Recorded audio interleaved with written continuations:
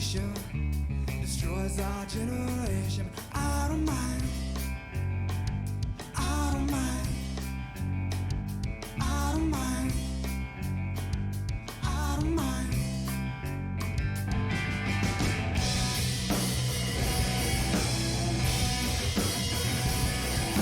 Looking for inspiration in my life. Looking for inspiration all the time. Looking for, looking for, looking for, looking for. Hey!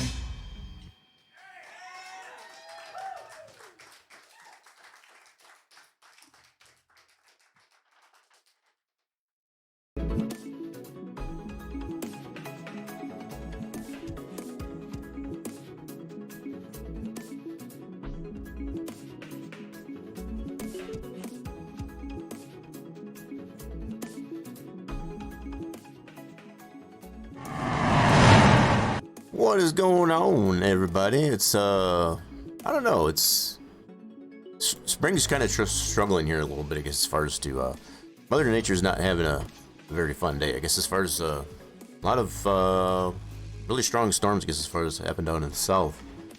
Just checking out some of the weather reports, I guess, as far as down there. And, hope everybody's doing okay down there. Everybody made it unscathed. Haven't heard any serious reports, I guess, as far as that, other than there were several tornadoes that touched down, I guess, as far as down in the southern regions of the country. And we're just hoping everybody's good, I guess, as far as that. And haven't heard anything terrible, I guess, as far as with those that I do know that are down south there. So hopefully that remains to be the case. But with all that being said, too, we're still working on getting some things going, I guess, as far as for the 5-year stream anniversary here on the channel. I guess as far as still looking for anybody who, you know, some interaction. I guess as far as I do have it posted up in the Rock Nation Discord. Do feel free to, as far as to react to that if you will be in attendance, I guess, as far as for that, so I can make appropriate arrangements and accommodations, I guess, as far as for those that will attend.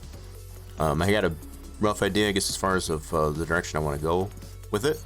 It'll be much on the same lines, I guess, as far as it's been for stream anniversaries in the past, but wanted to add a little bit more flair to it, a little bit more interaction with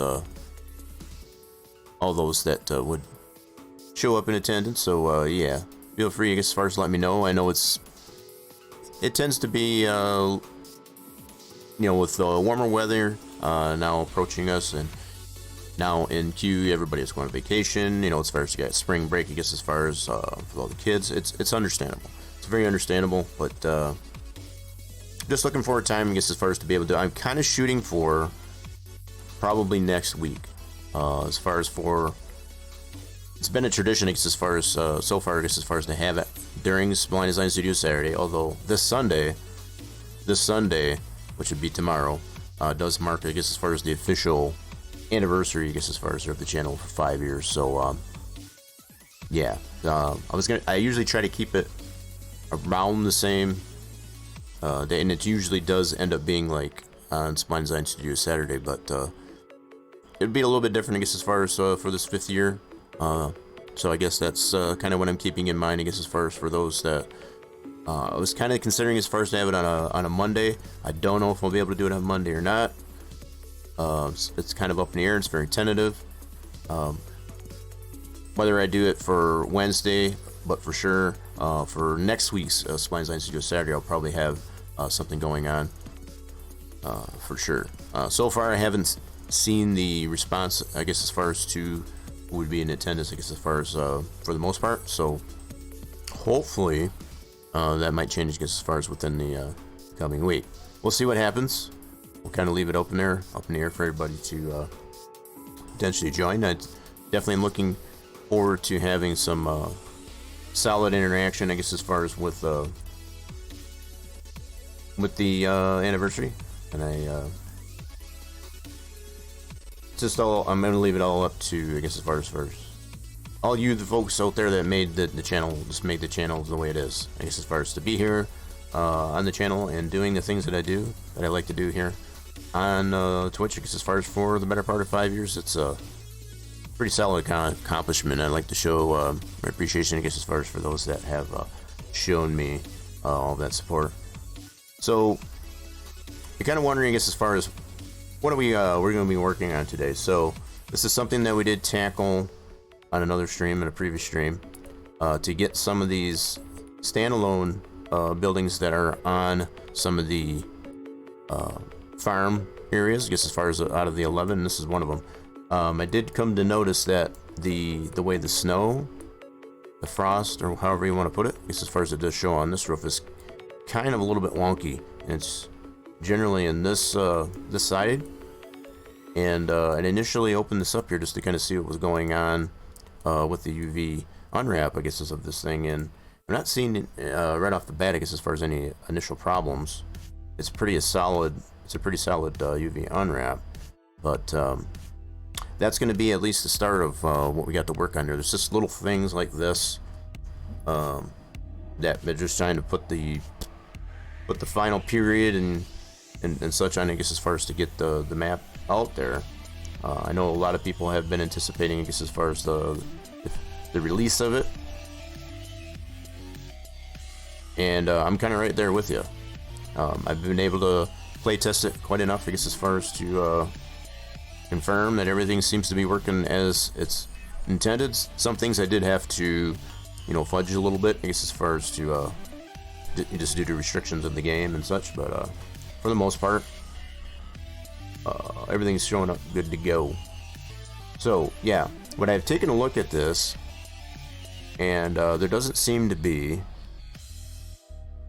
the way it's presenting in the game. I don't understand why it's when it puts the snow on it, it tends to like really distort it pretty much on this end, and I can't really show it without going into the game, but I've just taken mental note, I guess, as far as of what this model is doing. So on this end, right over in here,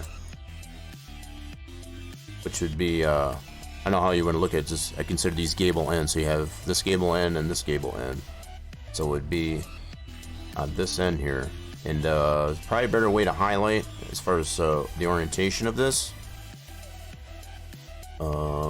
See if I can do that. Let's undo this. Let's go to vertex mode real quick, and let's select these over here. Yeah, so it would be on this end right there is where the problem is. Now when I look at this initially, it kind of stands out to me that there should not be that problem, as far as for it to distort the way the snow is in there. So I don't know if it's going to come down to having to unwrap this, or what it's going to come down to. We're going to try a couple things just to see if we can't resolve, I guess, as far as potential problems with it, and just kind of go from there. Hoping we can resolve. We've had our issues. Our issues to go with other buildings as far as the whole snow mask getting applied to it properly, and this is just one other example.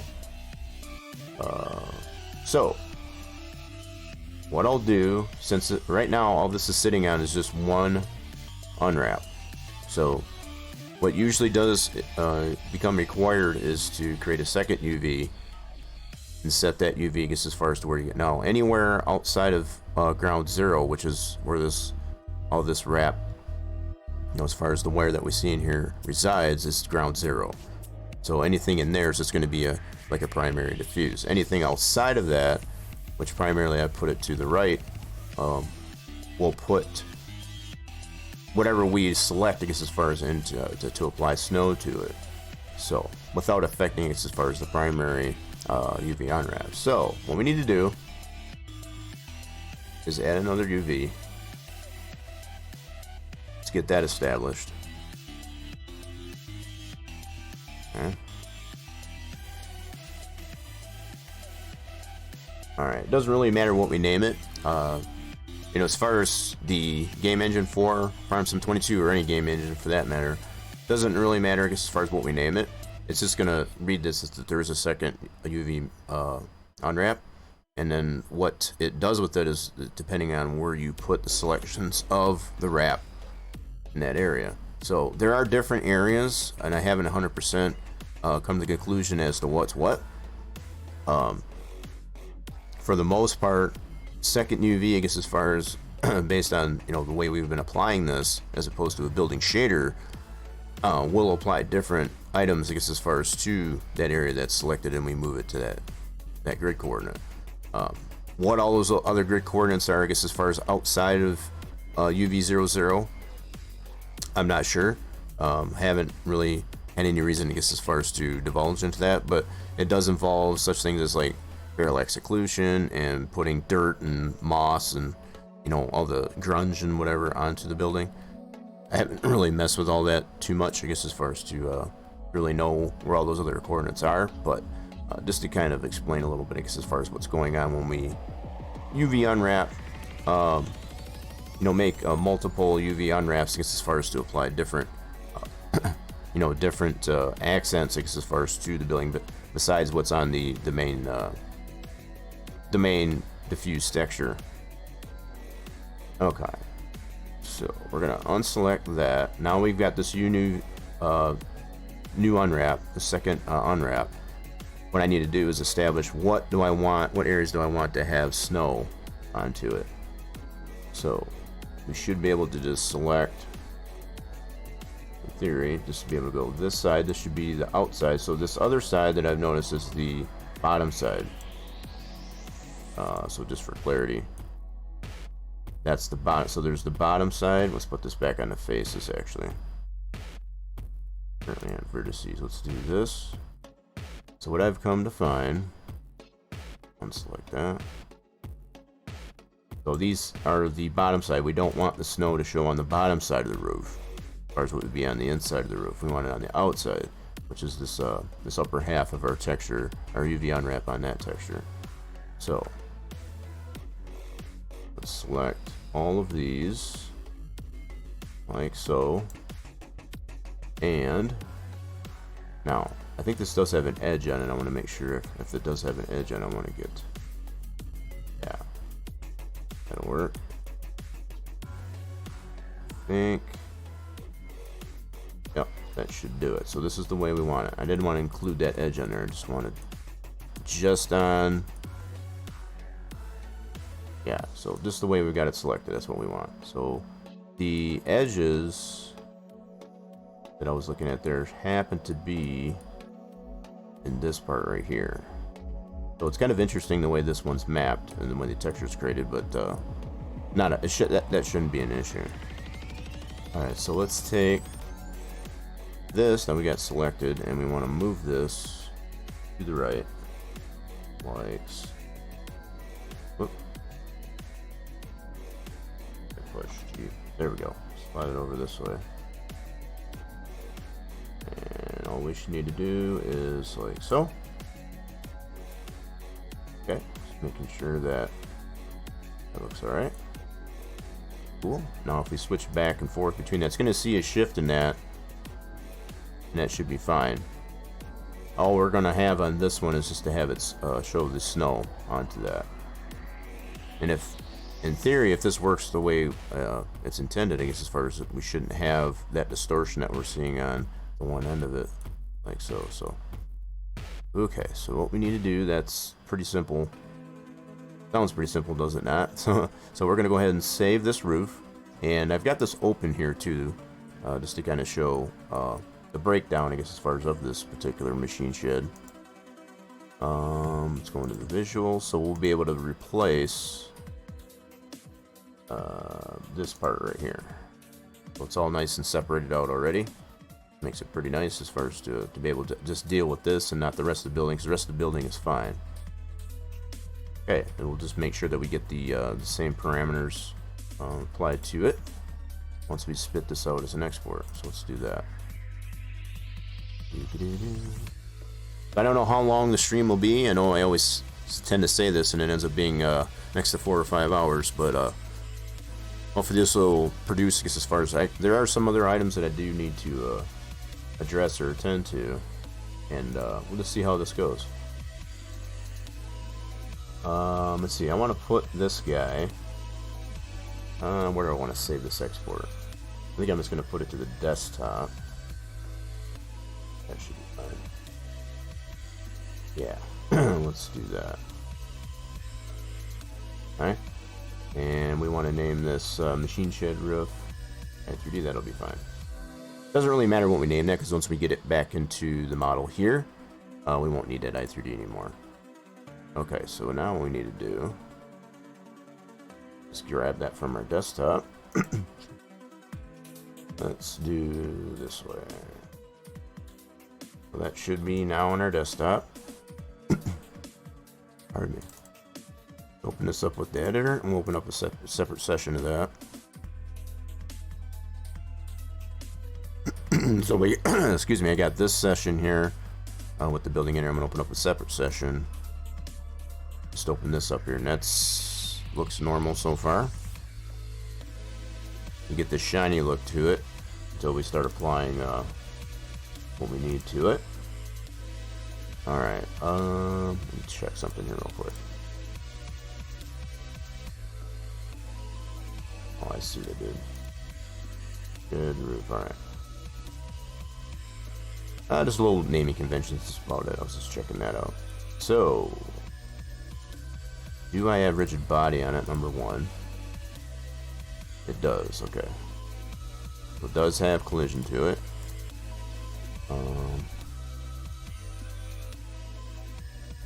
Alright, just checking some things, I guess preliminarily, just to make sure everything is looking right. So far, it seems to be. So let's get the texture applied to it. Main diffuse. That should be... nope, not going to be in this directory. It's going to be right in here.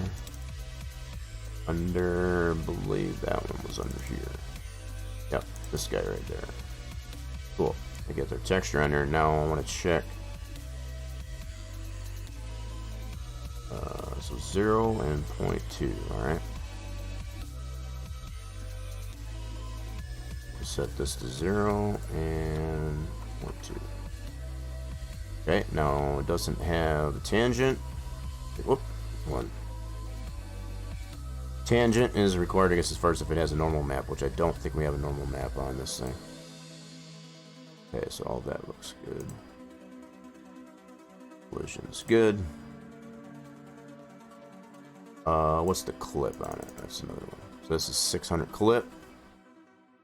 Got to put the same settings to this. We can always do this once we bring this item in there. I'm just checking to see that everything is going to work in this session of Giants before we bring it into our main model. Alright, so the only other thing we need to apply, which is part of the reason why we're doing it, is apply the placeable, and minimum the placeable shader, which this one has, and we are keeping the snow scale to it. We do want snow to show up on the roof. It's not the way it is presenting itself currently. Alright, so let's do placeable shader. Okay, leave the snow scale onto it. So far that looks good. I'm gonna rename this to shed roof. Alright. I'm just taking notes as far as what I did name it here, just so that it coincides. Because as far as once we export it, save it from here, and we need that binary. Let's do that now. Save as to our desktop, and we want to save this one, but we want to do it as binary. Okay, save that. Yes, please. Exit out of that.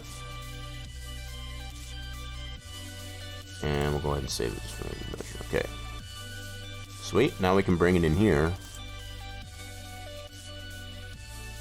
Port it. Should be nice and saved right there. Cool. Yep. So we just get that error for it being an old shapes file. That's fine. And it's already in position, which is marvelous. Okay. So we'll cut that. Paste it right into this place. Like so. And everything is lining up the way it should be. We're going to put this right here, and we're going to take the old one out. This is our new one. We'll be able to save this now and test it out in game. And I'm hoping that does work out better than the original. That's the hope, anyway. Let's just make sure. Oh, so okay, it does have a tangent. We don't need the tangent. No normal map on this one. And we got our clip. That's all good. So, alright, let's go ahead and save this one right in our map. What we're working on right of our map edit. So we will go ahead and save that as we gotta navigate to the map.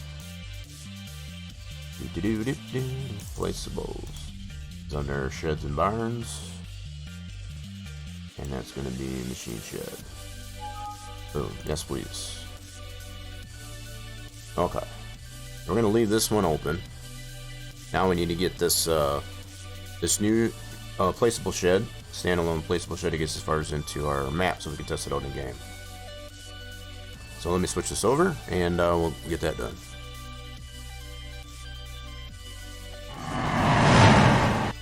Alrighty then. Whoops. And bring up the folder here. Here we go. Alright, so what we need to do, come into our map that we just saved that new shed into. Go to our sheds and barns, and that's going to be this fella right there. Need that and the shapes file. Copy that. Bring that right over to our mod directory for our game, and just overwrite what's already in there. Cool lanes. This is always the fun part, being able to test it out in game and see how everything works.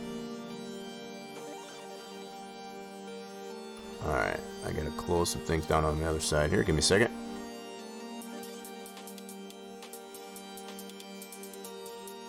There we go. That's fine. Alright, so let's set it up that way. Okay, let's go right into the game and try this out, shall we? Let me double check. I think I still got this set to... Yes, I do. Alright. Even though I will not be using the wheel, I always like to make sure my profile's set up properly, just so it doesn't... the steering wheel doesn't get confused. Alright, let's go right into Farming Simulator.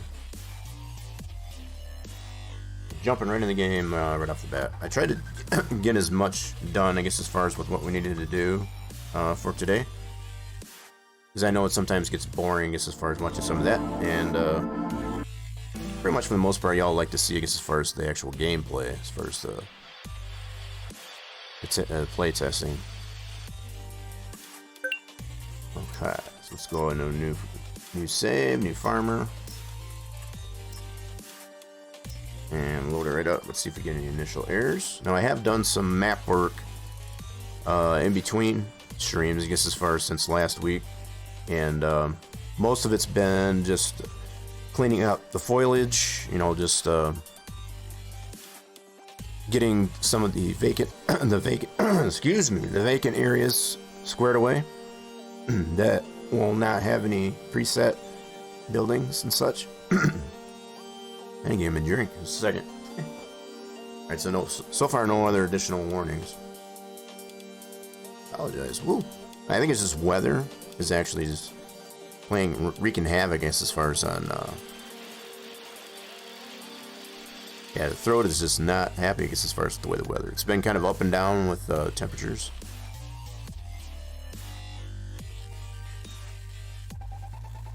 Okay then. Like, we're all loaded in. We didn't get any initial new warnings or errors. So that's always good. Let's try this out. Let's confirm our character. And while we're in the game here, let's turn the background music off, and we'll actually get some game sounds going.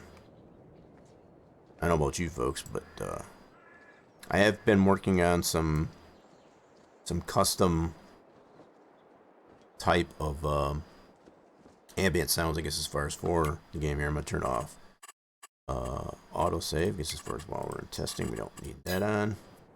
Don't need to be saving any of this progress. Okay. right over here in our main farm, we do have a place to put this shed. That was the whole purpose of getting it into the store. Alright, so we're going to be under buildings, sheds. We should have it right in our list. And everything that is built into the map is clearly defined as far as, either by the store brand, as far as what Giants puts down there by default, and as well as in the store picture. So, be very discernible, I guess, as far as what's already built into the map. And there's plenty of different sheds and barns to choose from without having, mods in there. But you still have the ability, I guess, as far as to use mods if you choose. Okay, so this is the one we want to try. This particular machine shed. So we'll just find a place to place it. Let's just put it right over here. As far as testing goes. And what we'll need to do is invoke some weather so that we can actually test it out. So we got the... Okay. So the clear areas and all that look pretty good. Let's invoke some weather. So we want to advance this as far as right into February. And the problem area that we were having on this particular one is on this end. We're going to see how this presents itself now that we've made the adjustment to that second UV that we just did in Blender. So here goes nothing. We're going to wave our magic wand, and we're going to apply some weather here. So let's go right into February for our season. So I got a default 1-day season, so we're going to go right to February. That's the heart of winter. Yes, please. And we want it snowing. And we'll also want some snow on the ground. So let's see how we look here. So I want to get my fly. Oops, that's not what I wanted. I want to go back into this. So far from what I can see, it might be okay. Let's do this light mode. Yes. And so far this is looking good. So previously, before making this adjustment here, this was all like distorted over here. It's like very scratchy looking. And it looks like now it's not doing that. So that seems to be corrected. Good stuff. Alright, sweet. I like how that's looking. So the only thing I have not done to a lot of these buildings like this, is to actually put a snow fill onto it as far as the fill volume. Those are kind of a pain in the butt to do, to be perfectly honest. So my approach to this lately has been to just get the frost onto it at least, so it's got some appearance of snow, so that way it kind of matches what's going on with such things like the silo. How it's got the snow on that. You can see the snow cap, the frost onto those. I have not done anything, I guess, as far as such things as the outhouse. That's probably another one we can tackle. So it's just little stuff like this, just to kind of, get everything kind of tied in, I guess, as far as so that they don't seem out of place like outhouse does as far as not having any snow on it. This looks a little bit better. So this seems to be good to go. So that was actually, that turned out pretty good. I like it. Alright, so we can come back on the ground. And we can get out of the game. Now, something else I want to... there's one other placeable that I want to get down onto the... as a placeable, as far as in the store. So that's something else we'll probably tackle as well. So little things like that, I'll be kind of bouncing around, I guess, as far as to just add some things like that to the map.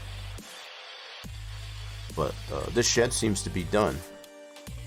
That went actually much better than I was thinking it would. We've had our troubles, I guess, as far as with getting stuff like that to work properly in the past, so definitely glad that didn't work out. Let's switch this back over. Okay, so we can definitely put a period, I guess, on this shed.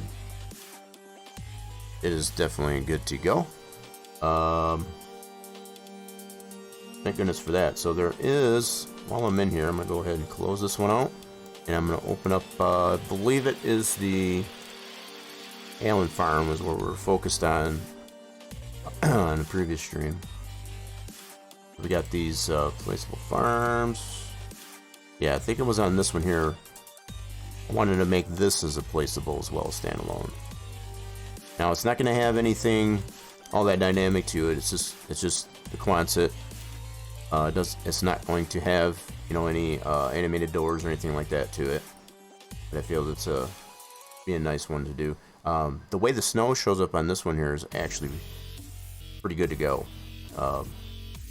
That's something else we'll be able to test once we put this into a standalone. So I'm gonna go through the motions, I guess, as far as I've shown this plenty of times, I guess, as far as how we do this. What we're gonna do, so it's got a scale to it, alright. Debating whether or not, let me see what else is going on with this Quonset. Okay, so that's already at 1. That's the door jamb. That's the support, which is inside. Got it. This is nice and broke down too. I kind of really like having the buildings broke down like this because it gives you the option, I guess, as far as to do much more with it, especially if the roof is separated, which in this case it is. So if we did need to make adjustments to this, we could just focus on this part of the model and not like the whole thing. So we do have this as a door, so this could be animated. It's got the pivot. Interesting. Got the pivot where it needs to be. So if we did want to animate that, we could. I don't think we really need to though. The fact that this doesn't have any doors, I guess, as far as to close this, I don't know if I want to get into that. I really like the simplicity of this Quonset just the way it is. So I think I'm not going to change the character of that. I'm just going to leave it alone. Yep, but it does have the ability to make it animated if we wanted to. Alright, so let's go ahead. After looking at how that's set up there, I'm going to change.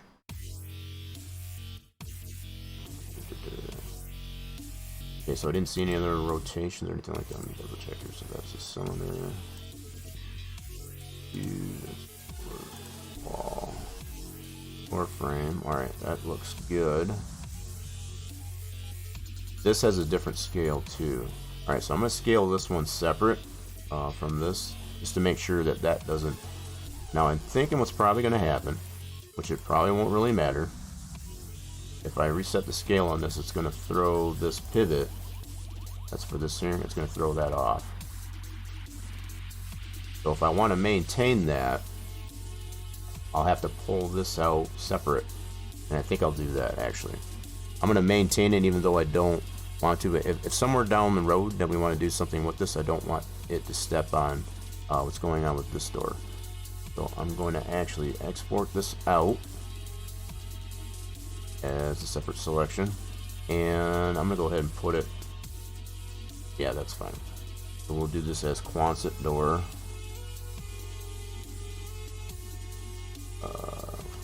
Do it like that. This way we know what it is as far as cleanup later on into this folder or our map folder. We'll spit that out. Okay, now what I can do is just I can bring that back in after I do what I need to do. Now, probably what's going to happen, if I do reset the scale on this and the rotation, it may not put this door that I just exported in the right position, but I can always reposition it afterwards. Alright, so we're just taking that into consideration. Let me go ahead and delete that. Oh, that's at the bottom of that list. Okay, cool. Now we can take this and rescale it. I just freeze transform. So we're going to do scale. There we go. That just puts that all back to 0. Or 1, I should say. Now if we look through here, it'll be good. Just double checking everything to make sure nothing got screwed up. Okay. Everything looks good there. Sweet. Alright, now we got this rotation here to deal with, which I don't think we really need that. Let me check some other items in here real quick. So we got this barn, that one. That one does have a rotation to it. So that might be just the rotation that is being applied for the placement of this whole setup for this farm. So I'm going to leave that rotation in there. But we can always fix this once we just export it out as a separate item. So let's do that now. In fact, what I want to do is export this out to our Sheds and Barns placeables folder. Yeah, I had to think ahead there a little bit. Alright, so let's do export selection, and I want to point this to... I should have done the same thing with that door, now that I think of it, but that's okay. In hindsight, that's what I should have did. Alright, so what I need to do is go to here, go to Sheds and Barns, like that, and I want to spit this out because we're going to make this an item that's going to show up in the store. So I'm going to put it in here, so we're going to go... Hold on, set. Oh, oh, that right? Yeah, I guess I did. Double check here. On set. Nope. Actually, I got the O in there. Gotta flip the O into U. Get our spelling correct. I don't want to be looking later on and be like, okay, come on now. What's going on? Take care of this right now. Alright, quants it. So we got that separately exported out. So I don't need this scene anymore. Nope. I'm gonna leave it just the way it is. Now what we can do is open that quants that we just exported, and we can deal with its translate now. So we can zero this out. Now we got it isolated. Okay. And there's some things we'll have to do to this the hierarchy of the scene graphic as far as to get it to where we need it to be. Okay, so we're gonna take this rotation out, and okay, take all these translates out. This was only pertinent to where we pulled it from, so it's not pertinent to here. So we just want to get it all zeroed out. All focus there. So now we're all completely zeroed out. That's that step. Now what we can do is bring in that door, which I put in that other directory. Import that. I put that in here. So yeah, this is where I should have put it, was in this directory instead of where I did import it out, but that's okay. I just have to remember that it's there. But the fact that I've got it named the way I do, when I go back to do my cleanup in there, I'll know exactly I don't need that. We're going to farms, and we save that as wants it door. Bring that back in, and just like I thought, it's probably not going to put it in the same position because we did rescale it and change the translates there, but that's okay. We'll be able to manually place that into the proper position. The other thing I want to do, got a scale, different scale on this level in the main transform as well as here. Okay. So what I want to do, first of all, this is chromatic, so we can't do anything with this until we change this to... We could probably just leave this. We don't, since we're not animating this, we don't need it to be chromatic. So I'm just going to make it static. It'll still have collision, it just won't be able to... Because we're not animating, we don't need it chromatic is all. Okay, so that should take care of that. That'll allow us to change the scale on this as well as this. I'm going to do this one first. There's kind of a order of operations here. If we did it at this level, it would put this to 1, but it would screw up that that pivot. So if I can maintain this pivot, I want to do that. Hey, what's going on there, Pancake? What's happening? First time chatter. Welcome on in. Yeah, we're just getting a little bit creative here on our Saturdays, as we usually do. Hope you're doing well. So, in the process, I guess, as far as building a standalone Quonset shed, I guess, as far as in our store for Farming Simulator 22, we just fixed the snow, I guess, as far as it shows up on the roof, because we do have that in the game as an option, and we fixed that. That actually went quicker than I thought it would, so we're kind of moving on to the next thing is all.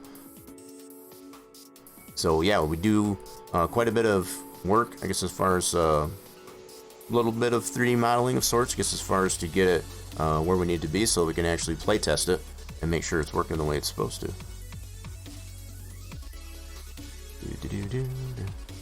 Appreciate the hype. Yeah, and if at any time anybody that's showing up during the stream, if you've got any questions about what I'm doing, I try to explain as I'm doing it as much as possible. But if things aren't, you know, making any sense, as like as far as what's going on, do feel free to ask. You're eating some dinner right now? Nice. Saw you're online, wanted to come over and show support, check out the stream. Yeah, appreciate you doing that. Which you having some grub? Nice. And that's the one thing I always keep in mind, I guess, as far as at the time that I stream. There's a lot of people doing like household chores and stuff like that. Let alone you know, having some dinner, because it is about that time. For most people, it's about dinner time. So I always take that into consideration too. Hopefully you enjoy, I guess, as far as your dinner, I guess, as far as, well, catching the stream. And again, if you are finding this interesting and have any questions about what I'm doing, feel free to ask, because my approach, I guess, as far as on the channel here is to kind of show what goes into the different libraries and the different models. And we play a lot of these games, and we tend to get loose sight, I guess, as far as of how did that get in there. So this is kind of my way of showing us as far as what goes into creation of games. You know, all these buildings and the libraries and stuff like that that do exist in a lot of these games, like Farming Simulator 22. Somebody had to create that. So that's kind of what I do. We create these items, I guess, as far as to put in the environment of the games we play, and to make them interactable and actually functional and usable. That's the other thing. So what we need to do with this now, it has this wonky scale to it. I need to rescale this. So I'm going to use the freeze transform scale, I guess, as far as built right into Giants Editor.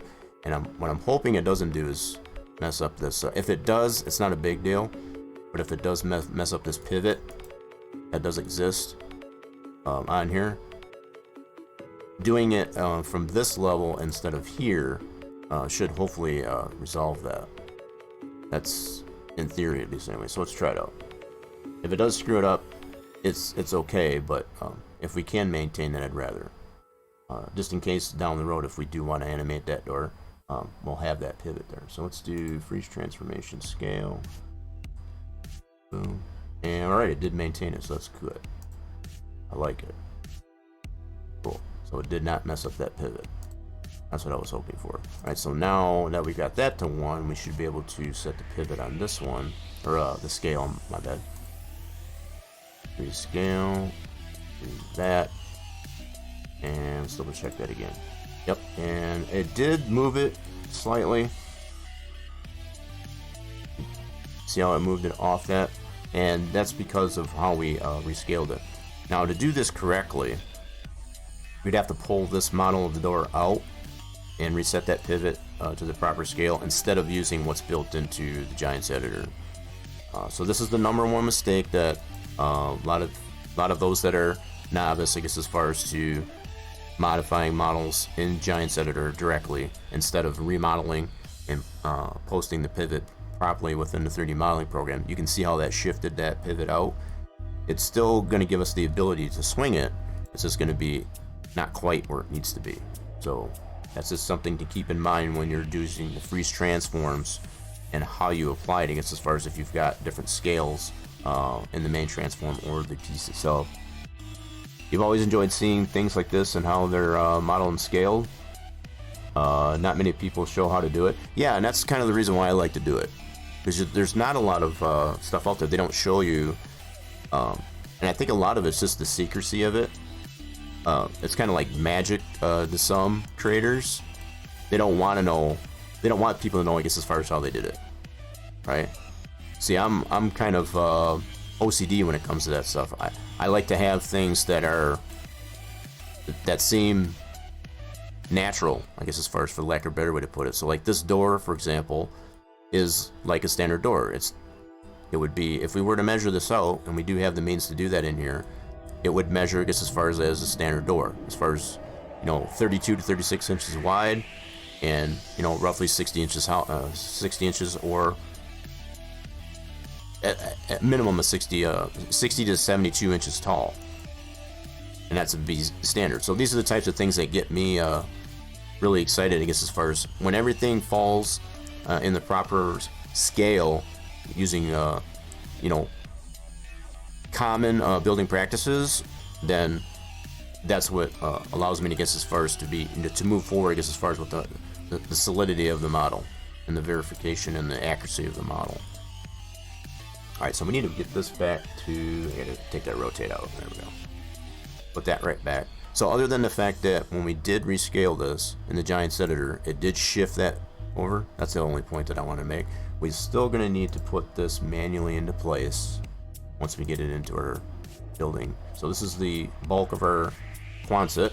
Now we need to get this back into there. So it's just at the bottom. We'll put it in the same position. See, it's still not going to put it. So we did all that rescale. So because of that, and it had a different scale previously than what we have now, it's not going to put that door back in the same position. That is not a big deal, because we can just manually put it back in this position, like so. See how it's changed that scale? Now, so that's because the way we had this scaled on the main transform here, it's no longer the same. So when we brought this back in, now it changed it. We will have the ability, I guess, as far as to set this proper. Now, probably the approach I'll take to this, and I've already mentioned this, we do have the means to use a plane. Let's do that, just to get an idea of how much we need to scale this up. So we got a plane that's right here. I'm gonna scoot this out this way. Now, by default, when you initially apply these, this is 1 meter by 1 meter square, and that's 3 feet by 3 feet, as far as in feet. So right off the bat, without even changing the size of it, of this plane, we can get a determination of how big this opening is. So again, that's a little bit more than 3 feet. Not by much, but you get an idea, you get the idea. So this square represents 3 foot square, right? So you can see how much a little bit bigger the opening on this thing is, and that's because more than likely this Quonset was rescaled upwards on at least 2 axes. So that's probably why it made it a little bit bigger. The way it was originally done, it probably was the right size. This probably was a maximum of 36 inches. But that gives you clarification here of how big this opening is now. And putting into mind, I guess, as far as the way this thing was scaled up, and at least the X and the Z axis, I believe, at least before we redid it, that determines that, yep, that's what happens, I guess, as far as when you do that. It's kind of a little bit of a pet peeve to me. It's like, I don't know why some people find it necessary as far as to jack with the accuracy of the original model, but I'm sure they had their reasons. I take no credit for creating this model. This was already done, I guess, as far as by someone else from, it may have come from FarmSim, whatever, what's the one I'm looking for?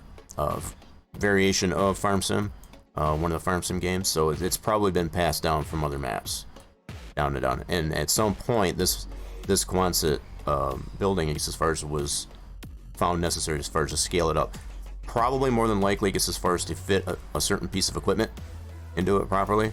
It might have been a modded type of equipment, and who knows? But the fact remains, I guess, as far as even with all that rescaling of the original model is done, it's still a pretty solid model.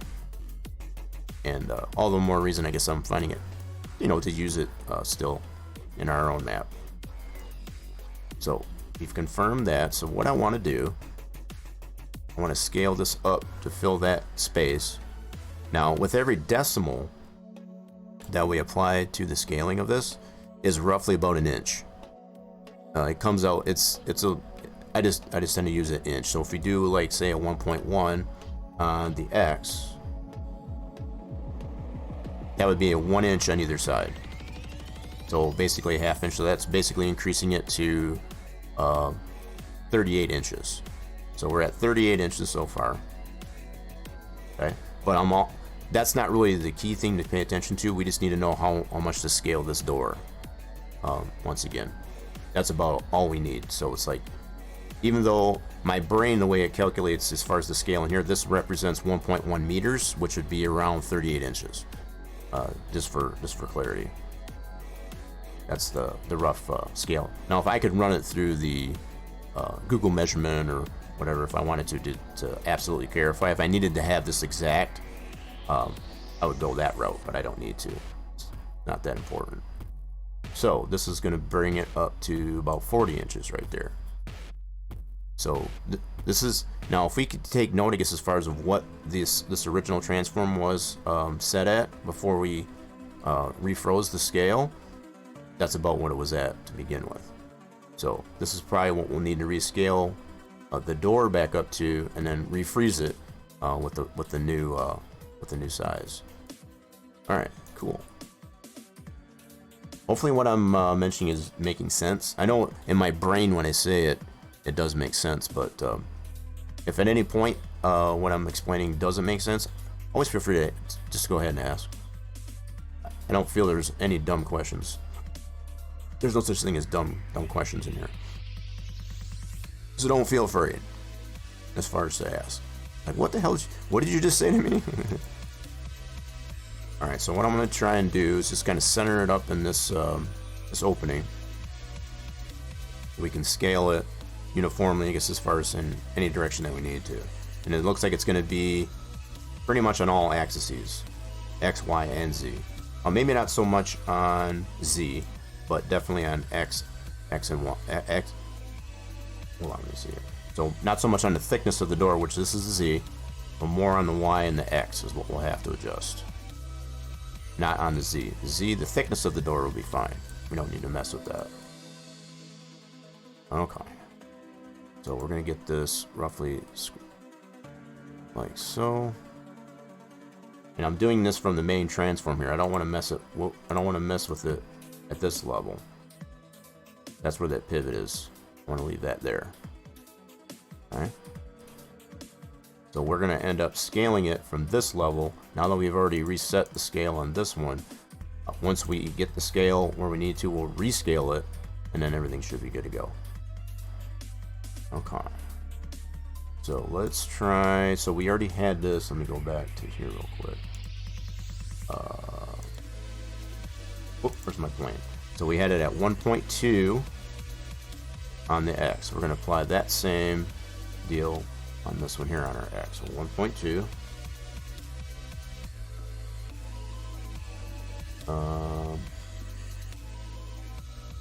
Okay. That's close, but okay, let's check here. I might have it set too far ahead or backward. That might be the other issue. Yeah, I might have it too far forward. Bring it back. Uh-oh. Oh, that's not good. Woo. Well, that stinks. Okay, we might have to do that all over again. That was unfortunate. Okay, I don't know what happened there, but it's first for everything, I suppose. Okay, so where did I save all that? So that should have been, yeah, that's actually unusual, I guess, as far as for it to do that. I'm not 100% sure why it did that. Okay. Well, what I'm gonna do is I'll leave that one there, and then I've got the other one that's in farms, which is this one. I think we're just gonna redo that like it never happened. I'm just gonna start over from scratch. Something definitely screwed up there. I'm not really sure what, but I'll do some cleanup here real quick. Take that one out. Go back to our sheds and barns, and we'll just overwrite this one that we saved there. All right, we're okay. It's just very unfortunate, I guess, as far as that does on occasion will do that, but it's very rare. So the fact that it did happen, that's kind of weird. But yeah, we'll get through it here. So let's go back to farms. We need to reestablish exporting out that Quonset. It's a little bit of restart, but no big deal. We'll deal with it. reload that farm that we pulled that from, which is this one. Alright, we're right back to it. So this is the one that we wanted. We just have to go through the motions again. I wonder if I was just, when I was rescaling it there, I might have been doing it on the wrong level. I'm taking mental notes to myself so that doesn't do it again. Alright, so let's re-export this as a separate model.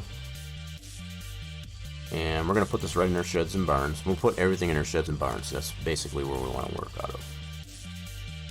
That is going to be considered our working folder. So let's go ahead and spit this out as wants it. You wants it. Still spelled it wrong. Dang it. Hold on.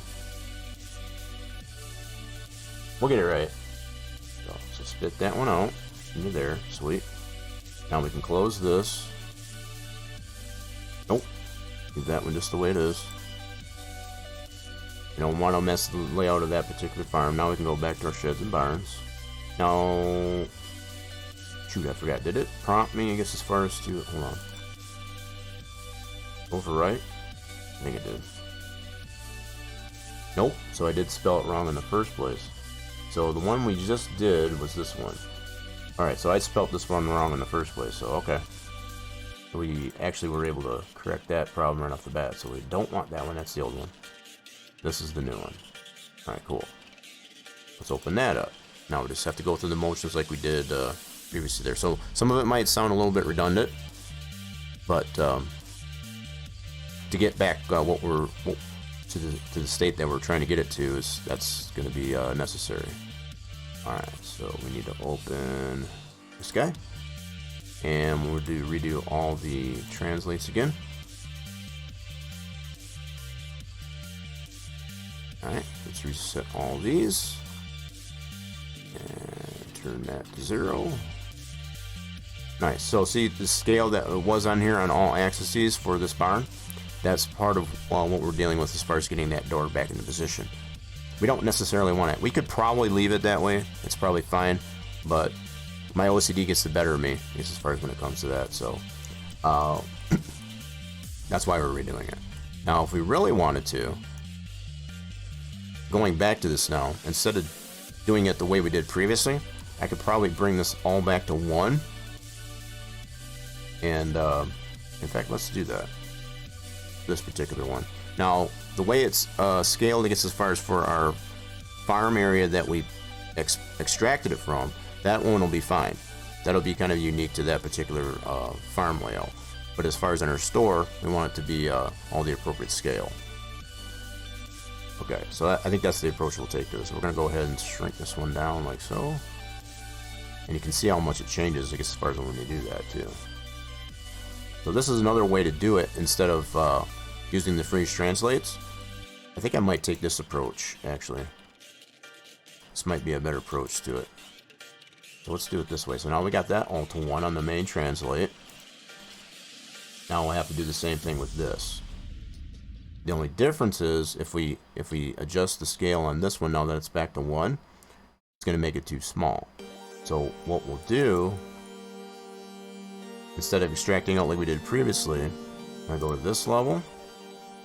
I'm going to take the chromatic off it because it's locked down, I guess, as far as being in chromatic. I'm going to go to static. Give me a little message down there. That's normal. Alright. We need to go outside of that so that it frees this up and we'll set. Now for this, we don't want to bring that back down to 1 manually because that's going to not fit in the doorway just as far as in our Quonset.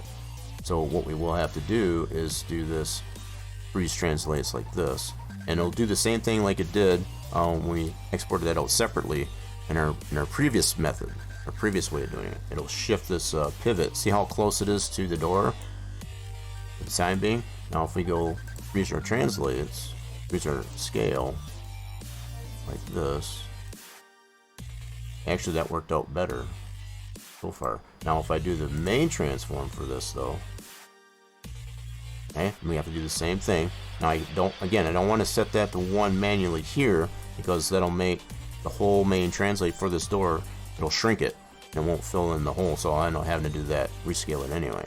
So we got to go freeze transform, scale. Okay, that's good there. Now if we go here, now it shifted that pivot over a little bit. Now it can still be made to pivot, but it's not going to pivot on the right axis, like as far as being off that edge of the door. So we can always fix that later. It's not something that we're going to make animated, so I think it'll work. It'll be fine for what we're trying to use it for. If I had sliding doors on this, which I could do, which I'm not going to do, if we had sliding doors on this, it might behoove us, I guess, as far as to make this animated and just make it more dynamic that way. I kind of like the way this Quonset is designed, you know, just the character of it, you know, being nice and open and not have to worry about doors, you know, to get in and out of, get your equipment in and out of it. So that's the only reason why I'm keeping it that way. It's kind of a personal flair to it. Alright, so anyway, we got that back to 1. This is back to 1. Now we can leave this with static and don't need it chromatic because, again, we're not going to make it an animated door. If we were going to make an animated door, we'd have to switch this back to chromatic, which we're not going to do, so we're just going to leave it like that. So we'll still have collision on this door with all that being done. Okay, so it's rescaled. Now, another thing we need to do is to apply all the I'm gonna open up that previous shed that we worked on, just to get an idea of the structure of the hierarchy of our scene graph, what it needs to be. So let's import this machine shed, and what this is going to do is it's going to give us all the additional information that we need to get applied to this Quonset. So we can see the orientation of it is the same as far as the height, you know, the front of it is facing the same direction as this machine shed, so that's already right off the bat. We're in good shape there. Okay, so what I need to bring into this Quonset is these clear, level, indoor, test, and so on. So we can actually script that. That's going to give us our area that we don't want any snow to make our snow mask. What areas are going to clear and level, I guess, as far as when we place it down onto the terrain of the map. So we got to have all that. That is 100% necessary. So the other thing I wanted to look at is to see, do I want to make a visuals like I did for this one? Probably doesn't hurt, just to keep that separate from everything else. But I think I'll do that on our Quonset. Alright, so let's do that. We're going to create a new translate, new transform. Here we go. And we're going to call this one visuals.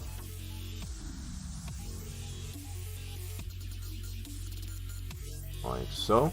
It's not 100% necessary to do this, but just to keep the structure, I guess, as far as of the scene graph and how everything's going to line up once we script this, you know, kind of nice and clean and uniform and consistent with the other ones that we've done. So that, paste that into here, and we're going to leave that right on the bottom because that's going to matter. And then we're going to take this. Let me see how I got this here. Yeah, Quonset, we want to take, how did I do that? So I did make a separate translate of that. Alright, cool. So we'll leave this one the way it is. I need to make another transform group to put all these items in here. We're going to leave this the way it is. Basically create a duplicate without that in there so we can put that all in. It's kind of weird, but if I worst copy all of this one here, it would mess up. So I need to actually create a place to put that stuff in before I actually move it. So let's do that. Create transform group, and that one's going to be also called Quonset. Like that. We're going to rename that feller. There we go. And then we're going to cut that,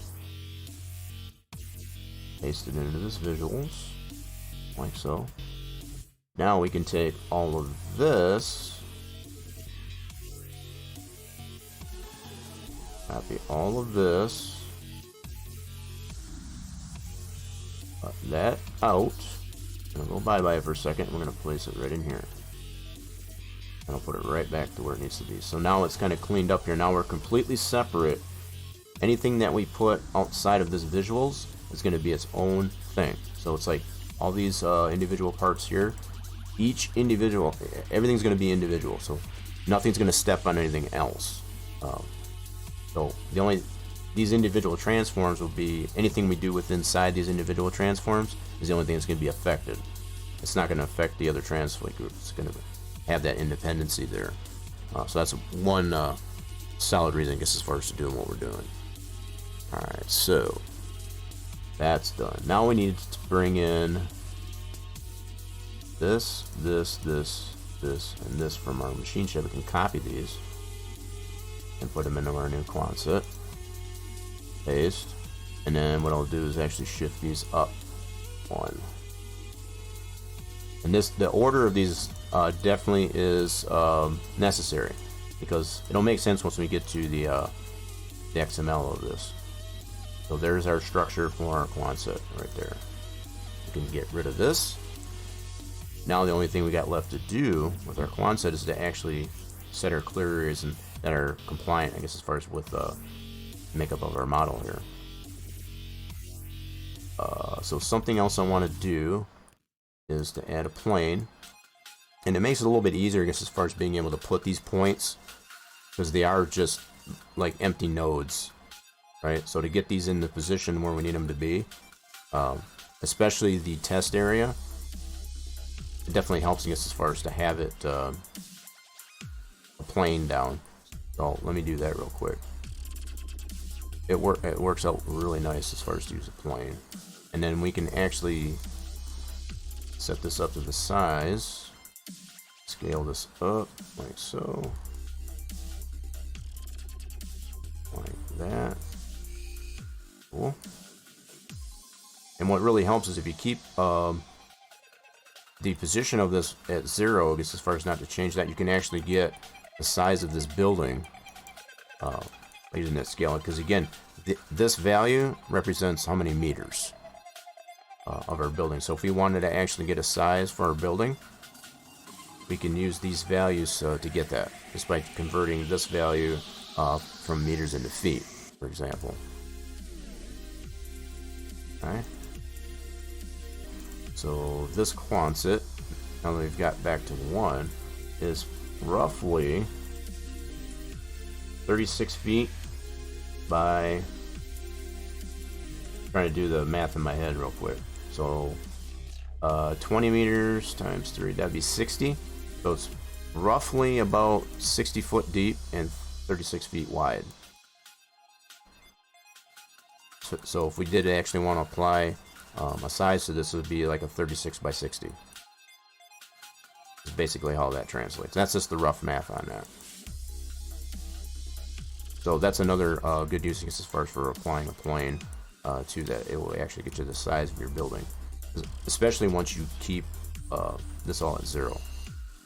And you can further confirm, I guess, as far as that your building is completely zeroed out properly. So if this was out of whack from this plane that we just put in here, it might cause concern, I guess, as far as to, to set that positioning as far as better. Because if you do have any out of whack position, I guess, as far as at this stage, when you place it in the game, as far as in the build mode, it will present itself the same way. So if you can correct that prior to play testing it, as you see it here in the Giants editor, then it definitely makes sense to do that. In this case, we don't have that problem. That's good. Alright, so let's get our clear area. This is what will, just as it would sound, it clears the area out. So if it has any foliage, grass, whatever in that area that you're trying to place this, it clears it out. So this is the area that we're initially setting here. And what's nice with this is you can actually apply the same values to the level, indoor, and so on, depending on what you might. Sometimes we find it necessary as far as to adjust the indoor area if we don't want to clear as much of an area as the clear and level areas. So again, just like I mentioned previously, these independent transforms, they're all just that. They're independent of each other. They all have a specific function that they they apply. So if we did want to make the clear area bigger than the level area and so on, you know, if we want to manipulate, I guess, as far as any one of these independently, we can do that. For now, we're going to focus on the start area. So we need to get this dot right there. As far as on all three axes, we need to get this dot lined up with our corner of our building, or where we want it to clear. And I always tend to put a little bit more of a buffer, if you will, on these to give it a little bit more breathing room, so that when we apply that value to the indoor area, it's not going to bleed the snow inside of our building. That's another good use of giving it a little bit of padding. Alright, so we might need to go a little bit more this way. So I'm going to let it kind of float out there a little bit more. So I don't want to put this right on the corner of the building, right? I want to give it a little bit of, I want to let it float out there a little bit. How much you float it out there will determine how much, you know, you get clear area of snow on the outside of the building. We don't want too much on this one here because we have no overhangs or anything like that to it. We want it to be fairly close on the snow, but not too close to where it's actually clipping inside of the building. We've had that happen before in plenty of applications of this of these nodes. So, but you see what I mean? I guess as far as how it does kind of get a little bit rough, I guess, as far as to get this lined up. So now that we've already determined how big this Quonset is, we can actually scale up our plane a little bit more and give ourselves something more visual, I guess, as far as to put that node to, I guess, as far as I'm going to do like this. Something like that. That'll work. So now we have a means to, we have something visual to be able to apply this main axis right here. We want to get it out here. Like so. Okay, so now we can see it's not just floating out there in this gray void, if you will. So now we have something visual, I guess, as far as to apply that to. Like so. That looks good. I don't know if I want to float it out there quite that far, so I might scale my plane down just a little bit more. Let's do that. Let's scoot that in just a little bit. I don't want quite that much of an overhang. I don't want to float it out there quite that far. We'll do like that. Looks good right there. Yeah, that looks marvelous. Alright, cool. Let's go ahead and go back to here.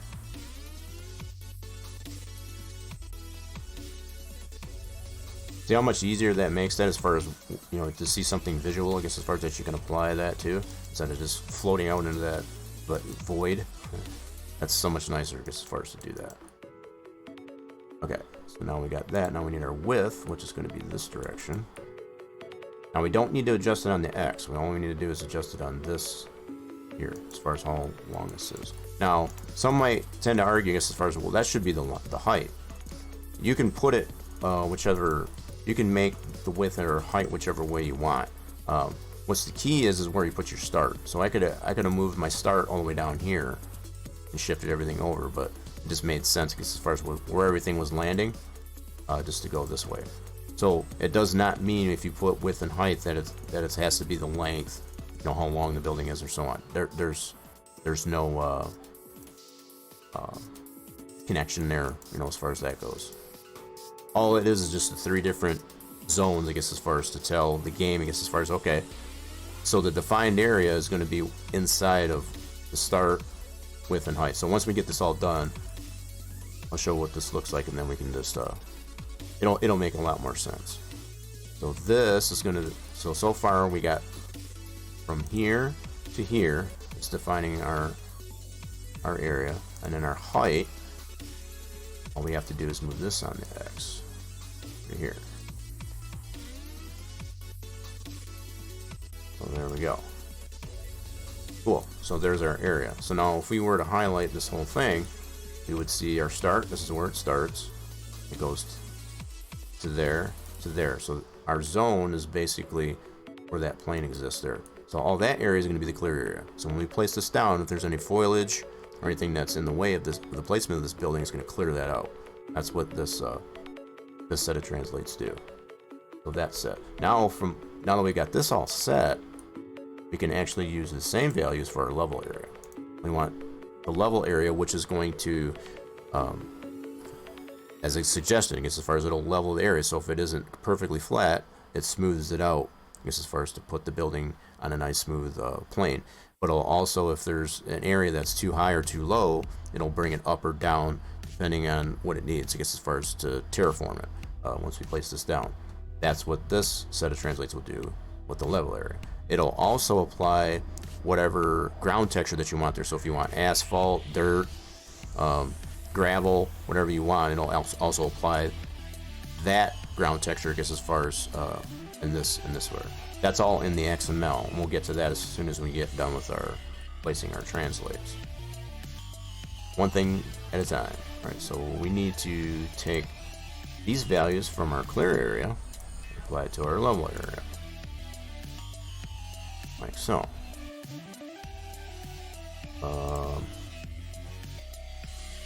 That.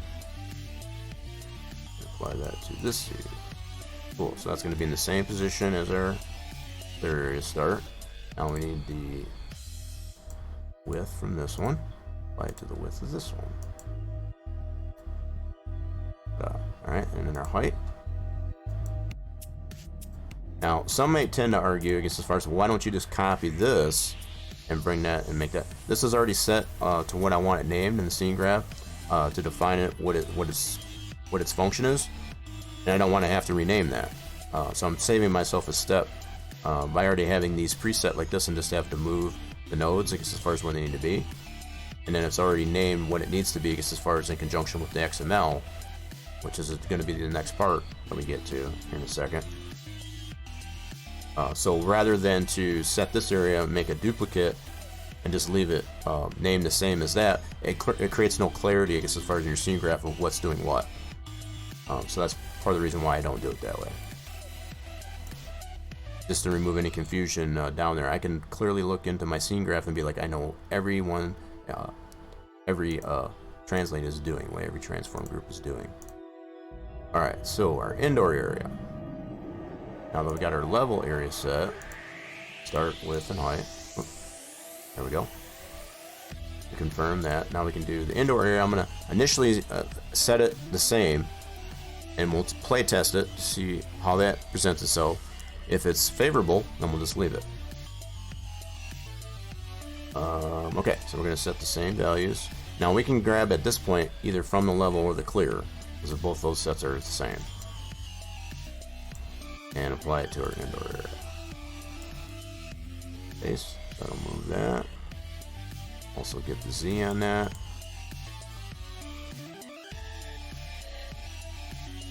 Okay. Let me see here. So if we do, are we already an hour in? Oh wow, we're already an hour in. Time flies when you're having fun. At least I hope we're having fun. So I think what we're going to do real quick here, folks, now we got an hour in there. I'm trying to get better at running the ads so we can get rid of pre-rolls. So I'm going to run a quick little ad, and apologize for those that are not subbed to the channel, but just to keep the pre-rolls at bay, I'm going to go ahead and run a quick ad. So we'll be right back.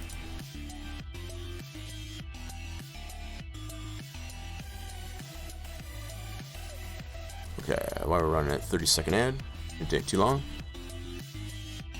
Alright, cool. So we're just going to continue, I guess, as far as to get our all our things in line here. So we need our Z value, X value, my bad. So we need this value, and we'll apply that to, nope, no, I did that wrong. Totally did that wrong. Got ahead of myself, so we got to copy this value to here. There we go. So now we got that start for our indoor area the same. Now we need our width. Make that the same. It's down there, cool. And then our height. Do that, copy. And then our height. Like so. Paste. Cool. So that's all in the right state. Now we're on to our test area. Test area only has a start and an end, so you basically just got to go kitty corner. but we can use some of the same values as our clear, level, or indoor at this point. So we're going to take this, apply this to the start of the test area.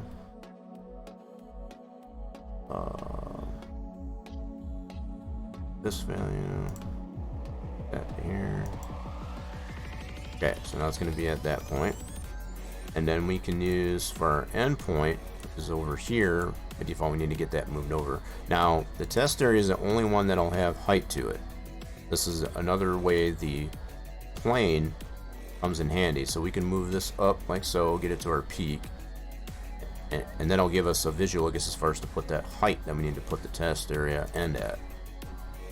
That takes into account how tall our placeable is.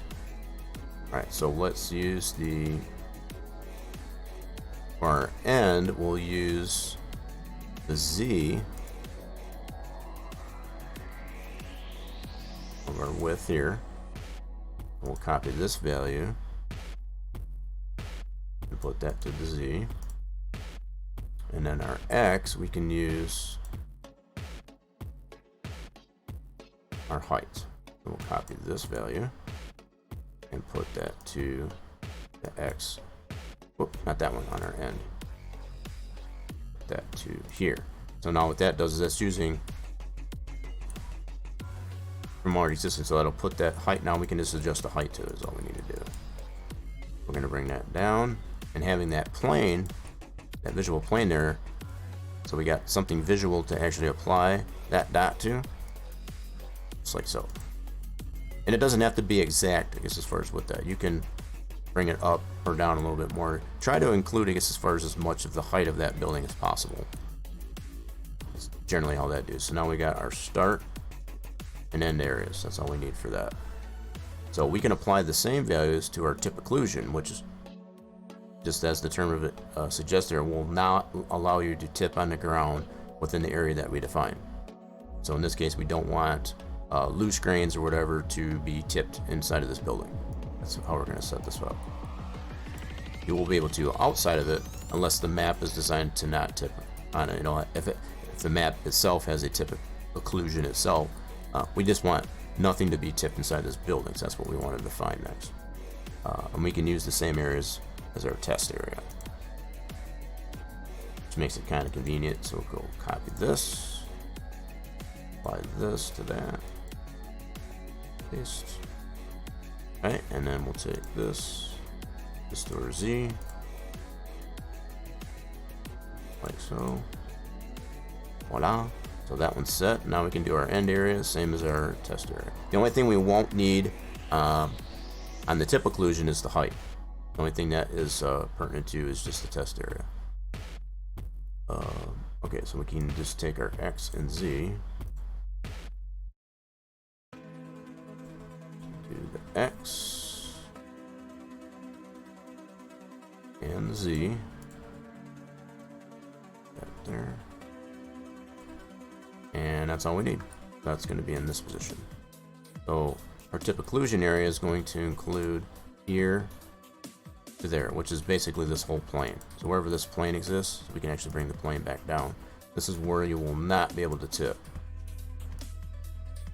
You'll be able to dump whatever it is, grass, loose grains, whatever. That's what that one does. That's pretty simple. That's pretty well set up. So we got our visual for our whole thing. We set all the scale to it. Zero those out. Set them all back to 1. So everything's looking good on this one. Pretty simple building. Now we've got some XML to do. Okay, we don't need this plane anymore. We got everything done. So now what we need to do is create an XML for this building so we can make it available in the store. So I think I'll use the machine shed that we did previously, just as far as for this as a guide, as a starter base. Let's copy that, paste it, and then we're going to rename this one to Quonset. Now, if we wanted to be a little bit more descriptive with this Quonset, we can actually call it a 36 by 60. If we wanted to. If we wanted to be more descriptive, but I think we're just going to leave it as Quonset. We can actually add a description into the I was just thinking of, so if we did want to put a description, a more descriptive information, I guess, as far as in the store, we would have to add what's considered an L10N, because there isn't anything specific in the game that's already defining this as that particular size. So if we did want to put that information in, we can put that into the functions of it. So if we open this XML, we could put information in the functions to say a 36 by 60 Quonset, you know, as far as the size of it. So we do need to make some changes to the name of this one now to comply with our Quonset. So in here, for example, we can actually apply 36 by 60 Quonset. You can just do it that way, even that as simple as that. Actually, I'm gonna close this up there. I don't want that like that. Let's do it this way. And then it is a garage, so this is something that's already in the game as far as descriptions. It's just a shed to store your equipment, something in that degree as far as how it says. We are going to make a store picture for this, so I'll go ahead and view this up. We will have to create this. That's another step. New Quonset. There we go. We do want it to be sold and show in store. I think we will leave it at a $10,000 price. It will be under the sheds and buildings, I guess, as far as our when we go into the store, as far as in our build mode, this will fall under sheds and buildings. Yep, so that's where we want it. Much the same. So we do need to change the I3D that we need to call up, which is going to be Quonset. Quonset. Nice. And we can confirm this. I made the mistake another time. Usually what I like to do is actually go to the properties of this and actually get the name of the i3D this way. That way I know without a doubt I spelled it right. Okay? That's the best way to do that, instead of, I've made the mistake so many times as far as just a simple typo, and you'll get that warning just as far as it shows up in there. I mean, it's fixable for sure, but just to kind of eliminate that, it's much easier, I guess, as far as to just copy the actual properties of the name of the file that you're wanting to call up in this XML via this XML, just to kind of save yourself some headache. Anyways, okay, so that's done.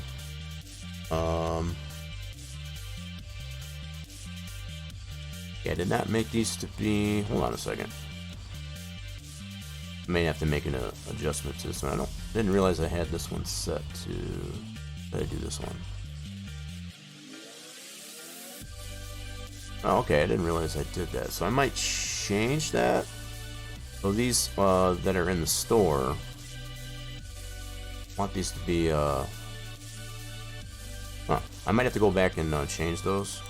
Not sure why I've got it that way. I'll leave it that way for now, but what this line right here allows you to do is to rename it. So instead of just calling it 36 by 60 Quonset, if you wanted to rename it, I guess, as far as if you're on a server, for example, if you want to specifically name it as something. Now, keeping in mind though, with that said, there are no hotspots to these sheds, so it's not like you can teleport, I guess, as far as to that. So it doesn't really make it any difference. But what also gives clarity is, like, if you're a contractor on somebody else's farm, and to make sure that it's clearly defined, I guess, as far as whose buildings are what.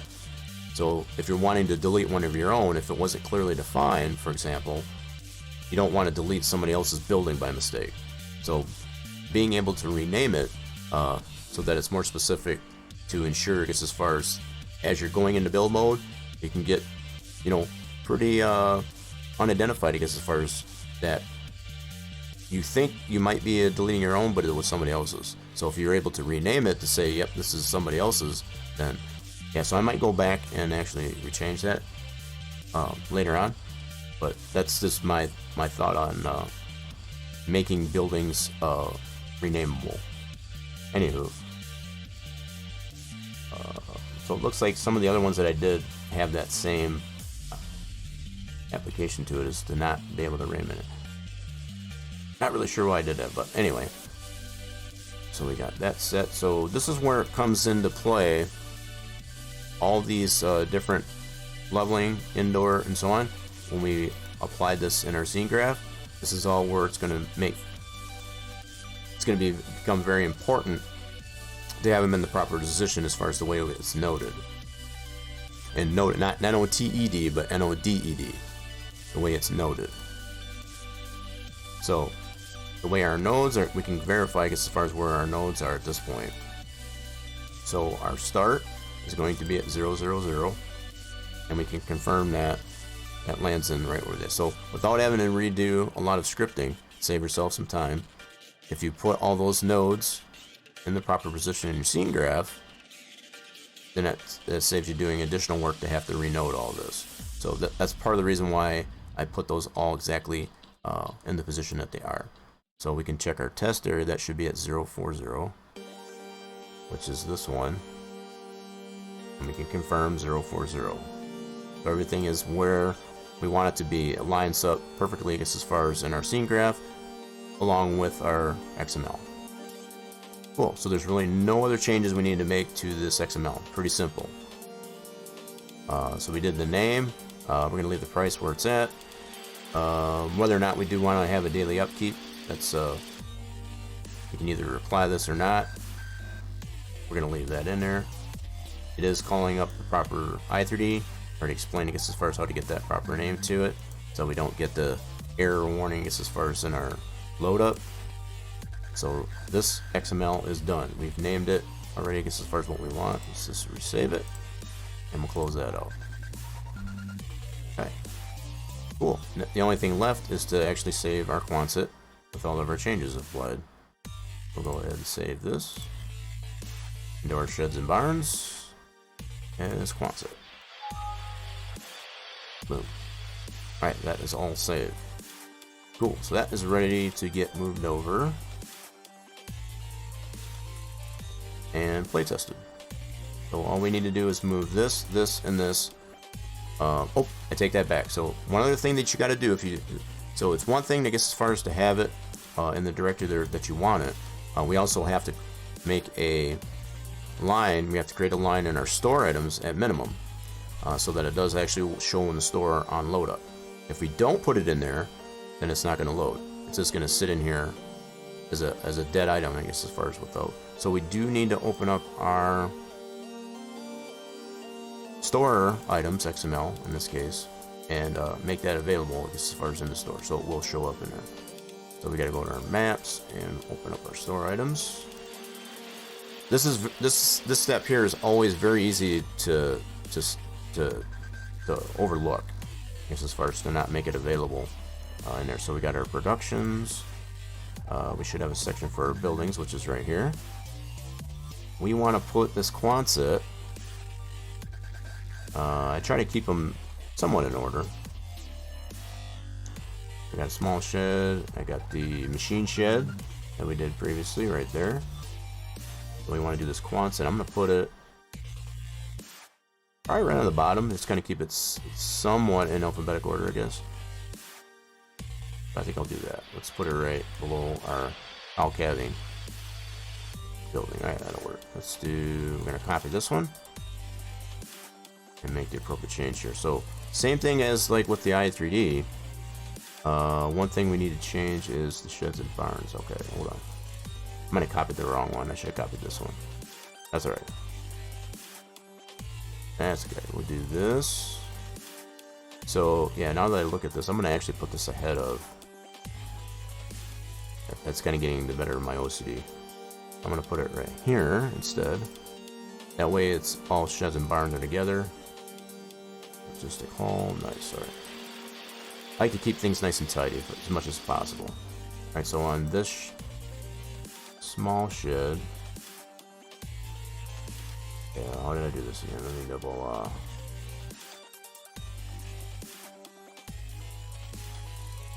Alright, what did I do? Oh, I copied Open barn, open shed, small shed. What in the world did I do? Oh, I see what I did. Man, I almost confused myself. I had to change that, which I did. Now I need to get the name of the actual XML I need to apply to this line. Which, just like the A3D, as I was mentioning, we can go back this way, get the exact name of that XML right from the source. Just to make sure, and you know, the fact that this is called Quanta is very easy. I already made the mistake once, as far as to misspell it. So, get the name this way. I'll copy the name of it right there and paste it into here. That way I know without a shadow of a doubt it's named what it's supposed to be. Alright, so we'll paste that. Now, what this will do once we save this and bring it over, it's going to allow this to load up in the store and make it purchasable. Definitely important, I guess, as far as not to forget that. Otherwise, you won't necessarily get a warning. So here's the thing: even though you would have it into this directory, it doesn't know what you need to do with it. So it just make it a dead file, like I said. So once you call it up in the store items XML, then it knows it needs to show it in the store based on the parameters of that XML. Alright, so now we got that. We got to save that and close it. That's just another item we need to bring over besides these three items, be it our I3D, shapes, and Quonset. We got to bring over that store items XML. Alright, so we're going to do that right meow. Let's do that right meow. Let's switch this over.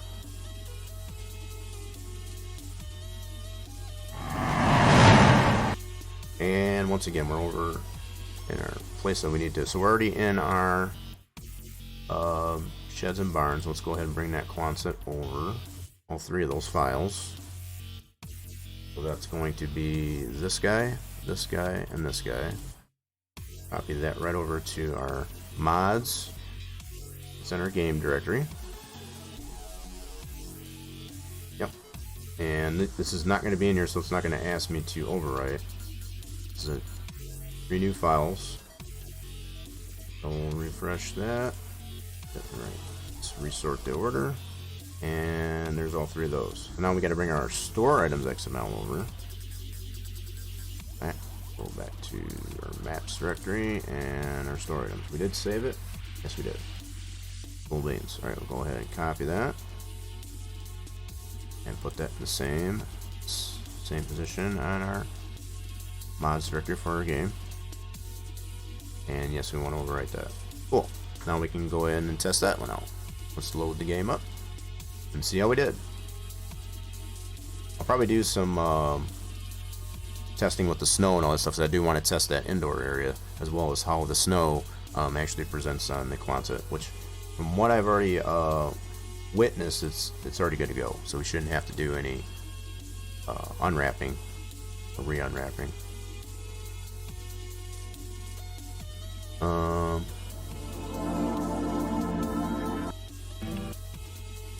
Yeah, I don't know if I missed that there, Pancake. I don't know if you're still sticking around, but yeah, it is for Farm Sim 22, yeah. I just happened to notice I'm gonna miss that. I know I did answer your question, I guess, as far as how you were. That's the only hope that I have, I guess, as far as with showing these types of things, is that people will have appreciation for how these things are created. That's my one big thing. So I'm gonna go ahead and turn off. I can find it. Alright, let's turn that off so we can get some game stuff. So we're going into new save, new farmer. Oh gosh, we gotta pull back. Make sure we select the right map.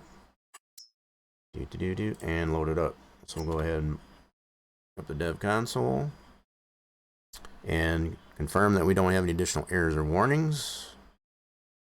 And as long as that holds to be true, then we can continue with playtesting. Pretty clean log for the most part. Yep, so no other additional warnings or errors. That's good. Go right into it. We'll confirm our character. Sweet. Now, right here at the main farm, we're going to go ahead and... Oh, first of all, before I forget, I want to turn off auto-saving. Don't need that while we're in testing. I don't know how many times that I've just gotten into the habit of doing that because otherwise I end up with so many saves that they're just not needed. So anywho, let's go into our store. This new Quonset is so to show in our build mode. So if we go into construction, right under buildings, so we saw this in the XML as far as under buildings and sheds, which is the very first category for that. Be able to scroll all the way through. Now we did not make a picture for this, so that's just one thing I failed to do. So it's going to be in here, but there's no picture. So that was something else that we did define in the XML, and we probably do or will have an error. Yep, we do. So there's no store picture. So these errors that we're getting is because there's no store image, which we can confirm that we did not make one. I'll do that once we confirm if place is fine. That'll be our next step after testing this out. But yep, that's the only error that we got for this thing is the store. It should still allow it to place it though, like so. So we'll go ahead and put it in place. So placement options definitely seem to work just fine. Let's put it right over here. Like a good spot for it. Now, you can see how the clear areas work right off the bat. I guess as far as to kind of give it a little bit of padding, so at least the clear areas seem to be working as well as the low. Now it's a pretty flat area. If we were to put this in an area that was not quite so level, we would definitely see the leveling. But the leveling also is applying that concrete. That concrete, as far as the ground texture, we do have that defined as such, I guess, as far as in our XML. And we can change that. Like if we wanted dirt for this, we can do that. Or just whatever ground texture that we want.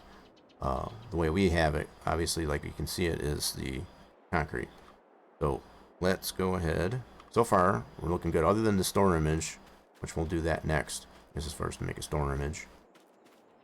There's our Quonset. Now, if we were to put this next to, in fact, while we're here, we're going to test this out and see how well this fits our equipment. I'm kind of curious. So if we wanted to put this equipment into there, let's just test this out for a second before we go into applying the weather to it as far as the snow and all that. This is some of the starting equipment that I've initially got applied to the start of the map on New Farmer. If we wanted to put this in this building, see how this works. We wouldn't be able to get a whole lot into this building, and I guess that's kind of by design. And that's probably more the reason I was mentioning before, I guess, as far as why it was scaled up a little bit. That you can probably get more than just a couple of items. I'm not using my steering wheel, so you have to excuse my driving. But you can kind of get a couple things in here if you're precise. You could probably get a couple of small tractors and trailers in here. Makes it a pretty useful building in that regard. Now, if I had my steering wheel and all that, it probably wouldn't be taking me quite so long. But yeah, this is a pretty roomy Quonset, actually. When you think about it, fantabulous. So there you have it. Another useful building, I guess, is first to be able to put down on your farm. Nice. All right, now let's go ahead and test out the weather on this. So let's invoke some snow. Oops, not that menu. So we need to use our magic wand here and invoke some snow.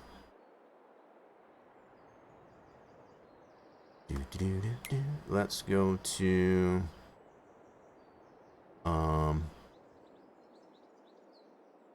yeah. Lost my train of thought there for a second. So we need to go into February. That is the heart of winter, being on 1 day season, I guess, as far as for farms. So snowing, and let's go ahead and add some snow. Alright, cool. Let's see how we look. So you can see how this applies. Up on here, I think.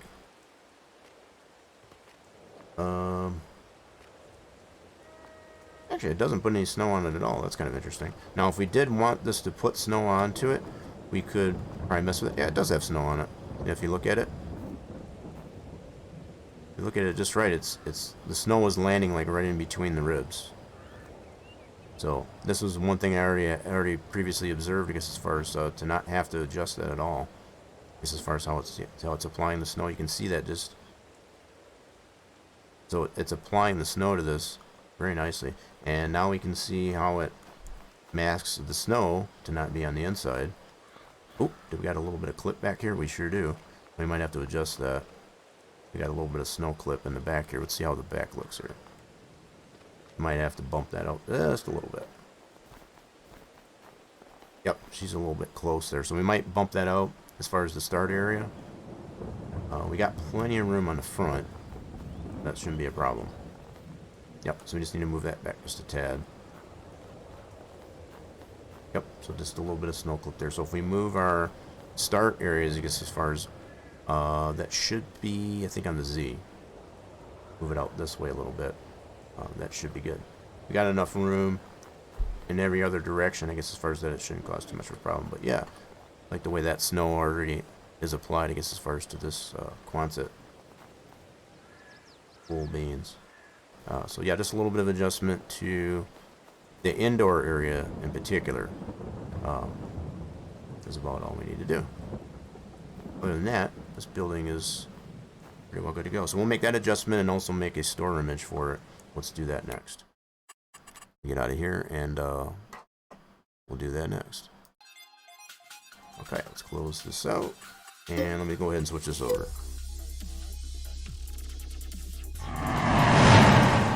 Alrighty then. So, man, we're already closing on 2 hours. 2 hours. Got quite a bit done. So we got 2 buildings done in this amount of time so far. Just that slight adjustment that we need to make to our Quonset, which we still have open here. Alright, so on the indoor area in particular, this needs to get bumped out a little bit. And just as we observed, we had plenty of room on the front. Okay.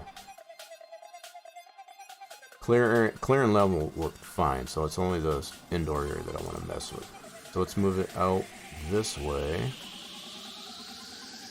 Remove that clip there. So it wasn't too bad of a clip, but definitely enough, I guess, as far as we're concerned. I am going to move this one out just a little bit, just to kind of offset what we move this to.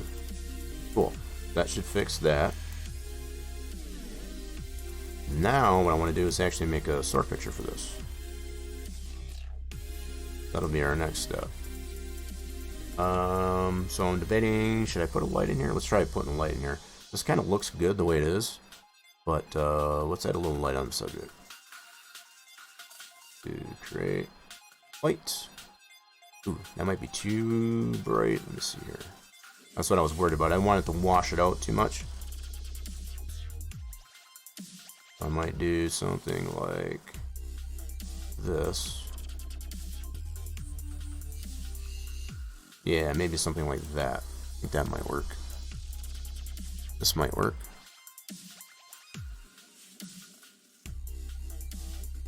Well, you know what? I need to change. Give me a second here, folks. I got some things to adjust here real quick. Just give me a second. Low Live, what's going on? What's happening? Welcome on in. Just give me a second here. I gotta just. Got some funky things going off screen here.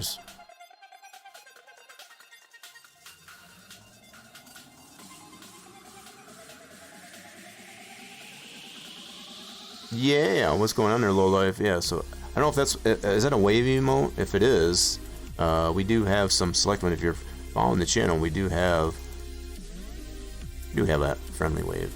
Welcome on in. Yeah, so we're in the process currently, I guess, as far as to make a store image for our newly placeable Quonset hut. 36 by 80. 36 feet by 80, or 60. 36 by 60, my bad. We already did previously measure that. So yeah, I'm just setting the lighting for it. We are missing a store picture, I guess, as far as for this in our Farm Sim 22. So let's see how this turns out. Hopefully this doesn't wash out too much with that level of lighting. So let's invoke a snipping tool. Take a snapshot of this. Like that. And then we need to copy this. Hope the day is finding you well there, low life.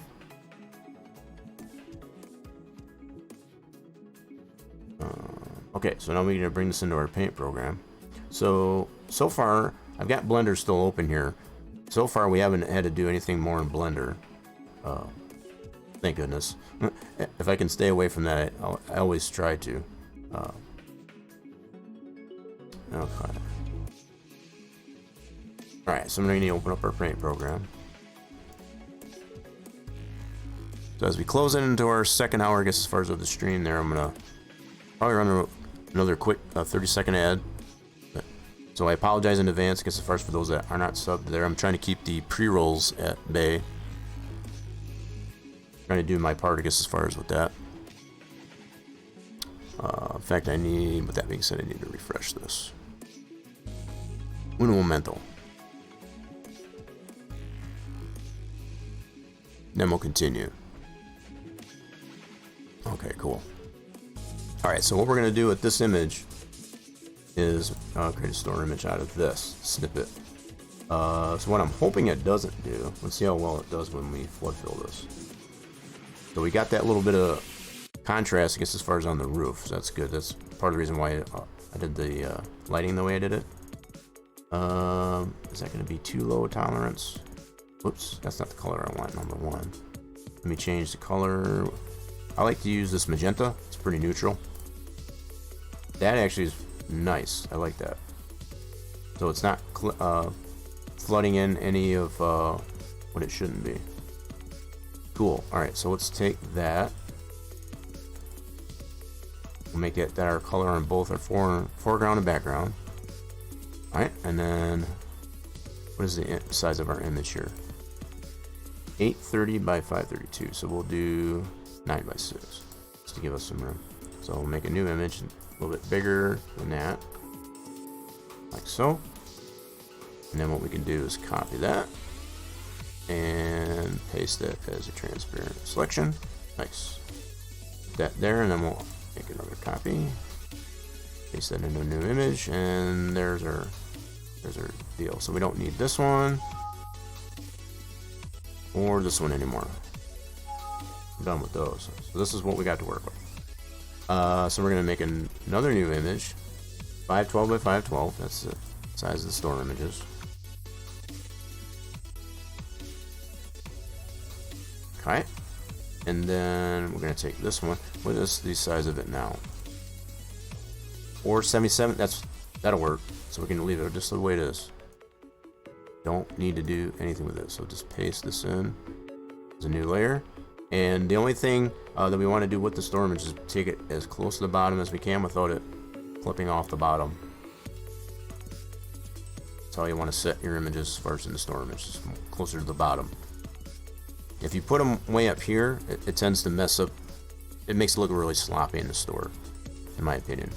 So unless you're creating all your store images, I guess, as far as in that regard. Also, what we want to do is make room, I guess, as far as to put our store icon. That clearly defines it as built into the map. That's another reason why I put it as close to the bottom, like this. Now, that's the other thing I need to bring in.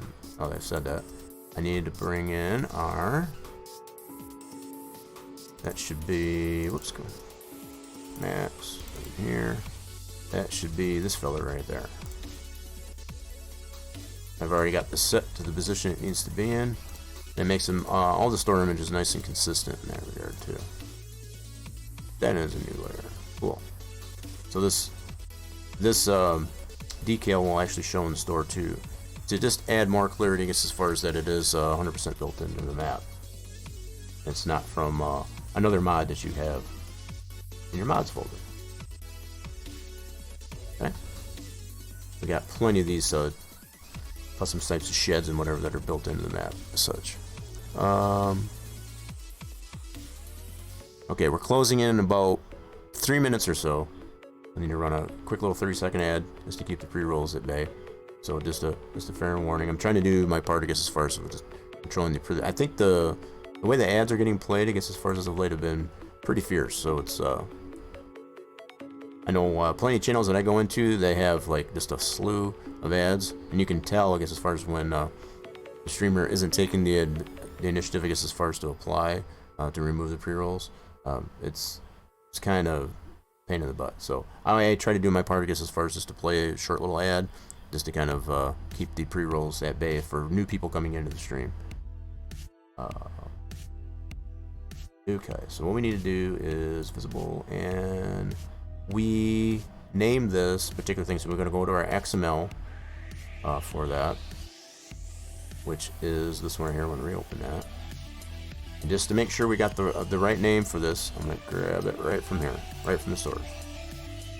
So there's no denying that we misspelled it. There should be no reason for it. Alright, so we want to save this as a PNG, because we do need to run this through the texture tool. Paste the name.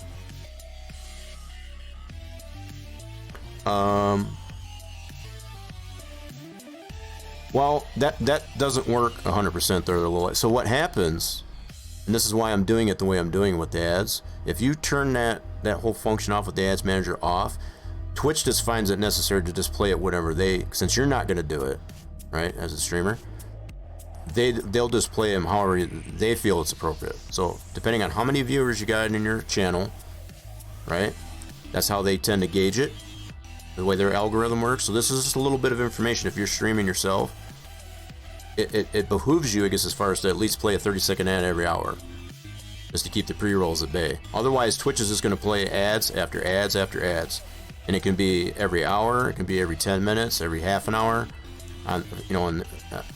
from their part. So just to eliminate, and I've noticed this, I can tell going to different channels when they don't take the initiative, I guess, as far as to play a quick 30-second ad after every hour. It kind of sends a signal to Twitch to say, like, look, I'm running ads myself. That's all it comes down to. So that they don't have to run them themselves based on their automated system. So just a little bit of information for those that didn't know. That's kind of how that works. So a little word of the wise, a little FYI. Doesn't hurt to just run a 30-second ad just to keep pre-rolls at bay. Because pre-rolls are the devil when it comes to that. It's the pre-rolls that kills it, I guess, as far as, especially for new people coming into the stream that just want to chime in real quick to see what's going on with the channel and get a feel for what's happening.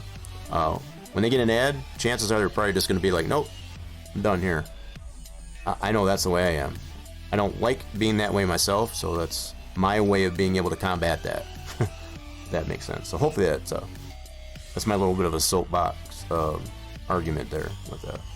So okay, so we got the name of our thing. We're gonna put this right to the desktop.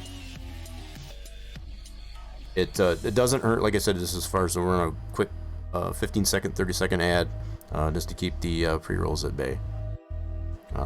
We're not going to get rid of the ads, obviously, I guess, as far as on Twitch, unless you've got Turbo or you're sub to the channel. So that's the only other option that you got. So if you're unable to do that, that's kind of my way, and it should follow suit, I guess, as far as with any other channel, I guess, as far as just run that 30-second ad. It sends a signal to Twitch to be like, okay, he's running his own ads. We don't need to invoke ads, I guess, as far as he's already doing it. Alright, so we got it saved on our desktop. It just upsets me, I guess, as far as just the way the ads are. We're never going to get rid of them. I guess that's the other problem. So we need to make this. I need to open up another. Give me a second. We need to open up our texture tools. Let me get to that real quick. Yeah, so just in case anybody didn't know that does stream here on the Twitch platform, that's how that works. So I'm just passing the information along. And we are just over 2 hours. I'm going to run that quick ad real quick. Be back in just a few.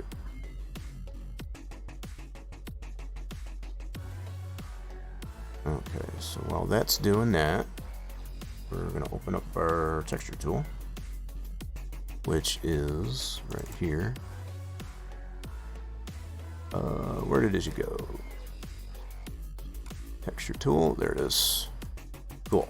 So we should be back. That little quick little ad. So run our texture tool. Then we just need to run that store image that we just created as a PNG into our texture tool. Like so. Boom. And let it do its thing. Cool. And there it is right there. So all we got to do is cut this and put that right into this directory. Okay. Yep. So let's refresh that. Put it all sorted out in order. So there is our new store image for our Quonset. So that's the only thing that we need to bring over. Actually, I take that back. So we did make an adjustment to the indoor area. So we do need to bring back these two files. Yep. So on top of these two files, did I save that? Let me make sure I did.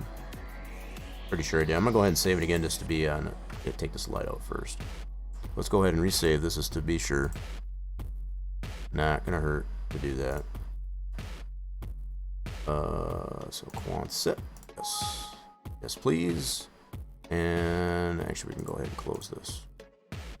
Oh, why did it do that? That's the second time it's done that. That's weird. It never usually does that. Alright, so we got to bring this over,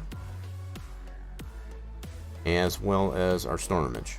So let's go ahead and swap this over so we can get those where they need to be.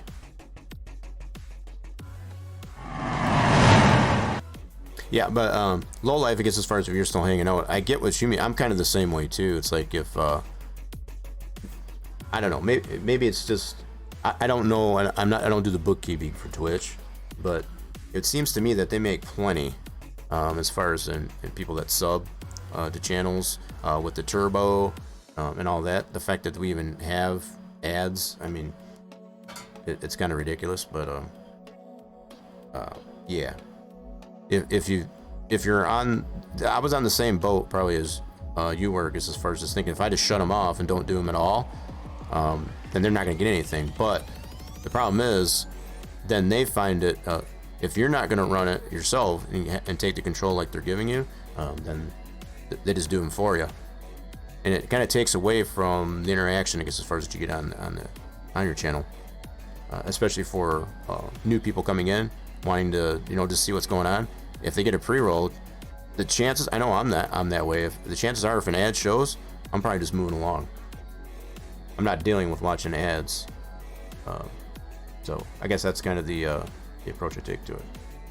Anywho, so what we need to do now, that's our mods folder. We need to go over here. But yeah, I was kind of on the same boat, I guess, as far as with if I just shut it off, then they don't make anything. That's one side of it, but then then it'll display ads when they feel like it on your channel. So we need to go here, Sheds and Barns, and we need our new save for our Quonset, which is this guy, and then also our store item, which is hello. Oh, right there. It's like, where did it go? It's right here. Copy that and paste it over to our mod directory for a game. Make sure we get into the right folder. Pastables, Barns, and paste. Yes, so we're going to overwrite that too, and then this is going to be a new file. We didn't have that. Hence the reason we're getting a warning for no store image. Alright, so refresh that. Alright, cool. Now we can go into the game and test that out. Always the fun part. We're getting plenty of play testing in here, that's for sure. And that's so. At this point in the game, I had already planned that this map was gonna be out. Ran into some hang-ups, I guess, as far as to allow that to happen. But it's just these little things like this, I guess, as far as that's keeping it from seeing the finish line, and it creates the ability, I guess, as far as to do some more playtesting on it, even if it is just simply placing buildings in the build mode. Alright, let's load it up. So we'll get the dev, make sure we don't have any warnings or errors, which we shouldn't.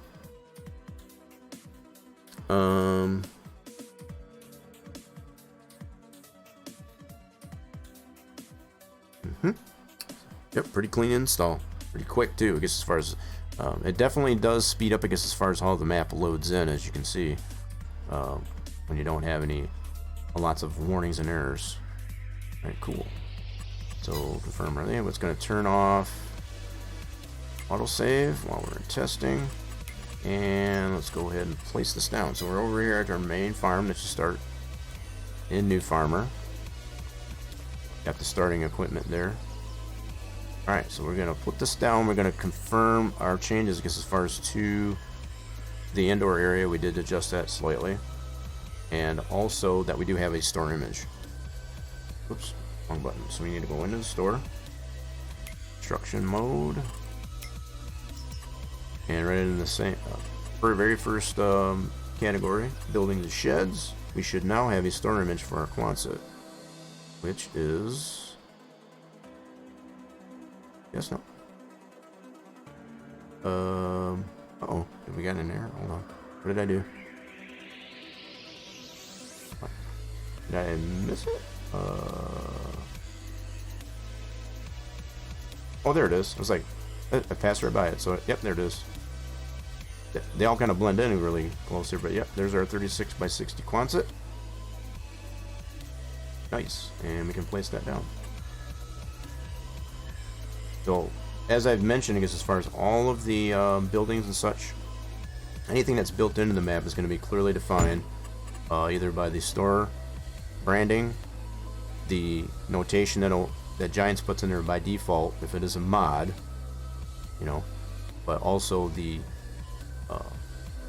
map logo, I guess, as far as, well, also, so more than one way, I guess, as far as to determine that these, when you're going through the store, when you see it lined up this way, you can see how much they stand out, I guess, as far as to anything else. So any other mods that you have in won't look the same. They'll look the same, I guess, as far as the position of the item, but they'll stand out, I guess, as far as from all of those in comparison to what's built into the map. You can see how these are totally separate, I guess, as far as that. So the positioning of things clearly stands out. That's the whole point. Anywho, I'm babbling. I tend to do that sometimes, so it's alright, so we already checked the clear and leveling, so we want to check out the indoor area that we adjusted. So let's go ahead and invoke the snow. Gotta wave our magic wand. Make that happen, so we go right into February. Yes. We want it snowing. Whoops. And we add the snow to the ground. Cool. Now we have to wait just a few seconds, I guess, as far as for the snow to actually compile. But what we want to confirm is we have no clip of snow in the back. So as long as we don't get any clip back here, then we should be good to go on this Quonset.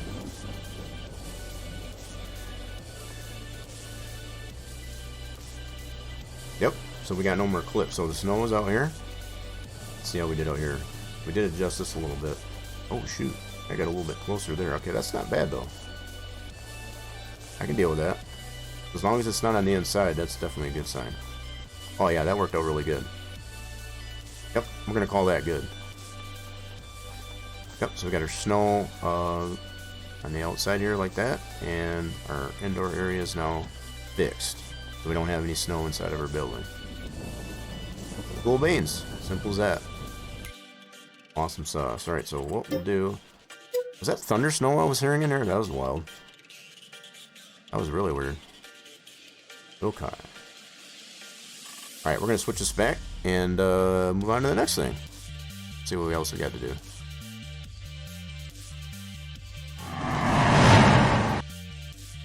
Alright. Just closing the game on it. Close game. There we go. Went up on my other monitor. Okay, so we've got 2 buildings done within 2 hours of time. That's pretty solid, actually. Trying to think of what else. There's so much that I need to still do. That's for sure. I don't know if I want to get into doing more of the map work or not, as far as the foliages and that. I know that tends to get really stale as far as going through that process. Just trying to think of things that I can do that can give me a lot more playtesting. Let's see here. So we're pretty much good to go with all the buildings that we want available in the store. I guess there is another building now that I think of this that I do need to fix the way the snow shows up on the roof, and that is our windrow storage. And there is a couple more things I need to adjust to that as well. So I think that might be what I'll go into next. I think that's what I'm going to do. So that's going to be under production points. And this fella right here. So with all that being said, did I save this scene? I don't think I did. I need to save this. So we confirmed that this was all good to go. I need to make sure we save this.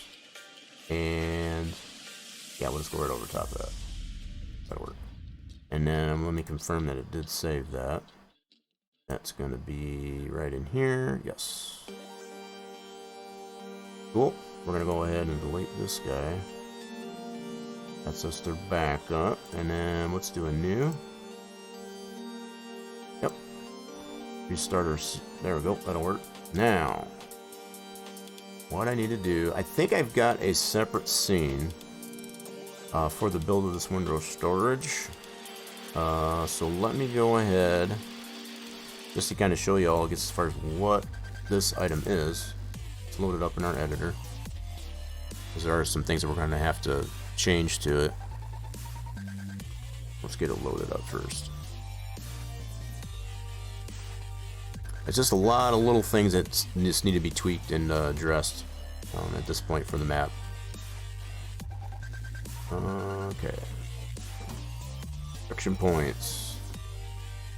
Windrow storage. Open this bad boy. So one of the problems that exists on this bill, besides the snow not showing up on the roof, is all these heaps actually present themselves. So let me bring some light into the situation here. Like so, there we go. So one of the things that's happening with this one as well is it does not want to show the grass and the hay heap. So it'll show the straw and the alfalfa heaps. So it shows this heap fine, this heap fine, this heap fine. It does not want to show this heap or that heap when you put those items in there. Now the item will still go in there, it just will not show the heap, which I need to figure out why that is. Okay, so let's go into... So the heaps are right here. So this heap and this heap do not want to show for some reason when those items are going in there. So is there anything set on these that... Pause it. So that is on chromatic. That's good. That is chromatic. Those are chromatic. That's chromatic. Okay, so it's not anything to do with it being chromatic or not. And chromatic, just as the name would suggest, it allows movement, I guess, as far as in that item. Alright, let me open up the XML for this guy. Get a closer look at what's going on in there.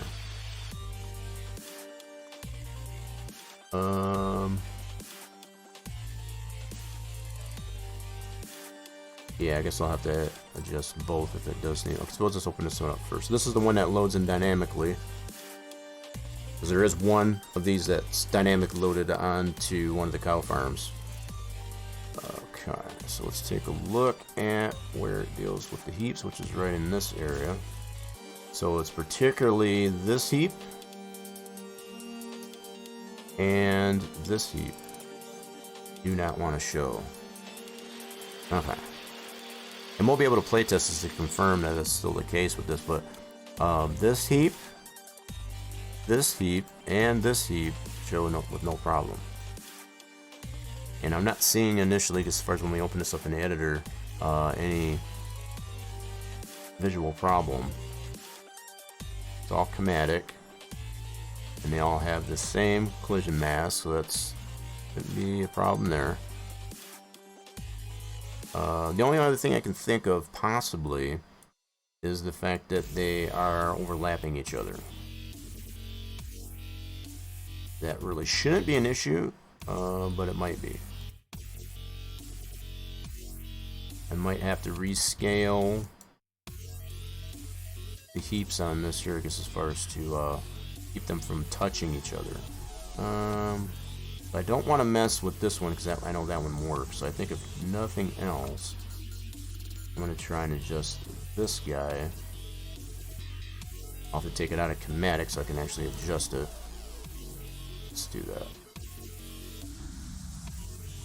Okay. Yeah. Let's do that. We need to take this and put it back to static. Listen to that warning. It's normal. Okay. So this is the only thing I can initially think of, since I can't see anything other visually going wrong. It may be a problem when, a lot of times what will happen is if you've got two chromatic items, I guess as far as that are too close to each other, they tend to cancel either each other out or one or the other out. And I think that might be what's happening with it. I got them too far touching each other. I'm going to make it, I'm going to try and scale this, but it's not doing that. Just to see if that'll potentially fix it.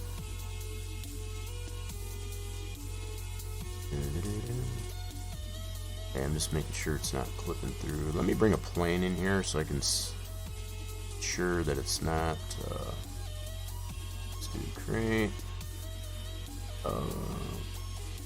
Inner primitives, let's do a plane. And we'll stretch this guy out. Cool. There. So this is how it'll look, I guess, as far as when it gets placed in the map. This as far as where the ground plane. Okay, so that's all I'm trying to do is just isolate, I guess, as far as where that heap is. I'm making sure it's not clipping through the side of the building, as well as not bleeding as far as to the ground plane.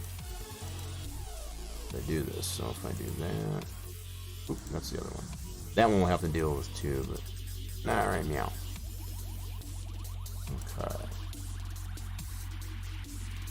So how far over can we get this before it starts clipping through the wall? Right about there, so we can bring it back just a little. Okay. That's a little better. I don't know if that's enough, but it might be.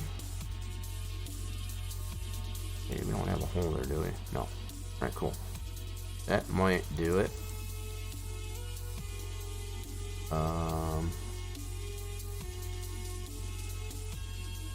I'm going to leave it at that scale for now, and we'll confirm that it does work. If it doesn't work, then we'll have to come back in here and mess with it again. So the other one that's not working is the hay, which is this guy. Alright, let's do the same thing as we did with the other guy. So we need to take this off of chromatic, the static. Yep, and then so the fact that I've got 3 squeezed in here and pair there's only 2. They might be fighting with each other a little bit as far as, and that might be why this one doesn't want to show. It's a lot squeeze in here.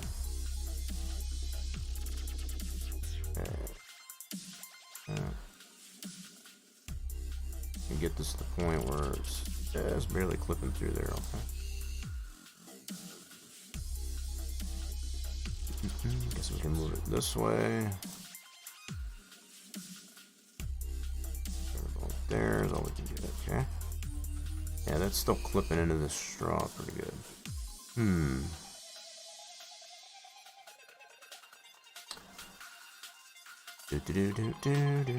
Yeah, it's super weird because the fact that this heap is clearly clipping into the straw.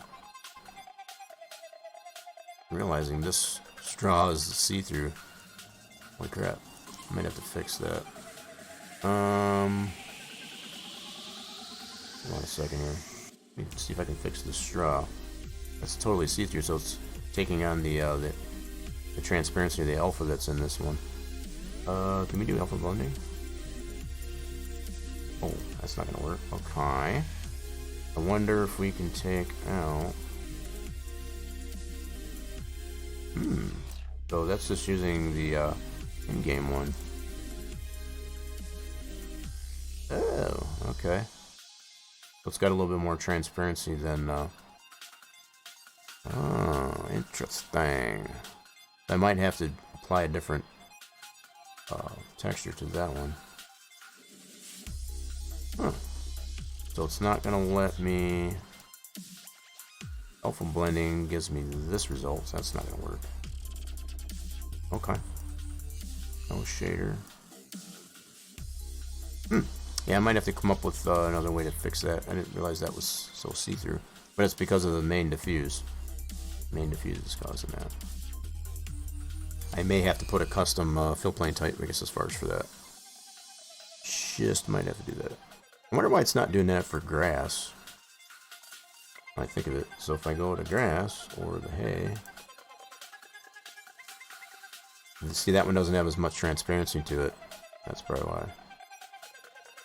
Okay, that's something else I'm gonna have to tackle with applying in more custom textures. This is not quite so see-through.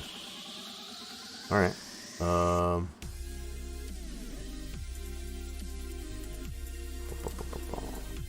Well, I don't know. I really don't want to mess with the size of these because I know those already work.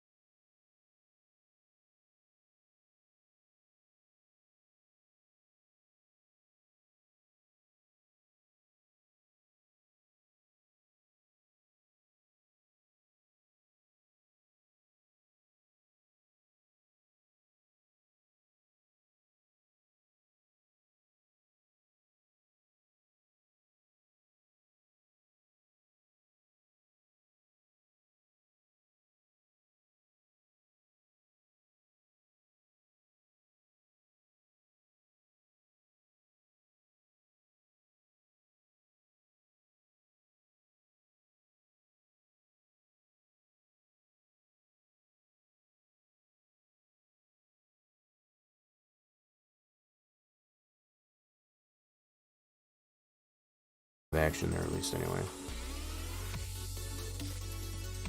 And where's that texture pointed? That is in our Suppose production point. Okay, so that is right. Let me get to that. Yeah, so we're just right in here. That's where all of our textures are coming from. So just to clarify. So, all right, we're gonna play test it this way first with the adjustments to the heat. We brought those back to chromatic. Let's take out the light in the plane. All right, we'll go ahead and save this. Now we didn't need to make any changes to the XML. We're gonna leave that all the same. That's all what it should be in comparison to the other heaps that are showing just fine. My theory, at least anyway, for the two that we just adjusted aren't showing is because they were too much in contact with the other heaps that are working. Just a theory, but we're going to test this theory, play test it to see if that theory does tend to be true. So it's kind of a debunk or not. So we're going to do save as this guy. Yes, please. And we don't need any changes to that. So we got to bring over this newly saved window storage building, which is here, over to our map directory of our game. So let's go ahead and switch this over.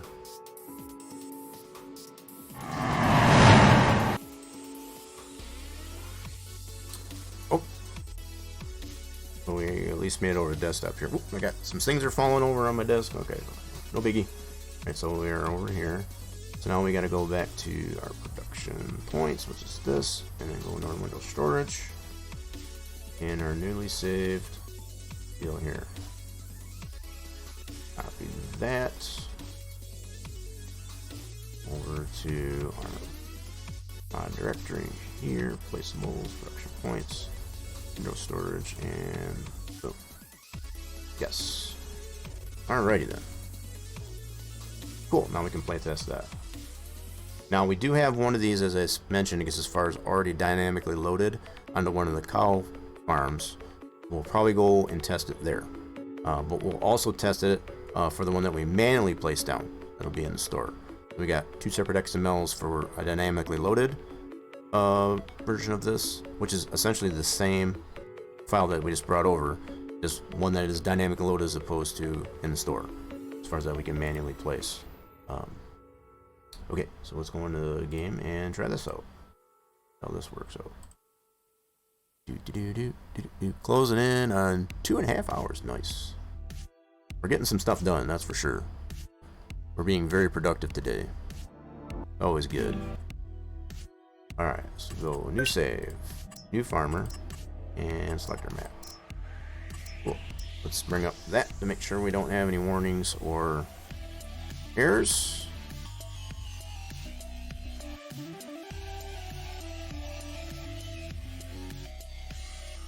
Yep, pretty clean logs. I love it when it just whips through there, especially when you got a nice...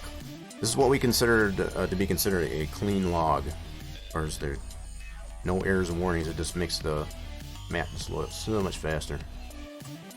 Okay. Alright, so we're at the main farm. I gotta turn off autosave while we're in testing. We don't need it to save their session. And I'm gonna go ahead and turn off background music here so we can get game sounds. I don't know about you, but I want to hear game sounds.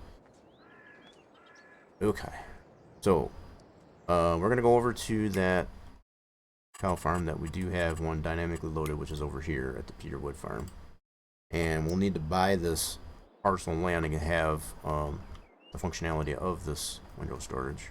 So as it sits right now, everything is here, but we have no function of the triggers to include the workshop, I guess, as far as that's right here in front of the house. So what we need to do is buy this place, buy this parcel of land, and to do that we need some money. So I'm gonna go ahead and just cheat some in. We're gonna pretend we made some money because it is testing, so it's all good. We're gonna ask Grandpa, I guess, as far as for some money, I guess. Let's go into here. $500,000 sounds good. It's a little bit more than what we need, I guess, as far as to buy the land, but it's good. Whoop. Okay, so we got $5 million bucks. Why not? It's cool. All right, now let's go into here. We need to actually buy this parcel of land. what's an extra 0, I guess, as far as amongst friends, right? We want to buy this parcel of land. Yes, please. And just to confirm, now we got all the triggers to it. Cool, so that is confirmed. Okay, so now we have the usability of this window storage that's dynamically loaded over here. So if we step up to it, you can see that it's empty. And that's normal. So what we want to do, we need to bring a store over here. Another thing, I really love this tool.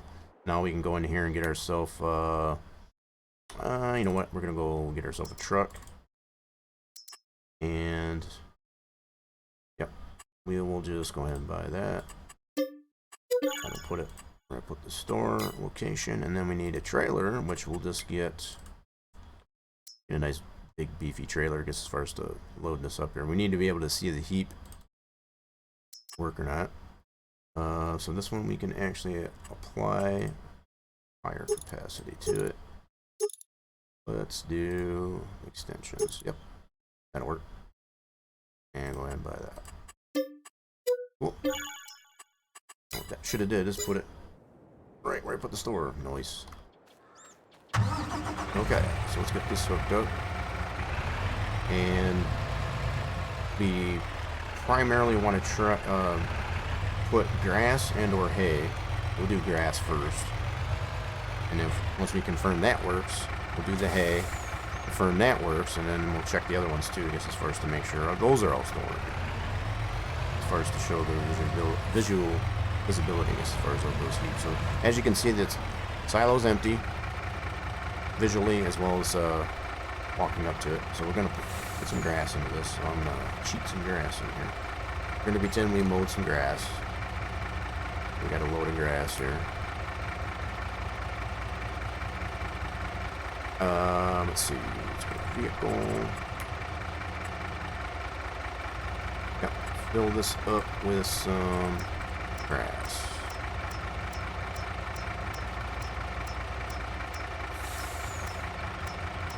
Right there.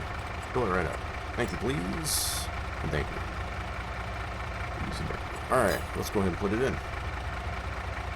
Now, what the hope is, once we put this in here, we're going to actually see a heap show itself, I guess, as far as in that bay there. Okay, gives us the prompt to be able to dump it.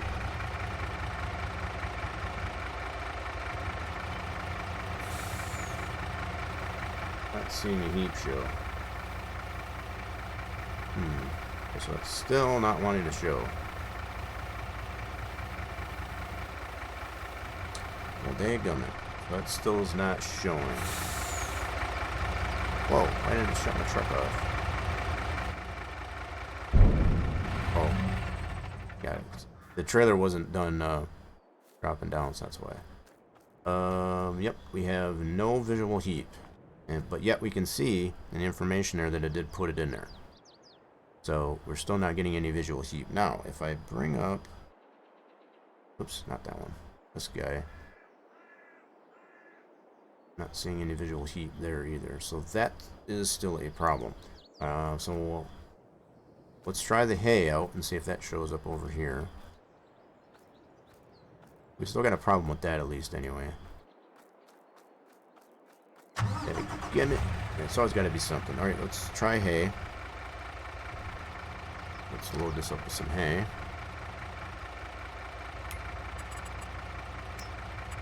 Perfect. Just one click over. Okay, go ahead and dump that in. And that should be showing up over here. Not seeing any visual heap on that either. Son of a gun. Something else I'm tending to wonder that might be the issue as well is once that goes down, it should shut off. It didn't shut off. This truck is still kind of a work in process there, as well as this trailer. They are mods. Yep, so we're not getting any visual heap, but yet, again, we can see it did go in. So we're getting the information on the bottom right of the screen that it did go in, but it's not showing the visual heap. So just for giggles, we're going to go ahead and apply the alfalfa. Let's put some alfalfa in here. We should see a heap. And then we'll also try a straw. We should get the same result, I'm thinking. Alright, so we need to get alfalfa. Let's do that next. So, you know what? Let's do straw. It's kind of right there. So the straw will show up on that side. Front. You kind of get an idea, I guess, as far as how this is supposed to work. Actually, probably won't work now. Yep, see, there it is. So you can see the visual heat for the straw. So that one's still working. And that's what should be happening with the grass and the hay, but for some reason they're not wanting to show. I'm not 100% sure why that is the case. Yeah, still not sure. Oh, well, there we go. Alright, so the straw is working with the exception of the fact that the main diffuse needs adjustment. I already made that point. Let's try alfalfa now. So the straw we know still works. Just want to confirm that the alfalfa still works. So, it's not the issue that they are touching. So there's got to be something else. I'm not 100% sure at this point what that might be.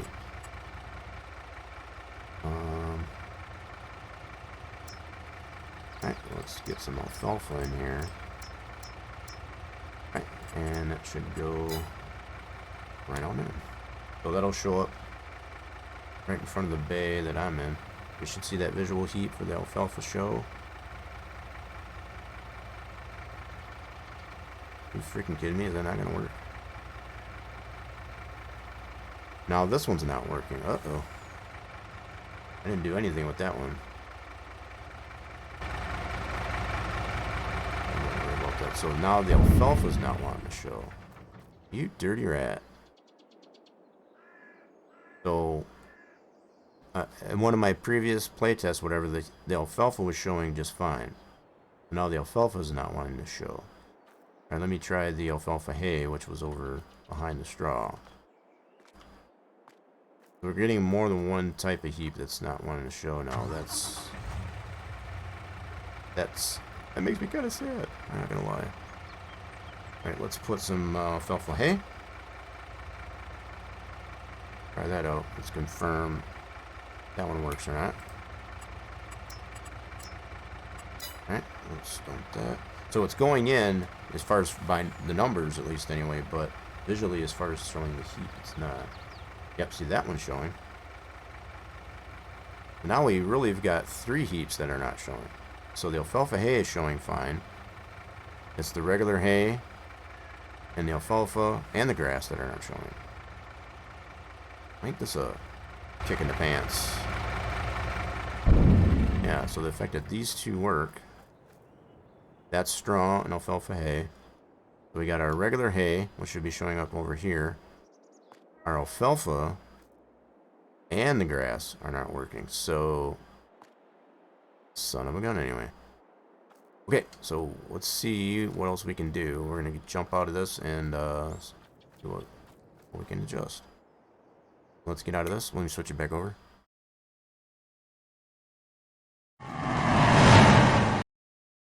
And get back to, so something's got to be adjusted. I'm just not sure what at this point. Just not sure what. Come on, game closed. There you go. Okay. Now, also something I'm taking into account is the fact that that's a dynamically loaded version of that. I'm not 100% sure if that's part of the problem. I'm still keeping that under wraps. The fact that you get 2 of the heaps that are actually showing, you know, as far as the visualization. So this one and the hay. So both these are showing fine. Both those are showing fine. What isn't showing is grass, alfalfa, and also the hay. So Question is, why is that? Good question, right? Very good question. Alright, I need to refresh this real quick. While I ponder this for a second, there's got to be a reasonable explanation as to how we get that working. Now, I did change, just for verification, I did change back, so this should be chromatic, it is. I did change all these that we adjusted back to chromatic, which will allow it to move. So that's not an issue either. Okay. What really bums me out is the fact that in one of my previous playtests, the alfalfa heap was working fine. Now it's not. So that is a huge head scratcher as to why that is the case. Now, what do I got this as the capacity, just out of curiosity? 5 million? Yep. I'm also wondering if that's a little bit of an issue to have that level amount, I guess, as far as too high. That can't be the case, because if that was the case, the straw or the alfalfa hay would not show.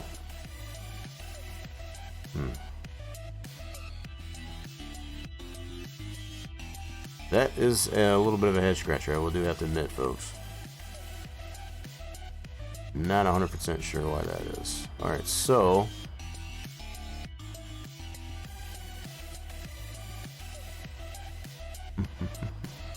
so we got neither one of these heaps are showing in this bay.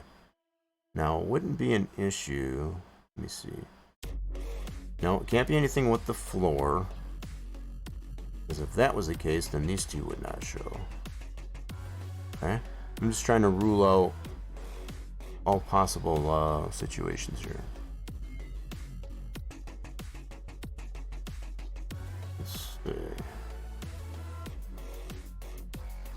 That one does not work. This one does, and that one does. That is so weird. Now, the other thing I tend to wonder at this point, I'm not 100% sure if there's a limit to how many fill planes you can have, because this is, look up here real quick. I think this is considered a silo, yes. In comparison to just a production point. I don't think, and I would have to double check this, I don't know if there is a limitation to how many fill planes you can have for a silo. The way this thing is reacting, it almost seems to suggest that that is exactly the case, because it is only allowing 2 heaps out of the 4 that I've got in here to work, as far as to show visually. At this point, at least, anyway. So it doesn't have anything to do, I guess, as far as with them touching each other, because clearly these 2 planes, being chromatic, they're totally clipping with each other. So that we can rule out. I'm tending to feel with the way this thing is responding so far is that for the placeable type silo, which we can confirm in here,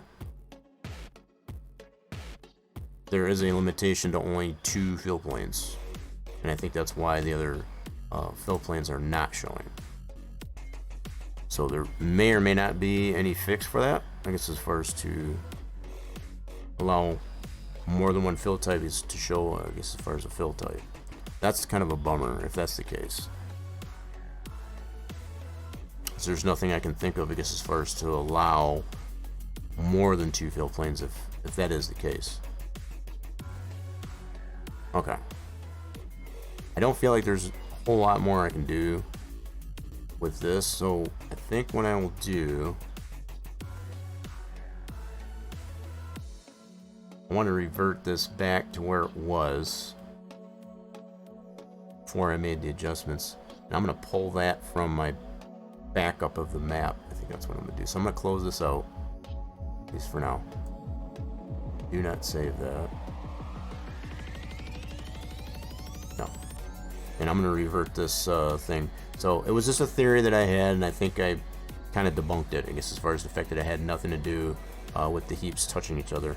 But I am leaning more towards the fact that it, like I said, as far as that it's so the placeable type silo only allows for two fill planes, and I've got 4 that I'm trying to present. Yeah. How we get more than one fill plane, I'm still not sure. There may be a way, but I'm not exactly sure how to get that. So let's oh, I don't need this anymore. We're good with that. I need to get this back to square one before I made any changes, and I can do that. So I'm gonna do this kind of off screen, just to pull it out of my back of our map. Let me just move that back over real quick. Get it back to where it was prior to the adjustments. Okay, so placeables, structure points. So I'm just gonna need to mumble here to myself against first to get everything back to where it went. Copy this. Put that back into here. Yes. Now, what I would like to do with moving this back to its original thing, I want to retest this now prior to the change, just to reconfirm that the alfalfa heap does work. So I think I want to do that. Because if it still doesn't work after putting the backup that I made of this in there, then yeah, that'll justify, I guess, as far as my understanding, I guess, as far as fill planes on his placeable type of silo. Alright, so let's bring that here and also bring it into our map. We're gonna go ahead and play test this right away, bringing it back. I have not play tested this, I guess, as far as since the last update. I don't know if that did or did not change some things. I want to confirm that. So bring this into here, paste. Yes. All right, cool. So let me just back up. We're gonna go right back into the game. We're gonna play test this with the so we can confirm that. Let me load up the game real quick, and then I'll switch it over. Like I said, we're getting a lot of play testing in here at this point, just to get some of these things worked out. Okay, let's switch it over. Appreciate everybody sticking around, and just as far as for all the play testing and such, I guess, as far as with the Dairyland 4X map. It's just these little pieces of things that need to get resolved, I guess, as far as prior to release. So this is all leading up, I guess, as far as to the official release, which I'm really hopeful to get it out before next week. Really hopeful. It's a huge undertaking, as far as to make that happen. It's really going to depend on if I get a lot of these little issues like this worked out, is all. Because things like this this windrow storage, they still work. It's just not presenting itself in the way that I intended. So it's really just an issue that I have personally with how it functions. So the fact that it does put the items that, you know, as far as the hay, the grass, it does put it in there, and you can still dispense it, whatever, as far as the way the heap's not working the way they are. It kind of takes away from the immersion, I guess, as far as the way I expected it and designed it to work. Okay. Okay. We didn't have any additional errors in there, so what we're going to do is turn off the auto saving. Don't need that in our playtest. And let's turn that background music off again, just for the moment. Cool, man, we're already closing out 3 hours. See, this a lot of this minimal play testing, I guess, as far as that we got with this, it can actually chew up a lot of time. But as long as we're having fun in the process of doing that, then we're doing something right. Okay, so we did that. Let's go over to... That's not what I wanted to do at all. Let's want to go over to this cow farm. Here. There we go. So what we're going to need to do is buy this, just like we did last time. And I want to at least confirm or debunk that the alfalfa still doesn't work. So we're just going to try alfalfa. So this is before we made any changes. So I need to get some more money from Grandpa. Okay. Go in here.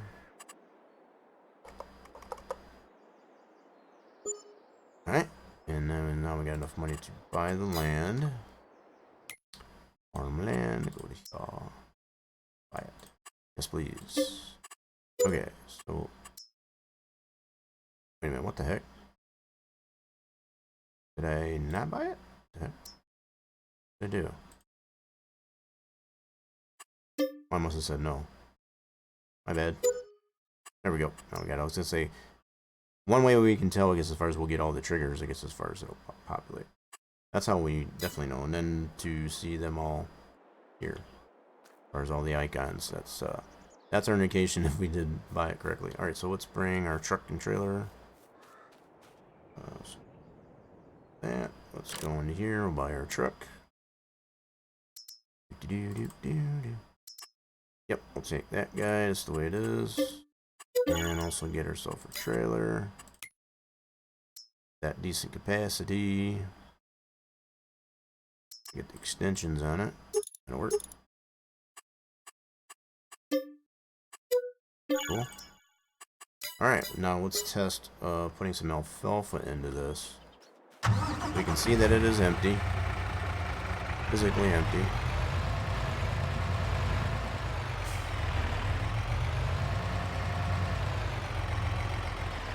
Oop. And let's put some alfalfa in this bad boy. Every time we cut some alfalfa. And it's probably gonna be this way. There we go. Let's put it in. Now I just want to confirm. Now this is before we made any changes. I have not tested it until now, I guess, as far as whether it does go in or not. So we get a heap on this one.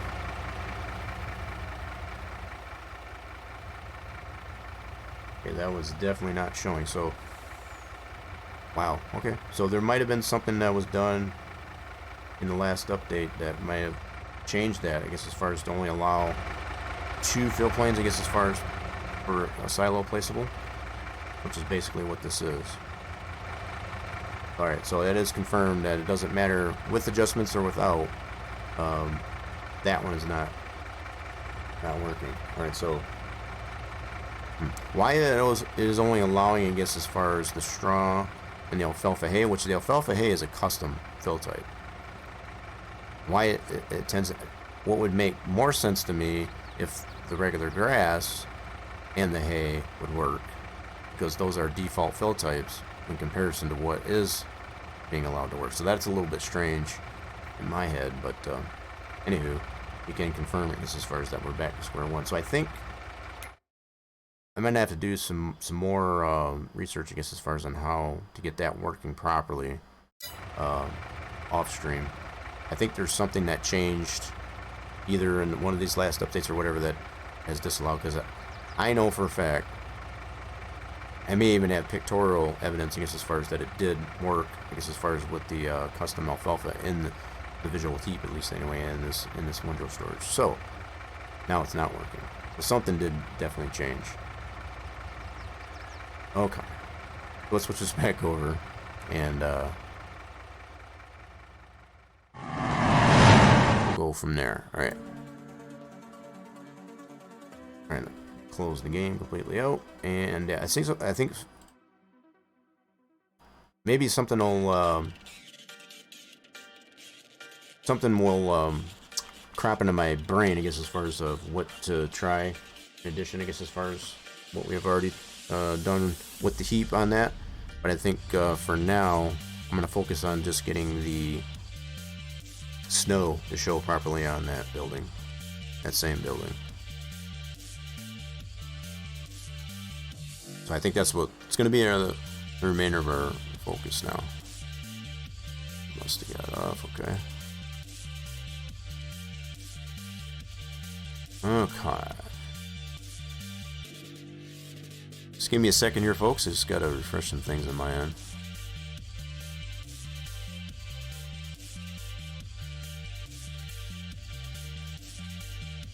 Alright, so we are closing in on 3 hours. Holy crap. Time flies when you're having fun. I hope we are having fun. I know I am, but I'm hoping anybody that is stopping by, I guess, as far as doing the same. We're just kind of going through the process of play testing, I guess, as far as items that were, you know, that need some tweaking. I guess as far as for our Dairyland Forex map for Farming Simulator 22. Okay. Alright, so we got a couple minutes, I guess, as far as before I'll run another quick 30-second ad, I guess, as far as for, so, we're not going to worry about, at least for now, what's going on with the functionality or the visibility of those heaps. What I am going to focus on is, oh wait, did I close that out? Yes, I did. Let me close this right out. I'm going to reopen our Windows storage because I did revert it back. Yep, let's do this. So I need to isolate just the building itself. And I need to be able to export that out as OBJ to bring it into Blender. Alright, so let's open this up. Okay, and now what I'll need to do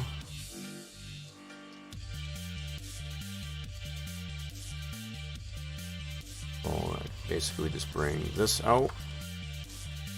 I need to export this out by itself. Okay, just take a note. This does have a normal map to it. Alright. We will need a tangent, which it usually does apply by default, so that's fine. Okay, so let's export this out. And I'm gonna put this right to the desktop as an OBJ, and we'll call this Windows Storage.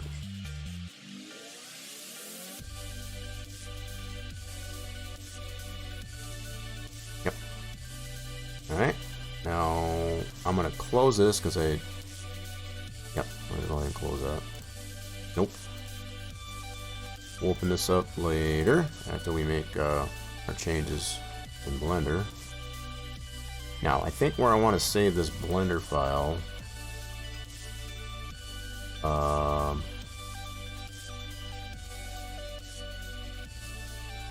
let me think here. So, we got all that there. I have a separate folder. I'm just trying to remember where I put that for this Windows storage. I don't know if I got a let me check here real quick. I think I got a separate folder for that. I think. I have not had to make any changes to this Windows storage up till now. So I may need to. Okay. I do know I have it in my files for the Farming Simulator 19 stuff. I just wanted to confirm. Alright, so I think what I'll do over here... Whoop. Yep, I need to make a folder for my Windows storage stuff in here. Okay, let's do that. Yep.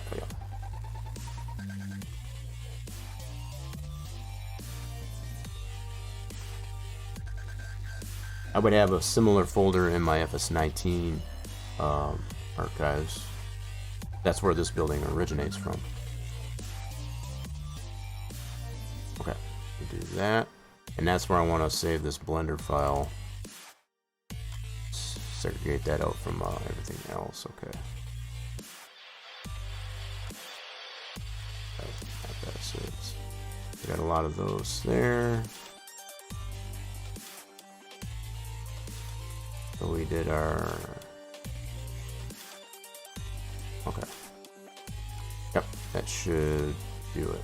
Now it's just going to be this one file for the Blender file right in there, but I'll be able to combine this later with my FS19 stuff, you know, as far as the changes that we made to that, so I think that'll work. Okay. I'm just thinking ahead, I guess, as far as when it comes to that. I hate having files just scattered all over the place to the point where I can't find anything. It totally annoys me. Alright, so what we need to do with our new Blender scene, bring in that OBJ that we just exported. That's on our desktop. Right here. And there's our building. Cool. And we need to adjust some things on it off the bat.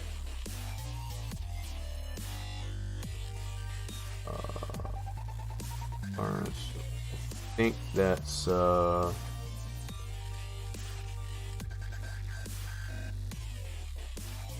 so we need to get this rotation out of there initially. Control A, get that rotation taken care of. Good, just zero that out, so that's good. Hold this out. I want to get my material initially applied to it.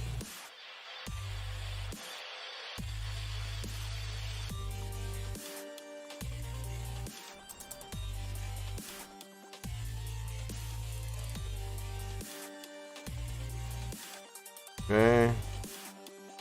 Now, let's apply material, and we called that. Okay, I'm gonna bring up the bring it up in Giant Saturday real quick. I want to maintain the same material names that I had. Now, I do have a file for this, like I said, with my 3D Studio Max, but this is something different that I've had to do with this building in particular to make it compliant with the Farm Sim 22 aspect, so makes it necessary to have to kind of elaborate on what I've already had done there without going into my FS19 stuff. Again, I guess as far as to anywho, so let's what do I need to do? I need to open. Yeah, we gotta repoint to it, I guess. Space, so we're in placeables, production points, window storage, and this guy right here. There we go. So what I needed to confirm was the material. Now, I didn't necessarily have to open up the editor. I can actually get that same information, which I've done before, right in Notepad. So I can look at it right this way, and it'll tell me all the material names. So it's probably this one right here. But now that I've got Giant Editor open, I'll just go ahead and confirm that.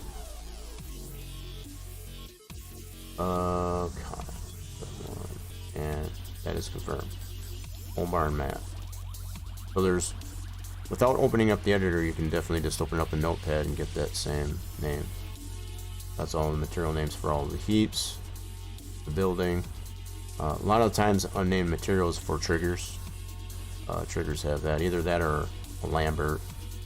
I think these are. Anything that's usually named like this, 9 times out of 10 is probably like a trigger. Something of that nature. So, anyway, so we got it open here. We are confirmed that it's called Old Barn _ Map. Alright, let's go ahead and rename this in here. Yeah. And let's designate our real name.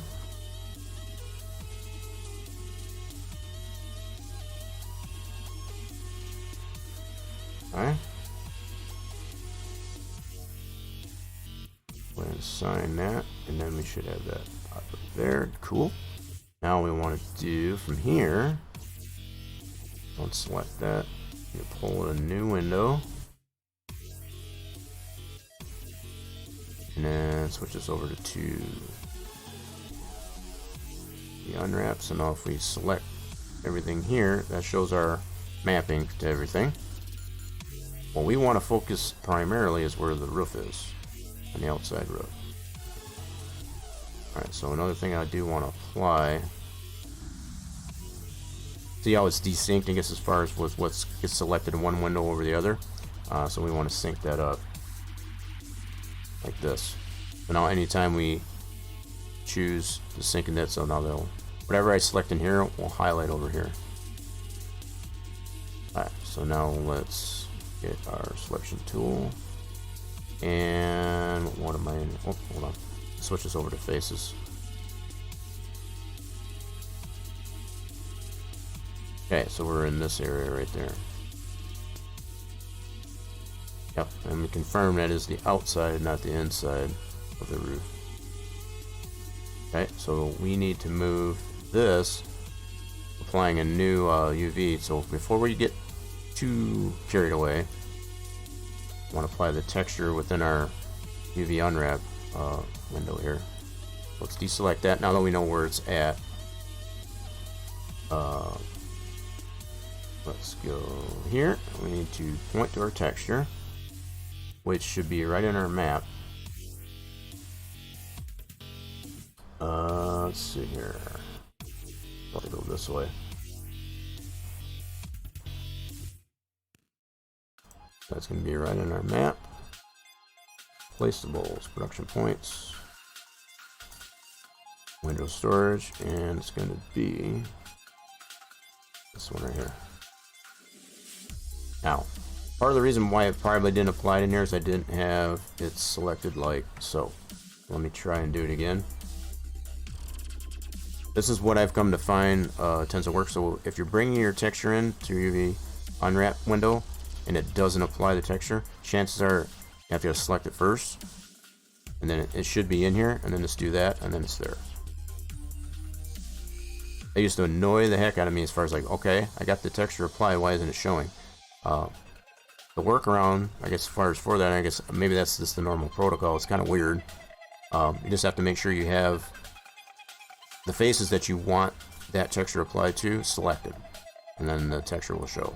And then you can go even further as far as apply it in your viewport over here, like that. So hopefully that does give a little bit of clarity for anybody ever had. I know I have that happen to me all the time here in Blender. That's one of the things I hate about Blender.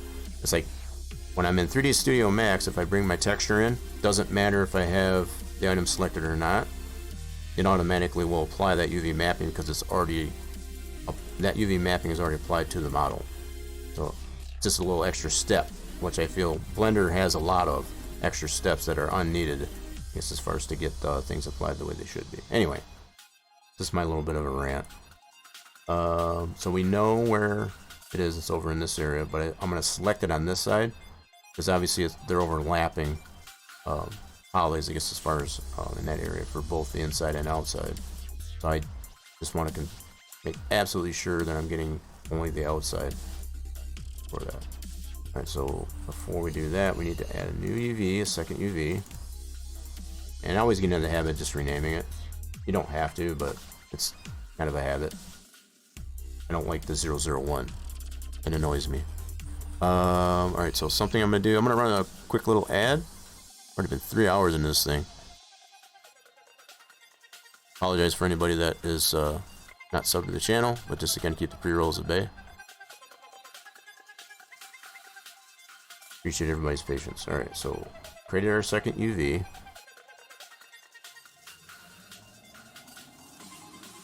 Alright, we created our second UV. Now we're going to leave the main UV alone. The only thing we want to adjust is the second UV, and that's going to be with this the outside of the roof. So if we go our selection tool over here,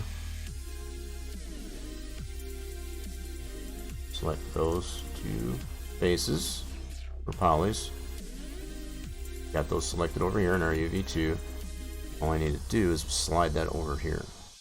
So we want to slide it all the way over here. That's all we need to do. Now if we look at it here, what I do still try to do as far as, even though all the UV2 for that UV does is just apply the snow to it. That's all it does. Because we got a normal map applied to this building as well, I want to line this up as best as possible so that the bump map, I guess, as far as of that snow, the way it presents itself, will be more correct. So I am going to pay attention on how this is lined up on the second UV. Okay. I need to adjust this a little bit.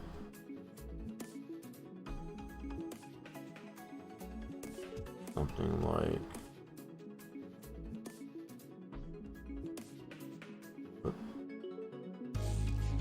that. Now, if I switch it back and forth between this UV, so you can see how it shifts a little bit, so it's not terrible. Like I can probably go up a little bit. You can see it's kind of flipping on this end here. Alright, so let's move it up just a tad. Oop, nope, we're gonna go down, my bad. Something like that. That's actually pretty decent right there. Yep, I can live with that. That'll work. That will work. Alright, so that's our main UV, which we don't want to touch that. That one's fine. It's this one we want to move, that one. So this should allow, but it'll also, the way the normal map is applied to that, it'll have the bump mapping, I guess, as far as in the snow, I guess, as far as for the roof, because it has like ribs on it. So that'll also take effect. Okay. If this works right, the way it's supposed to, then yes, we'll do that. Okay, so we need to export this out as an i3D. I haven't saved the Blender file yet, and I probably should, just to safeguard myself. I already established that folder, I guess, as far as to be able to do that, so. Let me save this right to the desktop. And we'll do this as... Let's see, what did I name this as? A second. Old Barn Storage, okay. Yep, that'll work. We'll call this one.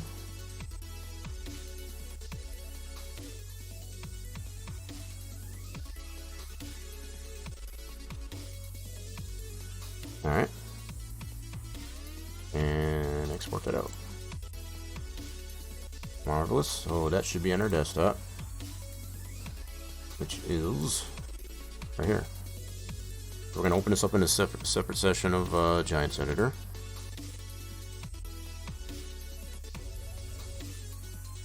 And we'll confirm that everything works the way it's supposed to. Yep, so far, get this shiny look to it. Yippers. Okay, so we want to, let's just rename this. Alright, so we want to reapply our texture, which is going to be right in here. Or diffuse. Okay. So we need to set our smooth and metalness. Let me check the original. Those are both 0. Those both 0. So far, so good.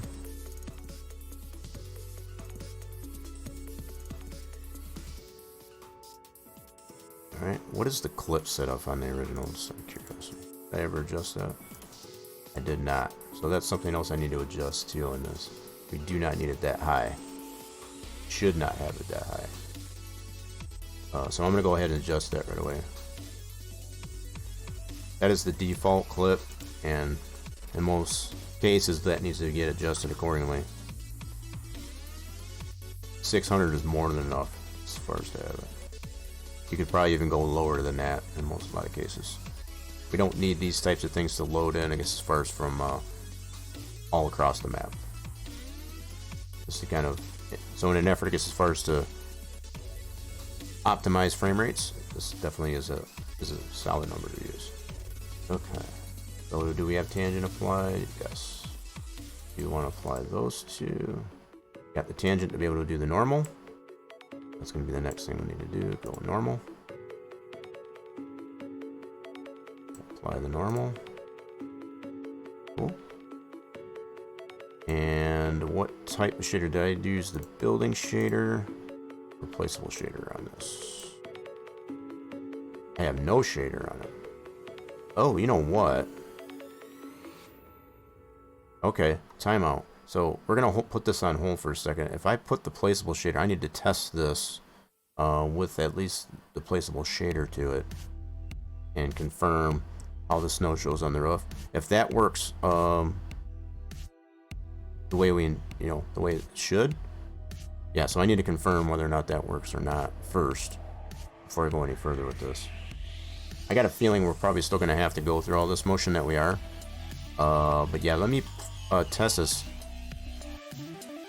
I didn't realize I didn't have at least the placeable shader to it. Alright, hold on. Code dephone. Yeah, let's go ahead. That means I don't have it on this either, do I? Nope. Well, I'll be day going. Okay, so let's go ahead and put the placeable shader at least. And we'll test it that way first before we go continue with our blender work. I don't know if I did try it. I'm not 100% sure. I may have tried it and it was pretty jacked up. I don't remember at this point, so we're gonna play test it and confirm. Alright, so we're gonna leave it placeable shader. We do want the snow scale. And let's go ahead and adjust the flip on it right away. Get that all set, and I'll also apply that same value to the roof truss.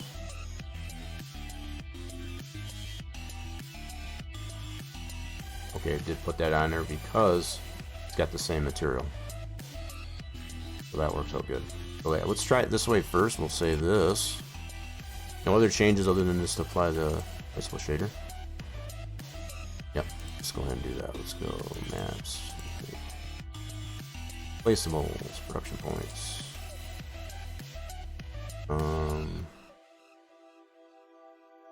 Storage and save it right there. Yes. Alright, cool. So let's confirm how this looks again, so I can just even refresh my memory, I guess, as far as at this point. So, alright, let's switch it over and get these all moved over to where they need to be.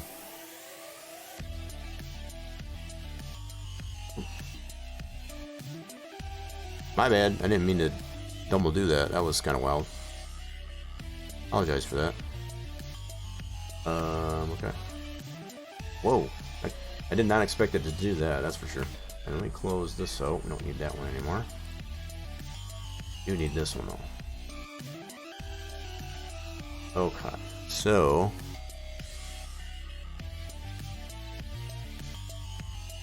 cycle through all that. There we go.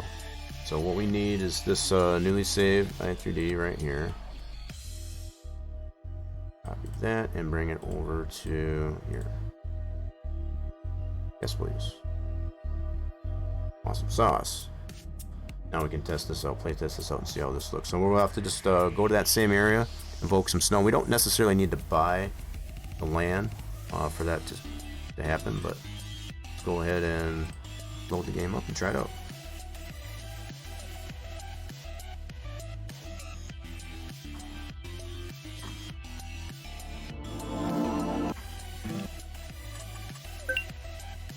Lots of playtesting we're getting in at this point. That's what I'm kind of focusing on the most at this point, as far as just be able to show all that, because just little things like this is all it's come down to at the point.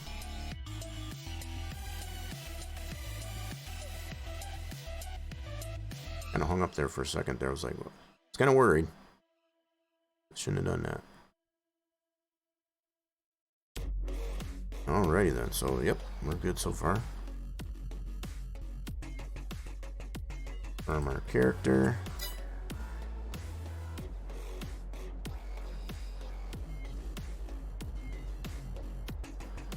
Oh, we ran out of pre-roll time. Okay, cool.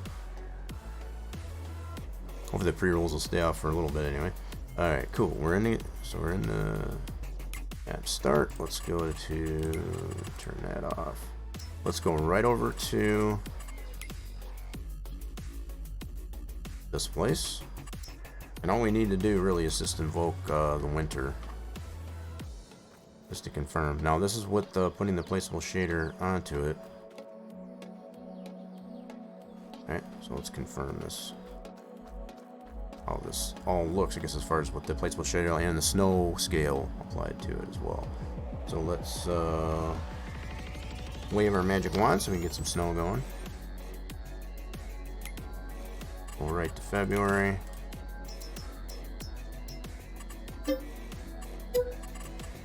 On snowing and add snow. Okay, one of the other things I need to do, just remember that. I want to be able to fly. Let's do that, this please. Alright, cool. Now, how does this look on our roof? Oops. Actually, that's already good to go. You don't need to do any of that. Ooh, that's thunder snow. Now, from what I can tell, yeah, see how it's got the bump map in there? I guess as far as for the seams on the roof, I guess as far as that's the normal map. So yeah, this is already presenting itself. Now this is what I've always found kind of weird, the fact that we don't even need to have the second UV on this particular deal. This is just pulling it all from that main UV, so we don't need to do anything that we were doing in Blender. It's already applied the snow, just like that. Now the other thing I want to test while we're in here, so one thing that is no bueno, see how it's applying it to the floor? We don't want that. That's the whole purpose of having this type of silo, is to keep it out of the elements. So the fact that it's getting it on the floor, yeah, we definitely don't want that. So there are some areas that we don't want the snow showing. And the fact that this building is kind of all one piece, there are some areas that we do want to address to take the snow away from it. If that makes sense. So, okay, this is a little bit weird, I guess, as far as, because the areas where the snow should show primarily is because of that second UV. So to be able to get it not to show on our floor, for example, and I'm noticing even on the sides here, the walls here, we don't want it there either if we can help it. That's gonna be a little bit of I want to say a hassle, but it's gonna be troublesome, because normally, again, everything that would be in the main UV that we've already got set up, I guess, as far as, you know, as far as the UV map in that main ground zero, you would move it back, I guess, as far as from that. So the way this is doing it, it's almost like it has that second UV to it, which it does not. So there's no way we can just bring it back over to ground zero to have it to remove that. So I'm not sure how I'm going to fix that. So the fact that it's on the roof, that's a good thing, but it's pro and con, I suppose. Okay, so at least we've confirmed all that. Come back at the ground. Yeah, so our only issue is the fact that it really, I could live with it, I guess, as far as being up on the sidewalls, but on the floor, that's not gonna cut it.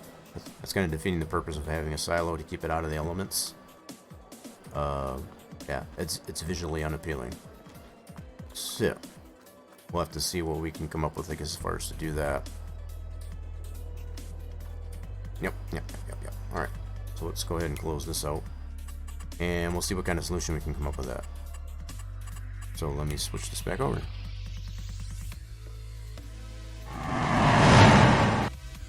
Alright, let's continue to close the game out and get the game to cooperate. Okay. Cool, so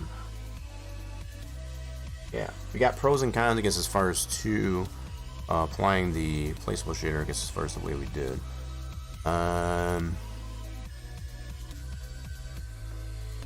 Just trying to think of how I can separate out.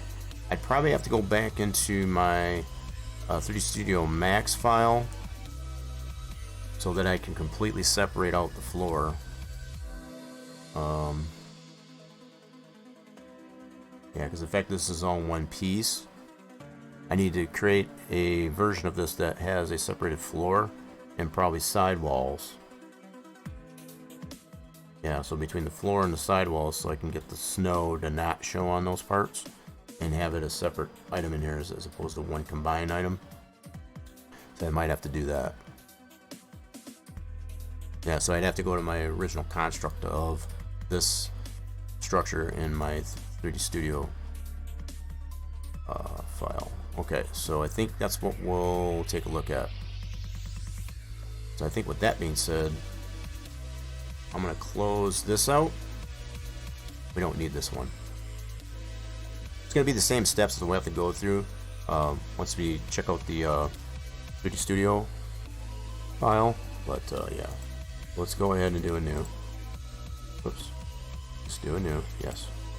Thank you.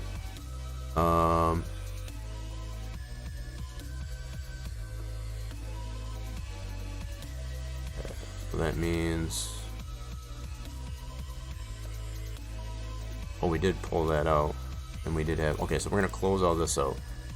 This we don't need. Yep, we don't need any of this to do. Nope. I can delete a lot of this stuff. Don't need it. Let's delete that. Yep. And we already got our machine shed roof done, so that's good. Just doing a little bit of cleanup here at this point. We already got our store. And that one. Yep, we don't need any of this anymore. Okay, cool. Just doing a little bit of cleanup.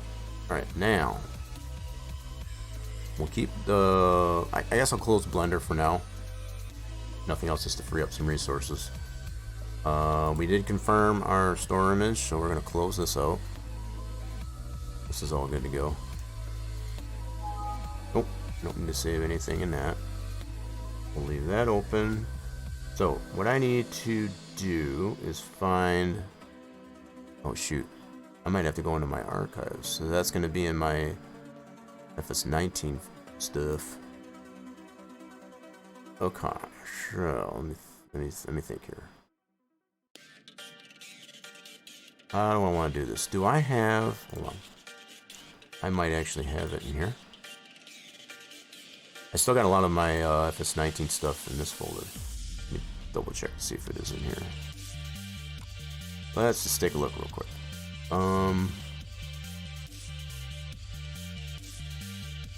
I might not.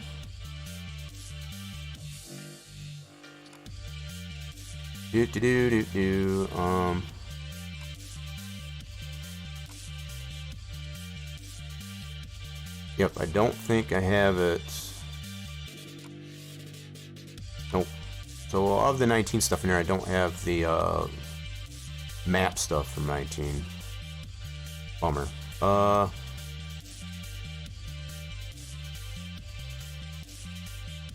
think I'll want to do this. Let me take a look here real quick here, folks. I'm going to take a short little recess, and we'll see if I can track the 3D Studio. I didn't think I was going to have to dig back that far, but obviously it's presenting itself against as far as I want to get back that original creation of this structure in my 3D Studio scene that we saved from FS19. So let me take just a few minutes, I guess, as far as to take a little bit of recess. Let everybody else get a chance, I guess, as far as the stretch as well. And if I come back and I can acquire, I guess, as far as that original file, then we'll kind of go from there. So yeah, let's take a moment, I guess, as far as I'll run a short little ad break, I guess, as far as well, and we'll confirm, I guess, as far as that we can find that 3D Studio Max file and just kind of go from there. All right, so stick around, and we'll be right back in a few, hopefully. We're going to be back regardless, but yeah. See you in a few.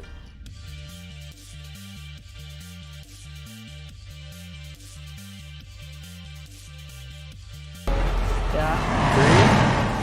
3, 2, 1, go.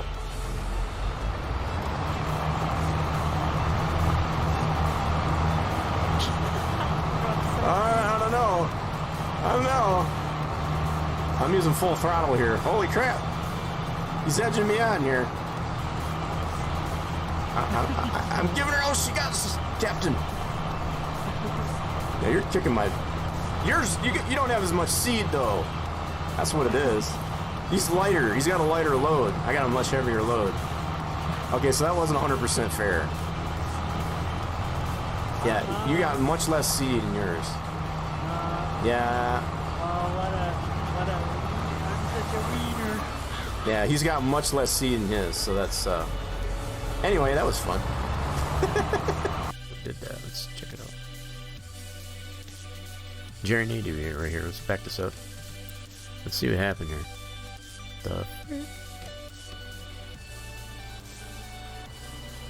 Oh, he got right into him. Oh, he drove right over him. Oh, that was... Wow. I thought maybe that might have been LPs or something, but the 01 car just kind of totally ran. That's weird. Not sure what happened there. Martin's Mouse right now, if I was missing any car files. This is a nice little, neat little tidbit of information. If you're ever missing a car file, and you've got the replay analyzer, and you save a replay, and all that matters, you can just save a snippet, even while it's live. Just save a snippet, go out of the game, and it'll show everybody that was on, that was actually in participation. And in this case, I was missing Monty Keller's car in the 028. I can look at this actual, what the name of the car file was, and depending on where the car files are actually listed, like I can go in. Hi, Jay, I'm flying. What the hell are you doing? What the hell? I can't even see you. I wonder how high the sky limit is. Where are you going? I can't even see your name anymore. How did you do that? I found the sky limit here. Shit, I'm gonna get a fucking gun before I do.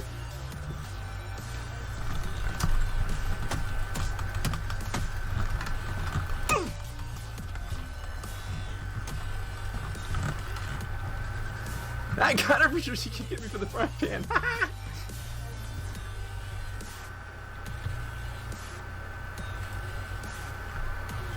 And I'm gonna take your pan, bitch.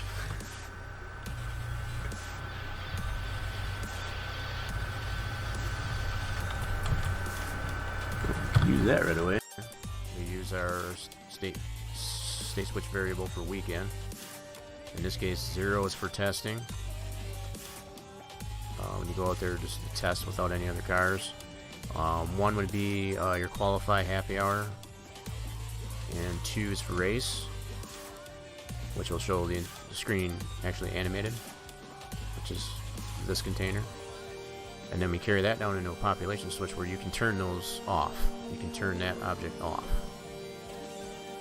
And by off, by the depress of the O key in NASCAR Racing 2003 itself, in this case. So you'll have 2 different options as far as to turn it off completely or have it visible with the animated screens. All the screens for that matter. And then this is the name of our 3DO for our output. So that kind of gives you a really quick rundown as far as like what's going on.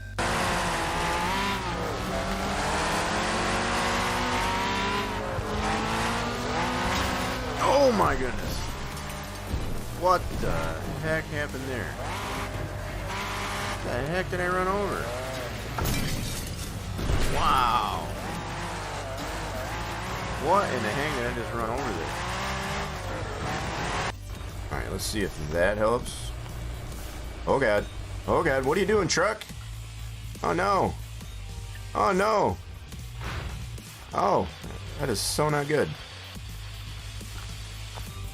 And these are the numbers that you should have them at, I guess, to get a reasonable amount of detail, I guess, into that. These we've proven, I guess, to be sufficient. In the name of love. Get out of the truck. Tell me he isn't bossy. Holy hell! You've been demoted. Well, you want me to go clean some toilets or something now? Go mop the stalls. Worthless pleb. Look at this thing just flipping. Look at that. I'm not doing anything. I'm just holding on to it. Look at this. You see this? It's just spinning around. I'm just holding it. You spinning me right around, baby, right around like. Let's get a better look at these packs of trucks or whatever, just maneuvering themselves around. This car roster that I've got set up here, it's got a mix between the default 2015 trucks and some league trucks. Some of them you might notice, I guess, from around the online racing community. These aren't rated either. That's probably another fair mention too, that these trucks that I'm racing with, they're not rated at all. That we run into like we just did. Oh my goodness. Oh, I should have known he was going to turn too. Ah, that's rough. Alright, so at least everything's right here, it looks like. Oh my, that hurt. I think I got a little bit of whiplash on that one. Ayya caramba. I'll probably end up having to adjust that later on, but for now I want to keep them all mode absolute. So that's something always to consider when you split track segments, as it'll move it away from mode absolute for whatever reason. That just seems to be something it likes to do. So always keep that in consideration. So I'm gonna double check all these to make sure. Yeah, these are all mode absolute, and it'll be a white square as opposed to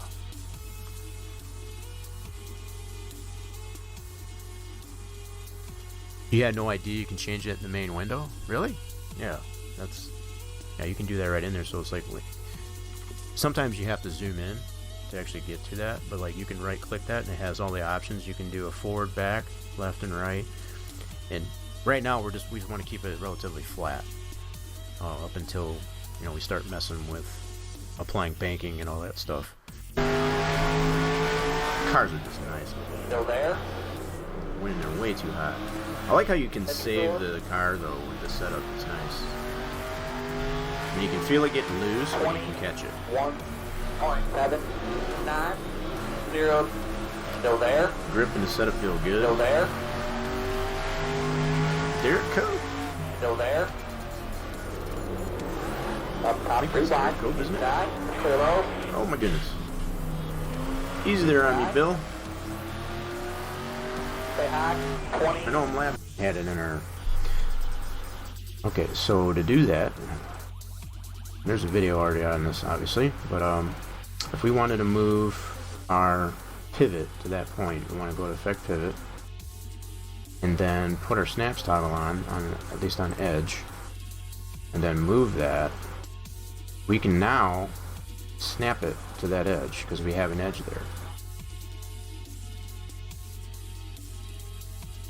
So that makes it much easier to put your pivot actually where you want it. And you can really fine tune it. See, crashing the desktop was the texture filtering. I normally had it to extreme, which I've turned down to normal, and my opponent pit crews I've set to low. Normally I've set those to high. So that's what I've come to find. This is one of the many tests that I've done to try to alleviate some of the problems that I've had with running this mod on more detailed tracks. And as I was mentioning, as far as the shadows, the only thing that I've turned off is from structures from other cars. So I just feel we make much more money, I guess, as far as selling the cannabis and the maple syrup. Just to be fair. And now that we got this bunker set up from our smoking buddy, it's oh crap! No.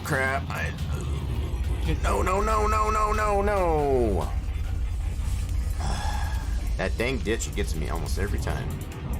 It just barely catches you. Oh, we're stuck. Alright, we're gonna crank this. Yeah, we're definitely gonna have to go back and look at that. That was incredible. Yeah, that was incredible. I mean, that's the one thing that's pretty cool, I guess, about this series. As the leaders, 22 just wrecked the 31. That's wow. Yeah, we're gonna definitely have to get that in the replay too.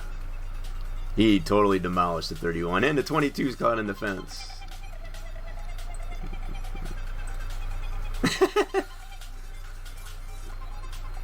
Oh, we're definitely putting that on YouTube. Yeah, we're. Well, it's in turn 4. I got a couple cars Oh, look at all the smoke. Oh god, he got around me. Oh god, oh god. Ooh, that didn't work out too well. Did not expect that. Not expect that. I did not expect that. I saw Cindric going around me there. It's just like, I gotta go. Hit the pace car! Hit the pace car! Hit the pace car! I hit more than the pace car. I hit more than the pace car, that's for darn sure. Oh, crashing. The desktop. Filtering a normal. Okay, it was just going back into, yeah, so. Welcome back to a little bit of clips playing as far as for the. Oh, what did I push? Dang it, I pushed something I shouldn't have. Oh crap. Hold on. So I did, come to find, I guess, as far as the. I was looking for. So, what did I screw up? Hold on. Oh my god, what did I do wrong? Okay. Alrighty then. I might have to reload this. Or maybe not. I think we should be alright. No, for some reason it's still.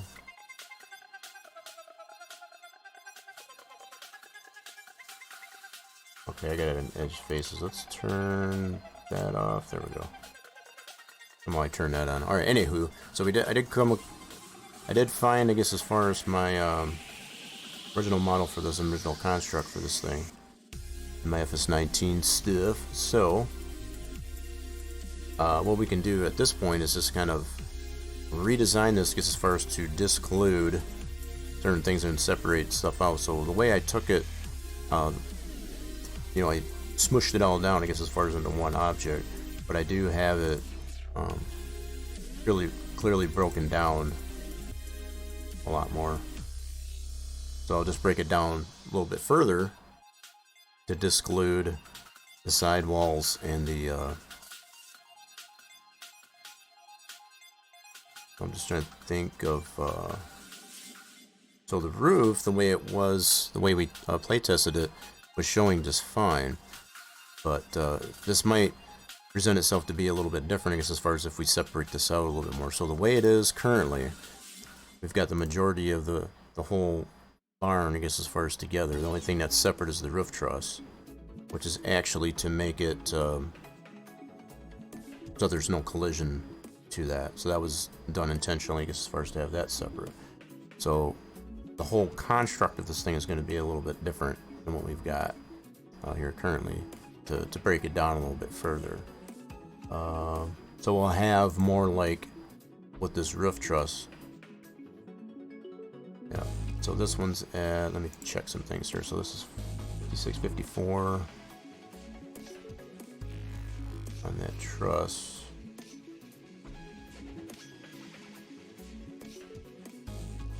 Yeah, it's a little bit different here. Okay. I'm just taking note of what the translates are in the max scene in comparison to what's in here. Okay. So yeah, we definitely got some clips we got to adjust here, so we need to do that right away too. Let's do that before I forget. That doesn't need to be that high. Alright, anywho, so what we're gonna do, and this is all in an effort, I guess, as far as to make it more compliant with Farm Sim 22, I guess, as far as the way the snow shows. So y'all seen, I guess, as far as when we play tested, the way this building is responding to the placeable shader. It's showing snow on items that we don't want, and the only way to correct that is we'll have to separate some of these items out, so that we can better control, I guess, as far as where the snow shows onto and where it doesn't.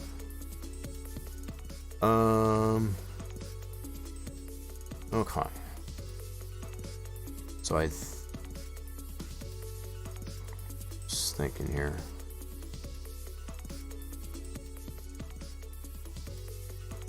Okay. I think we're good.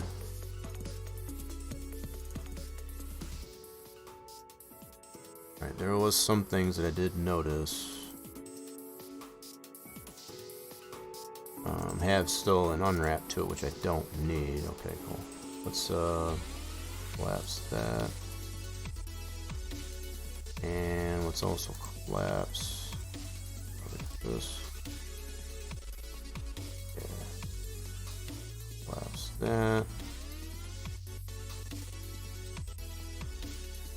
Okay, so in this one,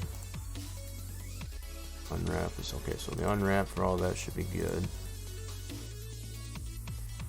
New roof. And the truss. So the truss we won't need to do anything to. Let's double check and make sure we don't have anything hidden in here. Okay, so we got some items in here. Okay, so let's bring this in. Actually, let me do some separation, I guess, as far as with this now. So what we want to separate is these side walls and the floor from the rest of this here. Okay. Yeah, let's do that. So what we should be able to do fairly simply.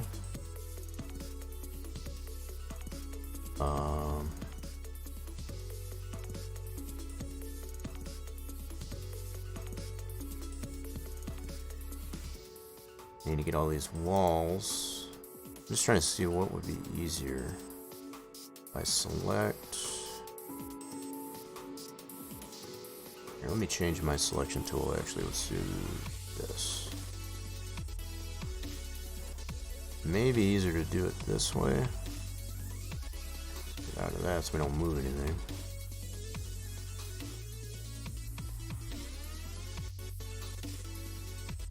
Everything I'm highlighting with the red edges, that's what actually going to separate out. Trying to disclude the walls and the uprights there.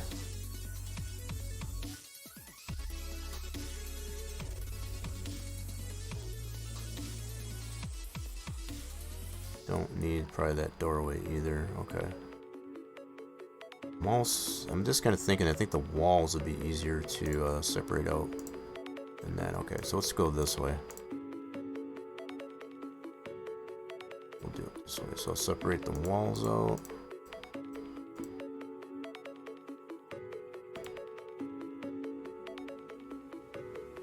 Inside and out. Definitely want to make sure we get the inside and out. Yeah. You just take advantage of the paint tool.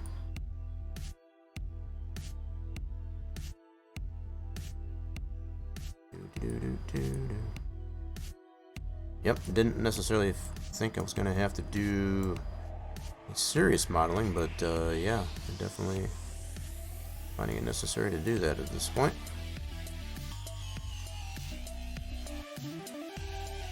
Who knows, maybe doing some work on this, I doubt it, but doing some work on this one here to get the snow working, maybe the heaps will start working. You never know. I've seen stranger things happen.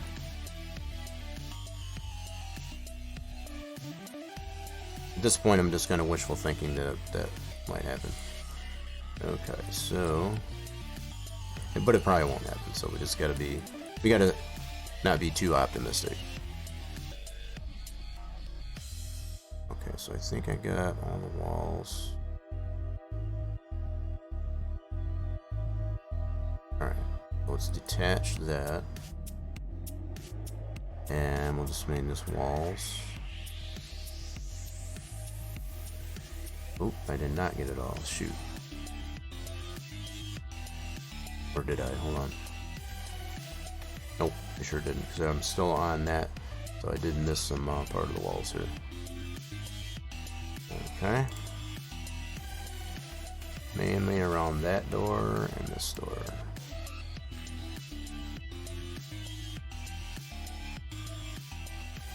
Okay. Alright, so detach that. Yep. Sweet. Now we can do... Wait, did I save that as... Okay, just option 1. That's fine. So we can take this and combine those two. Get our hammer out. Collapse selected. Alright. And let's Pivot, center that, and let's redo the X-form.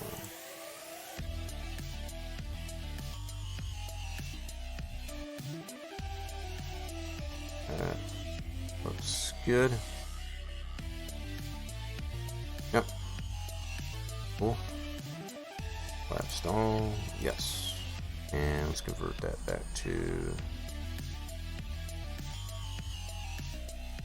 poly. Nice. Alright, so there's the walls. Now we can hide those. That reveals, I guess, as far as the rest of it.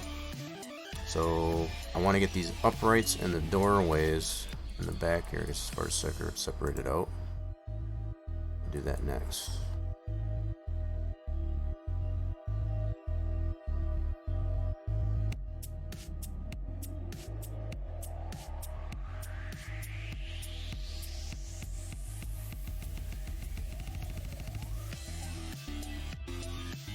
Now the roof is already separate, so that's fine too.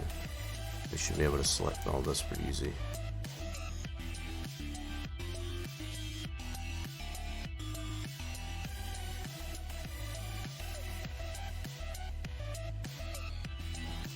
Anything in red is going to be considered detached.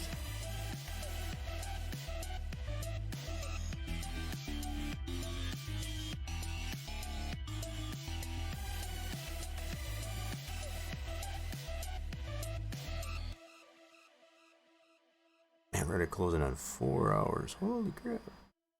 We're getting into some really heavy duty 3D modeling at this point here, folks. So if you're still sticking around, I guess as far as you're in for a pretty cool treat. Okay, so I think that's good.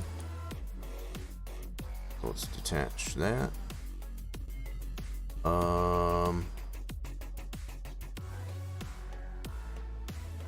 I think I'm just gonna name this one pillars.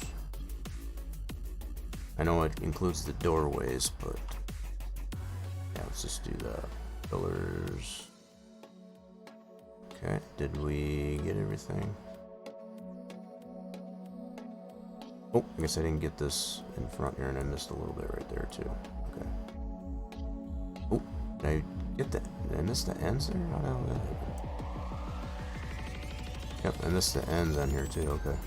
Get all this.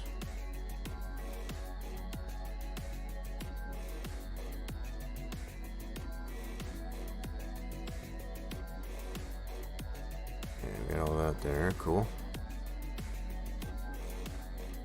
So this is going to be an updated scene, I guess, as far as for this one here. So I'll have my FS19 one, but this will be in compliance with 22. I'll save this as a separate scene. So makes use of the folder that I created earlier. Not that one.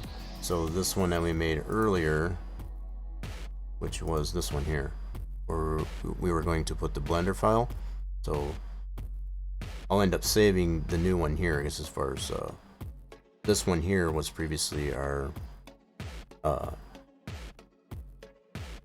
one from our build from FS19, I should say.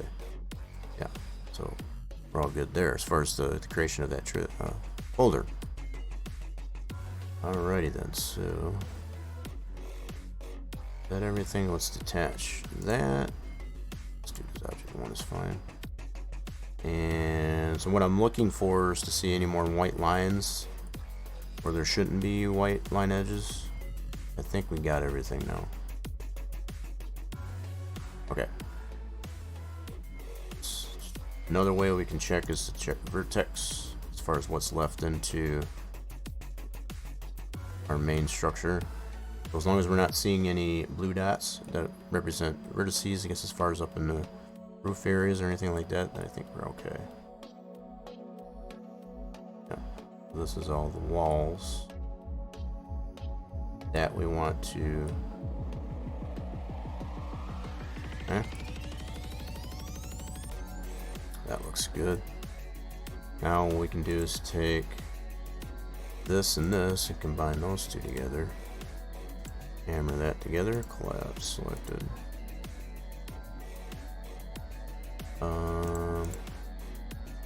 Pivot. Let's do reset the X form. Make sure that's good. Yep, that looks right. And convert that back to the hallway. Okay.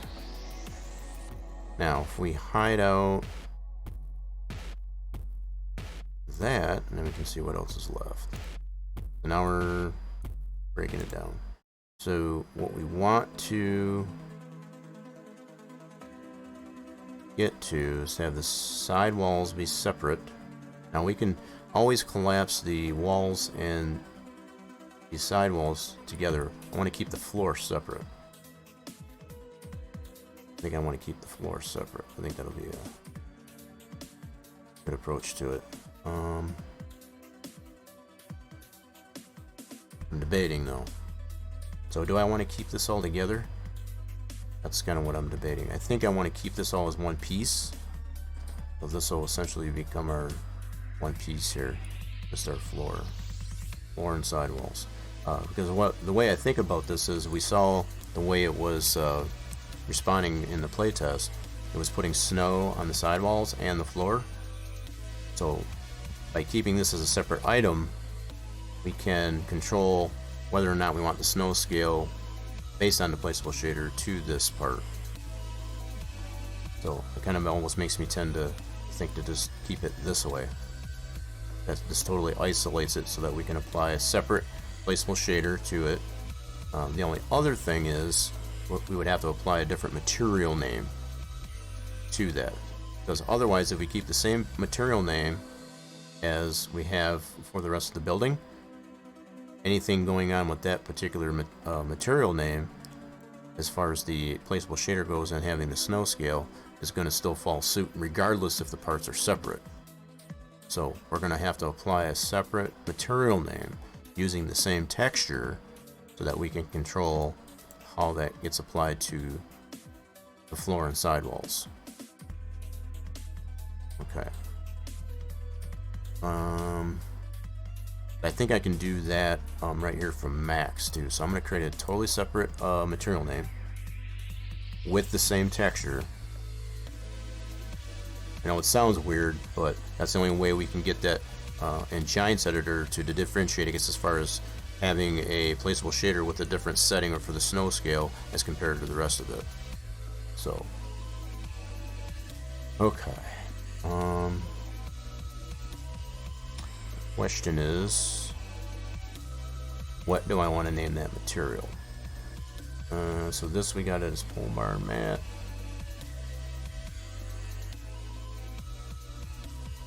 I don't know if I just want to name it something as simple as pole barn 2. I could just do that. That could be just as simple as just naming it pole barn 2 mat. Something to differentiate the two is all. Alright, so I think that's what we'll do.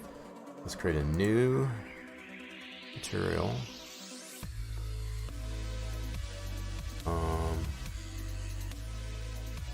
Need it to be standard. We do gotta apply a texture to it. Alright, let's rename this one to pole barn.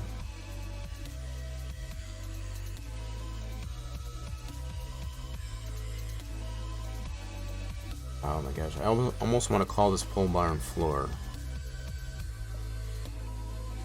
But it's not really just the floor because it's the sidewalls too.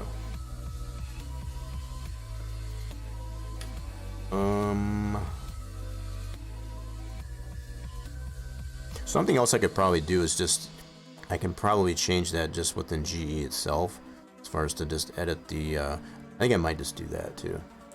Oh, what's going on there, Yasso? It's interesting to say the least. So I'm coming to find that I have to separate out, so the way the snow works in FS22 as far as how it applies to our buildings, if you have the same material name to it based on an attached snow shader, that controls how that snow shows on. It doesn't matter how your UV mapping is. It's going to apply it to anything related to that material name. So I'm in the process now as far as separating out our pole barn building for our window storage. We've got other issues with this besides that, but I figure I'm just trying to deal with what I can fix. So what I have to do, because this is all one solid piece, I have to separate it out so that I can make a separate material name so I can control where the snow is showing and where it's not. Because as it stands right now, based on our play test, even though it shouldn't be doing that, I already closed the Blender file, but all of our textures are, as far as the way it's mapped to the texture, is not in the area where it would normally say put snow on it.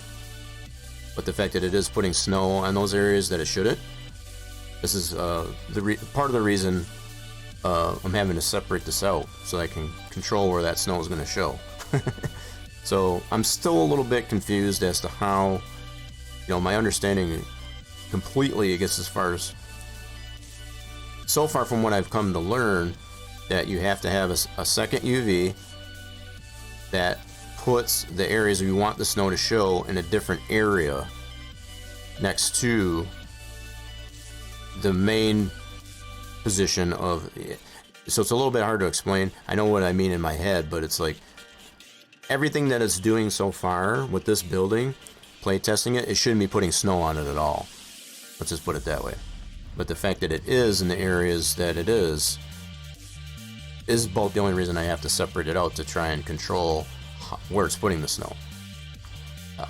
And it'll make sense once I get to that step, I guess, as far as everything else that I've done to move that wire map or the wire mesh for where the texture is on the main UV makes sense. It has made sense so far, I guess, as far as that once we move that over onto the second UV, it puts the snow on it. This one's not doing that. This one's like, it's got a mind of its own, it seems, for some reason. I don't know why. Don't know why. So if that gives you a little bit of an explanation, it might have been long-winded, but that's how my Saturday's been going so far. We had a really good initial go, I guess, as far as we got two new buildings showing in our store for the map, and those have been play tested to confirm that they're working. So the other issue with this thing, which I'm still I got some things working in my brain, in the back of my brain, I guess, as far as to figure out why all the heaps aren't showing when you put the materials in. So that's a whole other issue with this thing besides the mapping, the texture mapping anyway. So this one's got more than one item, more than one thing going on with it anyway. So that's where we're at, just to kind of put it in a nutshell. Hopefully that was not too much to explain. But how's your weekend been going anyway? Yeah, so with all that being said,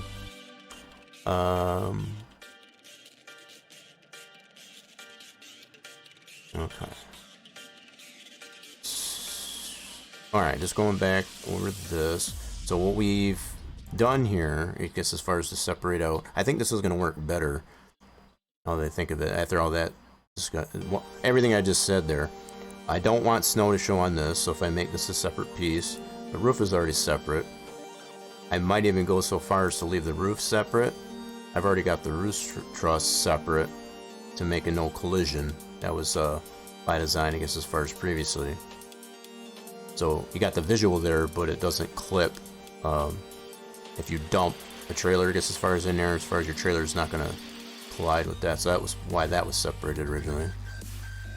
Been busy, huh? Yeah, we've been busy trying to get this stuff buttoned up with the map.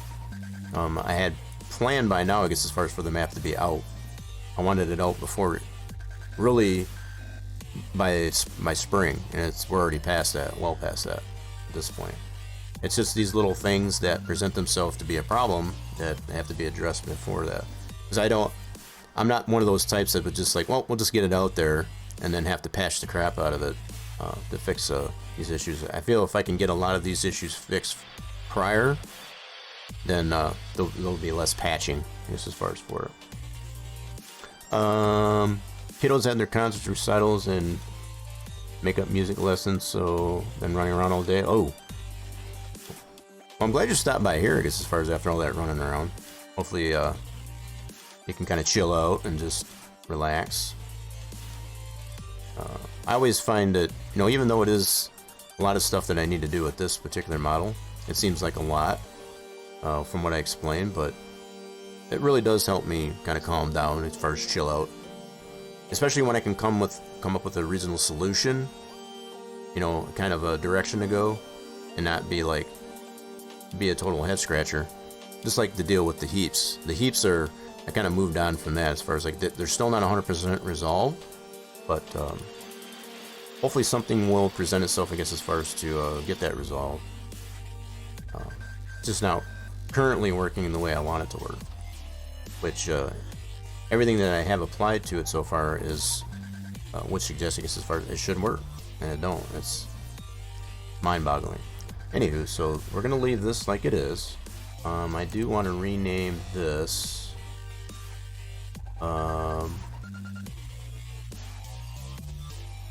Yeah, so I was kind of pondering what I wanted to make the material name for this.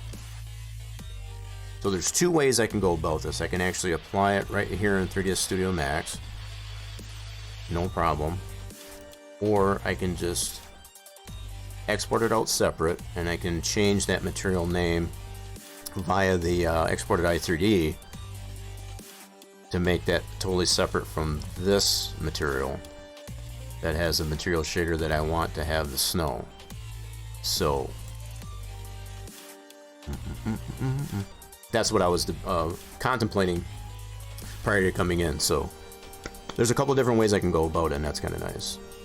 Yeah, I'm pretty sure, I'm optimistic that I will figure it out. It's just which way I want to go about it. This did require me, I guess, as far as I have to pull out my FarmSim 19 archives, which is when this building was originally created. So I did have to kind of take a break there and pull that out of the archives, which I'm glad I still have it. I tend to try to save all these little projects that I've built prior, and it's like, so yeah, the fact that this originates from FarmSim 19, and it's still, you know, fairly applicable, I guess, as far as to FS22. We just have to redesign it a little bit to take, you know, advantage of all the new aspects to FarmSim 22. So I need to rename this part now.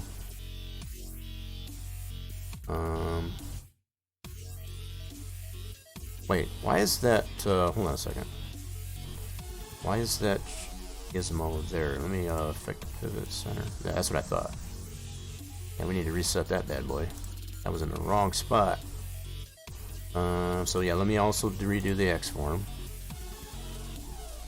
Double check that and see where we're at with this. That looks better. Cool. That looks okie dokie smoky.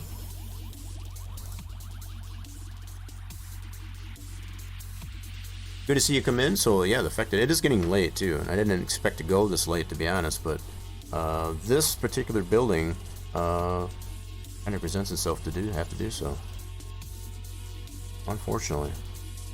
Okay, so now that we got that straightened out, what do I got left? What did we hide? We saved that as in the pillars. Okay. We got that. We got our walls. Alright, that's already done. I guess I'm just going to name this as... This should already be roof. Roof truss. Barn storage. I guess I could... Oh lordy, I'm trying to think here.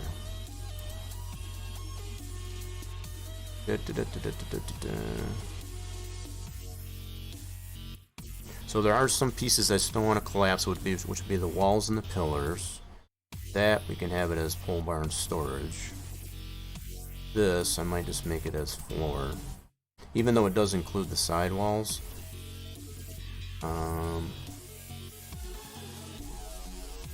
Okay, let's do it this way.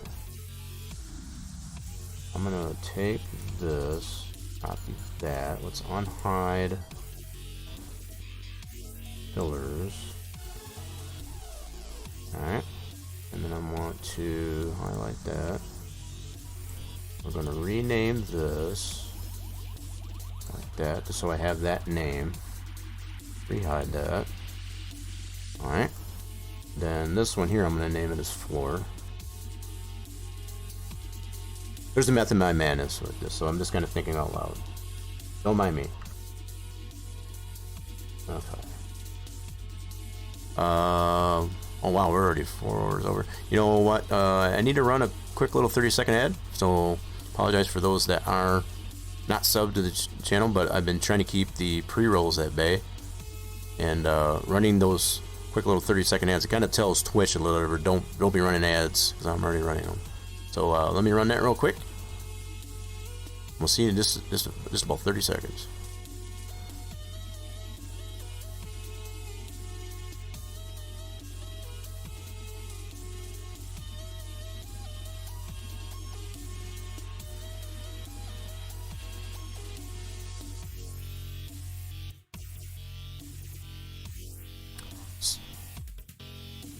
Yeah, hopefully the ad is done. If the ad is done, then kind of a little experiment on my part. I've come to find that it works better. Like every hour, if I run a 30-second ad, it at least sends a signal or message or whatever to Twitch and be like, okay, he's running his own ad, so they won't run the pre-rolls and all that stuff. So we're going to see how well this works. I haven't heard any complaints for the most part, so hopefully that... So we name that one floor. Pillars. Okay, so we did rename that. That's walls. Alright. Alright, so let me bring back this and the walls. There's some pieces now that we can put back together. Yeah. Alright, so we can actually put this and this back together. Alright. We'll recollapse that back together. Collapse selected, yep. Okay, we'll affect that pivot, put that there. That worked out pretty good. And let's reset the X form. Cool. And collapse all, yes. And convert that back to an minimal power. Alright, cool. Now, what we've got now is pole barn storage, that's going to be the bulk of it, as we separated out the floor. The roof is already separated out, and this truss. So that's cool. Yep, so I think the main thing is we already had the roof already separated out, which that was presenting itself okay, even having it collapse together with the whole pole barn. So I think I'm going to take that same approach when we recollapse this down to its final model. We'll definitely be keeping the floor separate. For sure, because we don't want any snow to show up on the floor at all. So, alright. Now, what else do we got hidden in here? So we got these two. I'm going to save this scene as a new scene in our Farm Sim 22 stuff. Let's do that.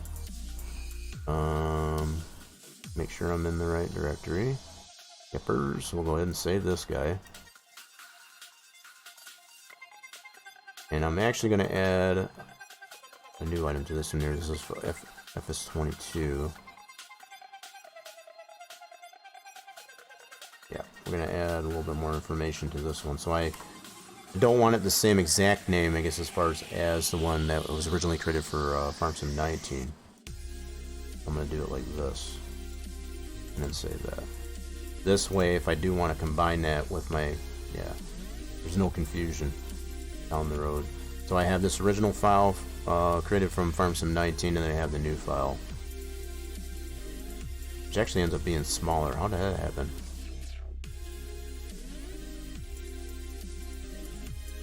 That's interesting. That actually made it smaller. That's interesting. Alright. Okay. Whatever. I mean, it's not like I took anything else out.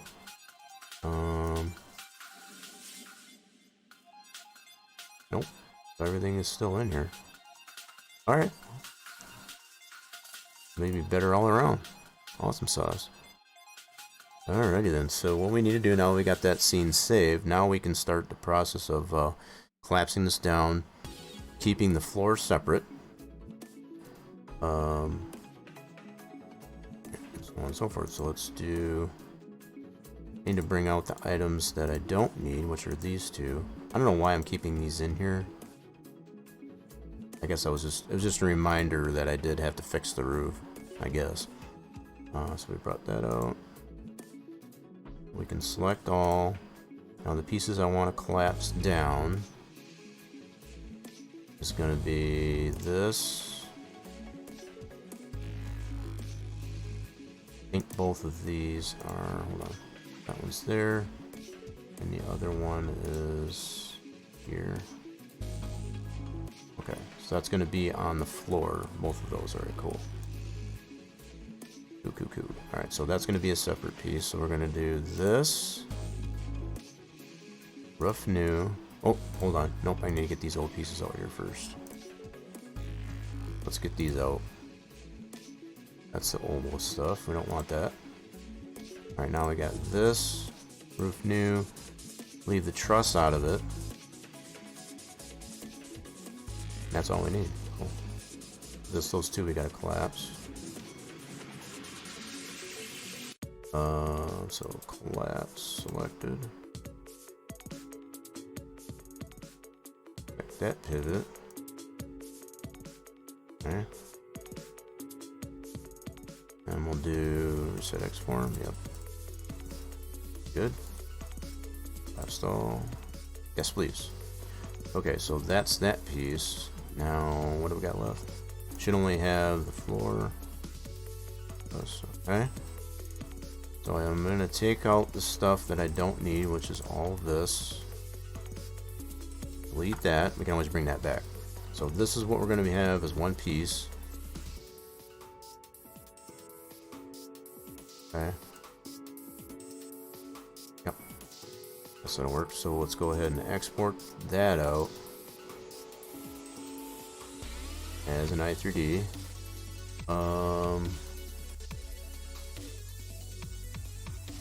Trying to think of where I want to put that. Do I want to put that to the desktop, or do I want to go to my working folder? Let's go to the working folder. Yeah. Let's do maps. i3D. This place right here. And we want that as an i3D, which is right there, and we'll save this as pole barn storage.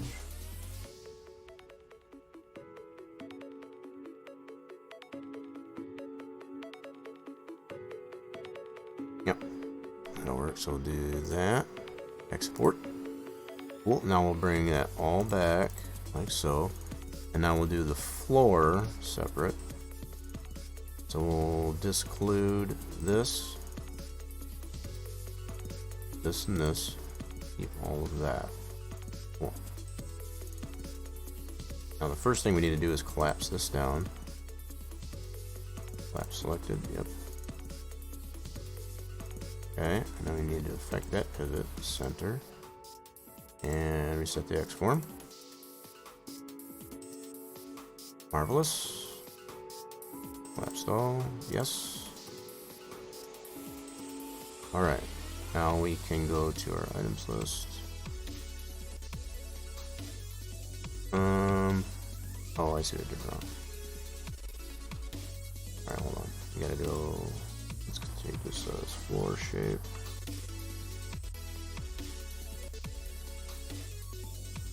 Okay. Now we can take out this and this. Keep that. Delete all that. Now we got just our floor. Now we'll spit that out as an i3D. Pole barn floor. Pole barn. Whoop. And it probably doesn't really matter what I name this, because once we get it back into our other i3D, we won't need this anymore. We'll just name it floor. Heck with it. Keep it simple. Alright, cool. Now let's bring everything else back. Okay, so now we've got the makings of at least 2. And that's all going to get brought back into here. By the time's all said and done. So that is our goal, is to get it back in here as separate parts. I got too many stick. I don't need this folder anymore. That was for a texture tool. Yeah, we don't need that one anymore. Okay, here we go. So what this should have done, put it there, that should be fine. Just wanted to confirm it was putting the right texture to it. What I do need to do with that on the floor at least is put a different material name. So we don't want it to have the same material name as the rest of our barn, so that we can control how the placeable shader gets applied to it. So I think what I'm going to do with this one here is just call it pole barn. Even though it does include the sidewalls, I'm just going to call it pole barn floor, just to keep it totally separate, I guess, as far as from everything else. And it's applying the same texture, so it's going to have a different material name. Now hopefully that won't... GE has this tendency, because as far as when it has the same texture being applied, doesn't matter what you name this material name, it always wants to revert to what's already in the scene. So we'll see what happens here. Hopefully it doesn't do that. It tends to get stubborn that way sometimes. So we'll rename that. And just for giggles, we're going to go ahead and bring that in as a separate G item here. So let's open it up separate. And I want to bring it in 100% to our main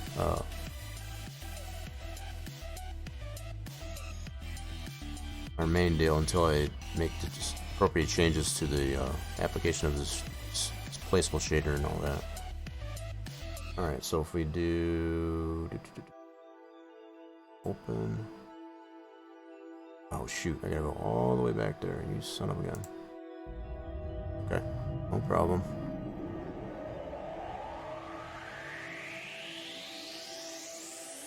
Yep, gotta go all the way back here. Max side 3D, up in here, and floor. Okay, so there's our floor, and it should have, yep, our new material. Now, I think to keep this separate, even though it's using the same texture as that other material name, if I apply this all the way I want to do it, in theory at least anyway, it should not be a problem. We'll see.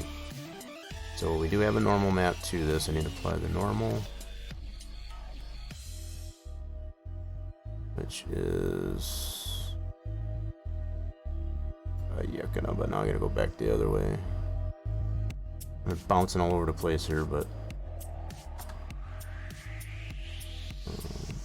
visibles, points. Gotta get all the right files that we need to get this to work. I need this normal. Yes, please. Okay, cool. Now, I want to make sure the clip, I'm going to go ahead and adjust the clip right away, which is 600. Alright. That's all good there. Got our static collision. Flip. Now we just got to apply the shader. This is going to be that placeable shader with no snow scale on this.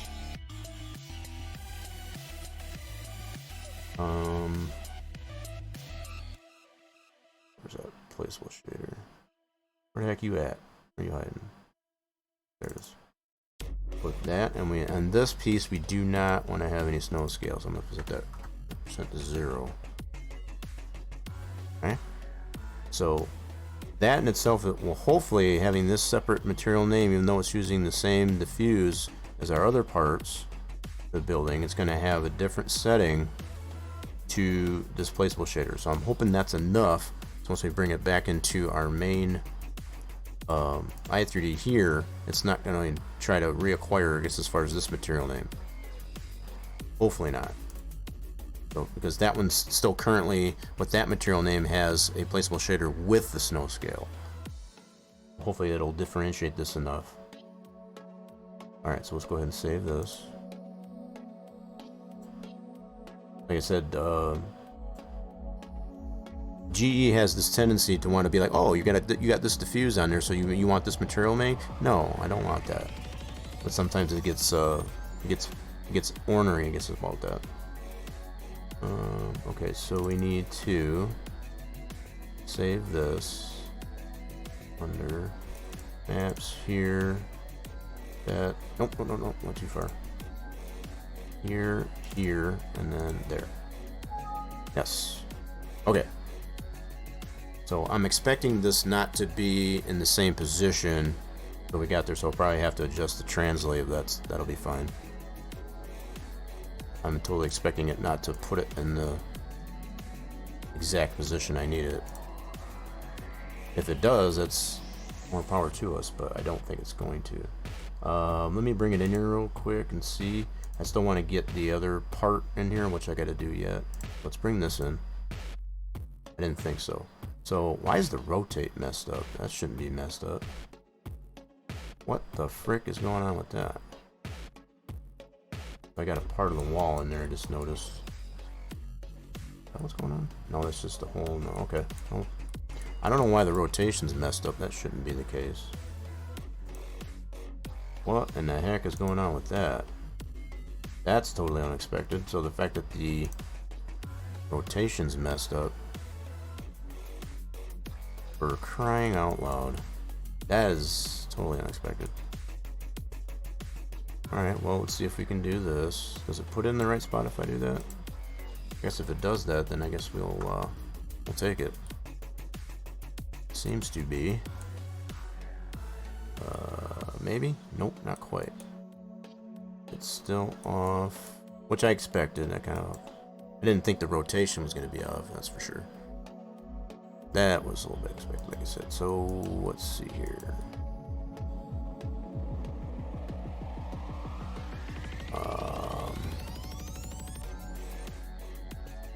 I don't even know if I want to mess with it, putting it into position now. I think it should be alright because this is going to be at 0.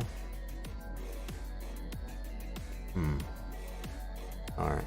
Well, we'll give it a try. I got a feeling I'm going to have to mess with this again because I still got to get my main part of the building besides the floor. We'll just try it this way. We'll see what happens. It's not like we have to have this at 0. I just prefer to have it at 0, I guess, as far as we can have it. That's the way this was originally here. But it's not important that it stays at 0. Okay.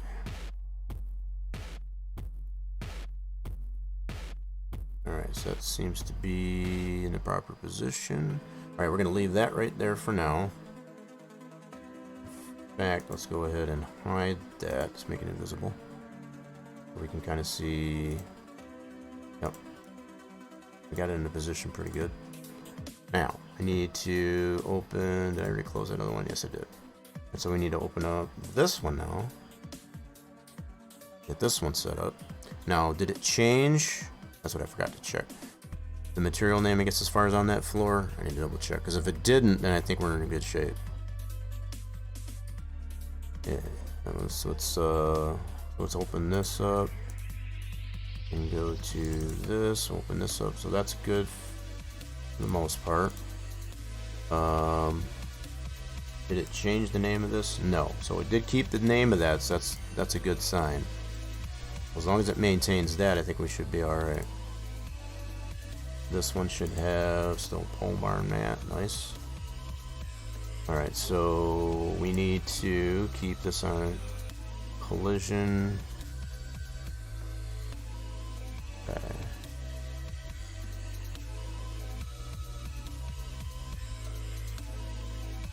Wait a minute. Check that. Why is that on chromatic? That should not be chromatic. Just noticed that. Was that on chromatic, I guess, as far as originally? Or did I just scroll that? Hold on. I gotta confirm something here. So we got this rigid body. No, that was static, so I must have scrolled that. Didn't mean to do that though.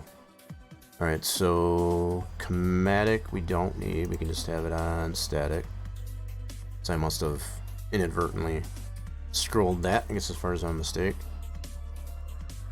Okay, so now we've got this. We need to change the clip. Let's change this to 600. We don't need it to be that high. Do I got the tangent on there? No, so we're gonna apply our tangent. We can apply our normal. Alright, let's apply our normal. We should be in the right directory. No. Son of a gun. Alright, so we need... oh my goodness. Why is that not pointed? Hold on. Son of a gun. So that should have been... I don't know why that's not. Anyway. We gotta get there. Let's go here. Scroll this back. Kind of bouncing all over the place, and I apologize. Trying not to confuse myself as well. Principles, production points, no storage, textures. We need this feller. Okay. Cool. So that's all 0, 0. Change the clip, and now we just got to apply the shader. Replaceable shader, and this one we do want to have the snow scale. Replaceable shader. This one we want to maintain the snow scale, so this one we'll leave it just like that. Alright, I'm going to leave that translate. Okay, I think we're all good there. Go ahead and save that. Oh, for crying out loud. Killing me, Smalls. Alright, so I gotta go navigate back to that. Maps. A lot of bouncing around. I do understand that, but nope, not where I wanted to be. So, oh my god, I gotta watch what I'm doing because I can totally screw some stuff up if I'm not careful. And we don't want to do that. That's for sure. We gotta be here and here. All right, there we go. I've done it before. I guess as far as where I've totally overwrote. I guess as far as that's not proper grammar. Something that I didn't mean to, and I had to completely start over from scratch, and that stinks when that happens. I've been very vigilant, I guess, as far as to watch what the heck I'm doing, so I don't do that. Alright, so this is what we're trying to get that into. Let's do import this part. I don't know why the rotation's messed up, but whatever.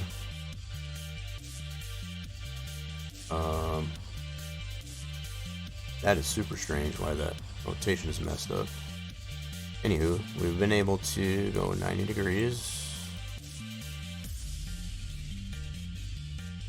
Don't really understand why it's doing that, but whatever. Okay, so we'll do... It may or may not have something to do with the way I separated that out originally. I don't think. Let me check our model in here.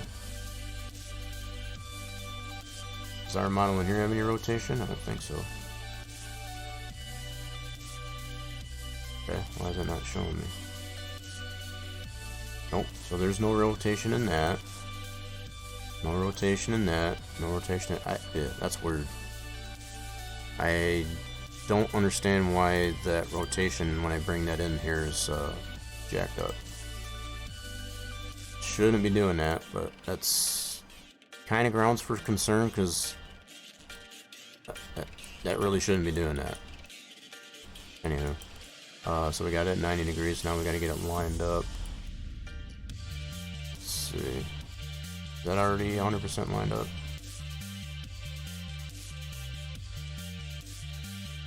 Yeah. Looks like it is. Weird. Okay. Yeah, so even doing the resetting the X form and all that stuff, okay, so that's our new thing. So this is what's going to have to come in here as our new position here. The only difference is we got to get this to 0. And I don't want to do that while this is in here. Shoot. I wonder if I should do that in a separate I know what I can do. Let me try it and see. I got a feeling what's going to happen is going to make a clone of this, and I don't want it to do that. It's going to bug the living crap out of me. So it's another thing I don't like to use the freeze translates in here.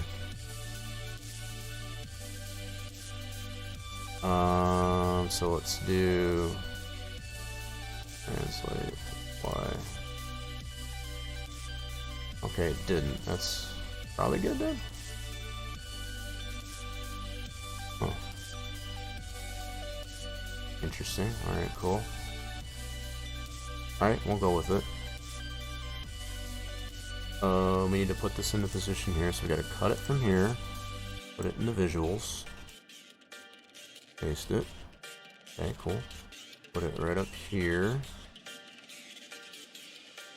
So there's our new one. Now we need to take our belt back here. All that being at 0, that should put that back in the same spot. So if we do a cut, put that into our new one. Paste. That's what I thought. You son of a biscuit. See, it's picking up that rotate that was in there. In fact, because we still got the rotate in there, yeah, it's reading that. We don't want it to do that. Alright, so I gotta fix that too. Alright, so let's let this belt back out. Back where it was. Hopefully I didn't screw it up. Thank goodness. Alright. And what I gotta do is I gotta zero out this rotation. Now we'll do it on the rotate. Get that completely back all to 0. Alright, cool. We're still in good shape. Now we can take the belt, cut that out, and put it back into the new piece. Alright, cool. So far so good. I think we're alright. Nice. Alright, so this one we don't need anymore. Okay, now we gotta get our floor into position. And we should be able to do the same thing like we did with the truss here, is just put it into the visuals, but don't include it as a part of this. Okay, so we'll do cut, paste it into visuals, and move that up to... No, don't put it in there. Put it there. Let's turn it back on. That should be already in place. Nice. Cool. I think we're in good shape. It's looking good. All right. How's everything? Love it when it works out. It doesn't always work out that way, but in this case it is. So now that we got it separated out with a separate material name, and we were able to control all the snow shaders. So in this case, we want no snow on that. If everything works the way it did previously, the snow should show on the roof, like we already play tested it. I don't know by separating it out the way we did that it will change that dynamic. We'll play test it and find out. If it works out, then we don't have to do anything further. So there's that. Right. So we got our belt, floor. Just double checking this as far as to make sure we got everything. Oh, I do want to take this rotation out of the floor, just to kind of keep it consistent with what we got here and here. Why it's even requiring us as far as to rotate that, I don't know. Alright, so we did that. The main translate can be that high, that's fine. That'll work. So let's do a freeze transformation on the rotate. There we go. That's much better. I like that better. Awesome sauce. Alright, cool. Now all we gotta do is save this into our map. So not in here. Go to our map. Here, go to placeables, construction points. So even while doing all this, I still have the backup of everything So the original design, I guess, as far as of that, in that backup folder on my other desktop there, I guess, as far as, so that's, if this goes terribly wrong, I guess, as far as what the way things work, we can always revert back to that and start over. Always good to have that. Alright, so we want to save over this fella. Awesome, and we can close this out.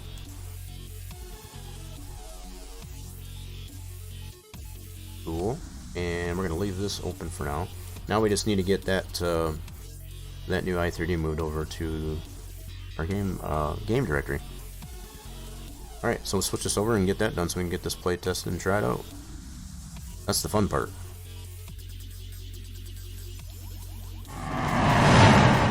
Yeah, we always like to do this. So this is our game directory, so we need to go to here. We got our brand new shiny Windows storage right there. So we need to copy that over. Alright, and put that into our our game directory. And we want to overwrite what's already in there. Cool. Nice. So now we can go right in the game and test it out. So we had a little bit of work to do, I guess, as far as on this building to get it compliant with FS22, but it's working out. It's working out. Okay. There goes nothing. Let's load up the game. Test this bad boy out.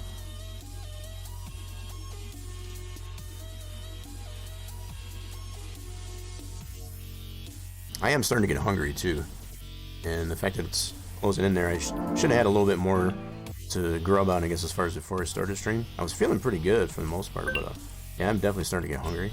So hopefully this goes well, this playtest.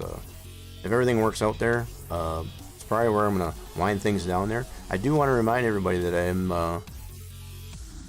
am planning, I guess, as far as for the stream anniversary here on the channel, I guess, as far as for by no later than next Saturday, as far as the 9th. So officially tomorrow, Sunday, is the official anniversary for the channel, April 2nd. That is for anybody that wasn't aware. I usually like to do these stream anniversaries on Spline Design Studios Saturday. So the fact that we didn't get as much response, I guess, as far as from the announcement that I do have in the Rock Nation Discord, do feel free to check that out and chime in there if you will be able to attend, I guess, as far as the stream's anniversary coming next Saturday. I think that's kind of be the date that I'm shooting for, I guess, at this point, I guess, as far as to do that. So I got some things planned, I guess, as far as depending on participation and or attendance. So definitely do help me out a little bit, I guess, as far as to know what to prepare for. I mean, if it ends up being better, hopefully not worse. I know the streams lately have been kind of stagnant, and trying to make that a little bit better. So whatever I can do, I guess, as far as to make that a little bit better for everybody to show up. I do have some Steam game giveaways to do. Oh man, why do I got all these errors? Oh snap. Okay, cool. So I'm sure that's probably related to our Windows storage. Let's scroll that back and see. Something must have changed there. Hold on.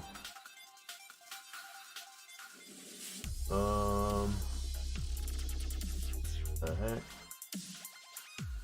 822. Okay, why is it doing that? What is 822? Okay, I gotta look on my other screen here as far as to see. 822.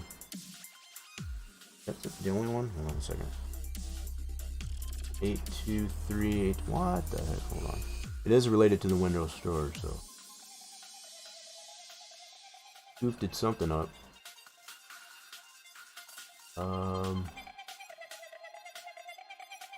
Oh my goodness, we got a bunch of them. Yeah, they're definitely all related to... Huh. Alright, let me look here real quick.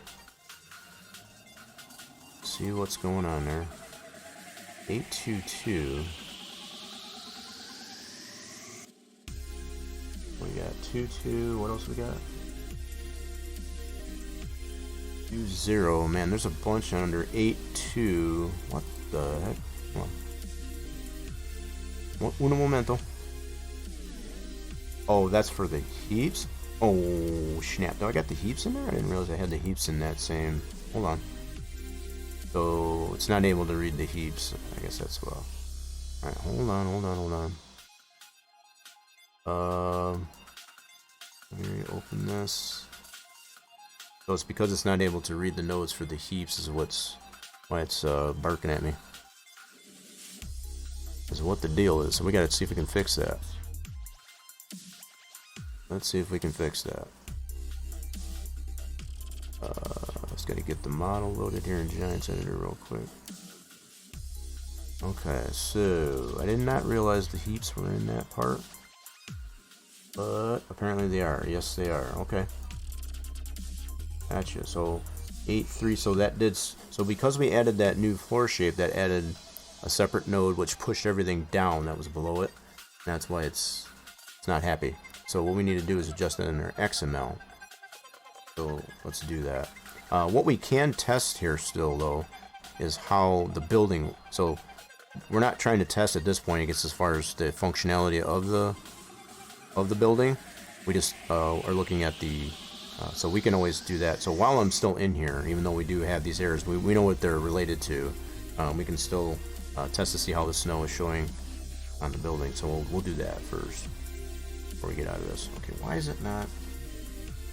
There we go. All right, so we're good to test what we need to test anyway.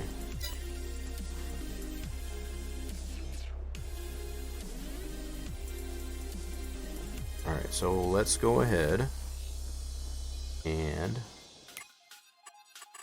turn off autosave while we're in our testing mode. Let's go over to this. What is it? Okay. So, yeah, we're not testing, I guess, as far... Oh, man, it is showing the heaps. So, part of the reason why the heaps are showing the way it is because the nodes are... You got those errors in there, so all the heaps are going to show like this. This is the way they should be showing when you've got... material into it, but the fact that a lot of them, the ones that seem to want to work are the straw and the alfalfa hay, which I don't quite understand. So don't mind, I guess, as far as the fact that the heaps are showing. That's not what we're testing here. What we do want to test is how the snow is applying to this. So the fact that the building's here and it's not on a whack, that's definitely a good sign. With regard, I guess, as far as the yeah, just don't mind the heaps for now. But we'll get that fixed in the XML here momentarily. So let's get some snow. We gotta bring out our magic wand. And let's get right to February. That's the heart of winter. Let's make it snowing. And some snow on the ground. And then I also want to set this to be able to fly up in the air. Alright, so how are we doing here? So let's do... Alright, so the snow is still showing on the roof. That's good. Now, it's still kind of weird though because we did not apply a second UV to this. That's probably one thing to take note of here. We did not apply a second UV for the snow to show up on this. The fact that the only thing that's in there is the one primary UV unwrap, because as far as for the texture. The fact that the snow is even showing on there is kind of weird. That should not be happening, but it is, so. Alright, so yep, we did get the snow out of the building. So because we separated the floor the way we did with that separate material, we're able to control that no snow on that part. So the only place that's showing snow is where we want it to, which is the roof. So that part is working as we fixed it. So that part of the test is good to go. Very cool. So we did accomplish something, I guess, as far as with this anyways. That's always a solid plus. Very good, very nice. Yep. Cool. So yeah, other than the functionality to that, because those nodes for that, we're gonna adjust that. We'll get out of this now and go back in there and we'll adjust the XML. I'll kind of explain, I guess, as far as why the heaps are showing and why we're getting those errors. So let's get out of here and let me switch this over so we can resolve that issue. Alright, give me a second just trying to get the game to close out. Alright. Come on, game. There you go. Okay, so what we're going to tackle at this point. So the next edit that we do here is going to be all XML. It's all related to XML. So if we go to the XML for this deal, what is happening right now is trying to read these heaps. These are the errors that were coming up. It wasn't finding these particular nodes in the i3D mappings in those positions because we shifted everything down by 1 because of adding this new floor shape. So it shifted everything below it down, which includes these heaps. So we don't need to do anything more into here other than to just take note of where these nodes are at, I guess as far as that, which is these. We need to change this for the heap of grass. So this needs to be a 3. Change all these 2s basically to a 3. So it shifted it down just to 1 level. That's pretty much the only thing that's why it was throwing our errors. Do that. Change these all to 3s. And that's all we need to do. So we save this XML. Voila. And I will have to make this change into the one that's in the store. So I have 2 separate XMLs. In fact, let me do that right now. I'm gonna do that right now.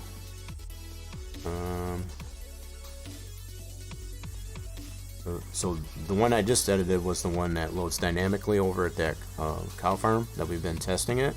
This is the one that loads in manually that you can place from the store. So we need to make that same change because it's reading the same i3D in both cases. Alright, so we just gotta change all of these to 3s.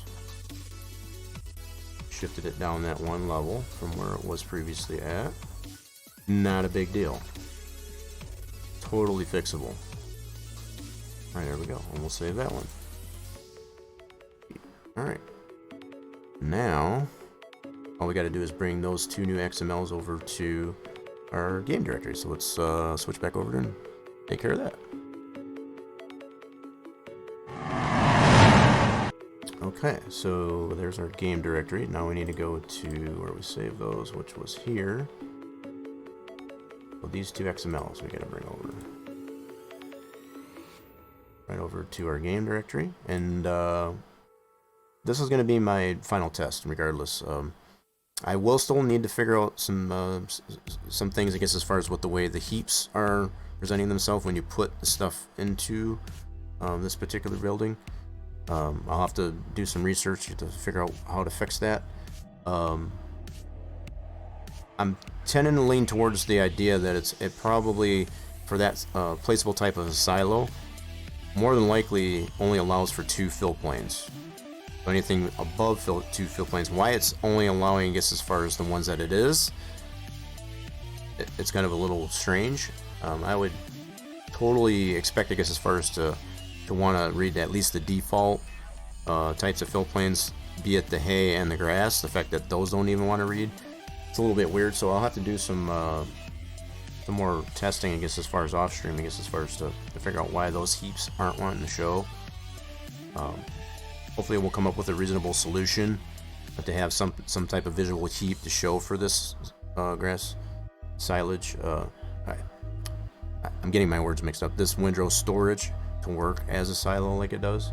It will still put the items in there, it just doesn't want to present the heaps, the visual heaps, I guess, as far as properly is about the only difference.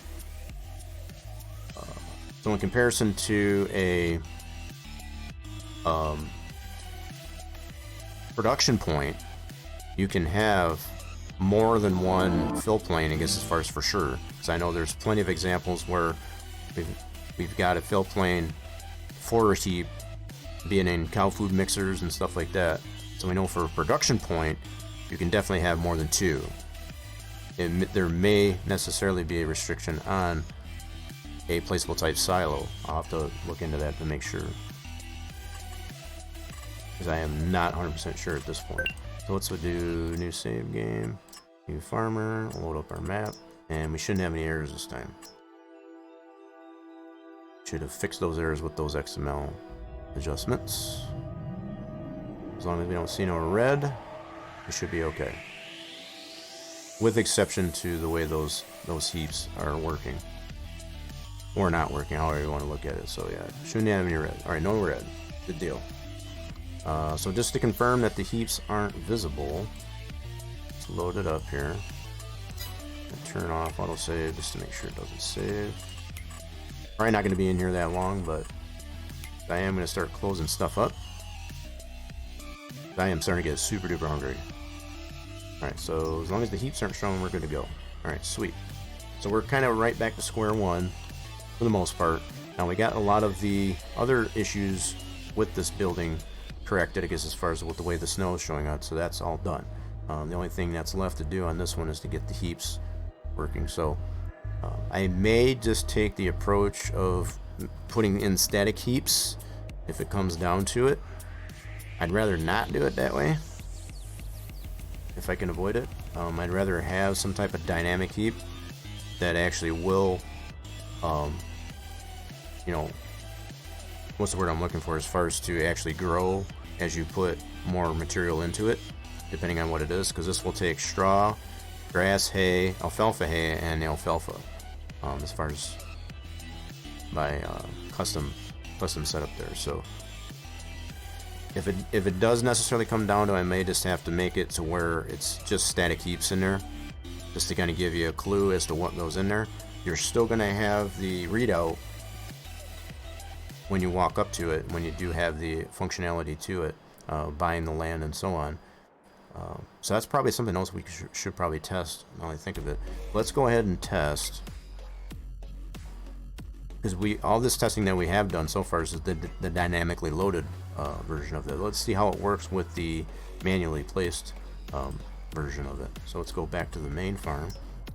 Let's put this one down in the store and see what happens, just for some clarity. Alright, let's do this. We'll go to the store, go to construction, and it is a silo. We'll find that under silos, right there.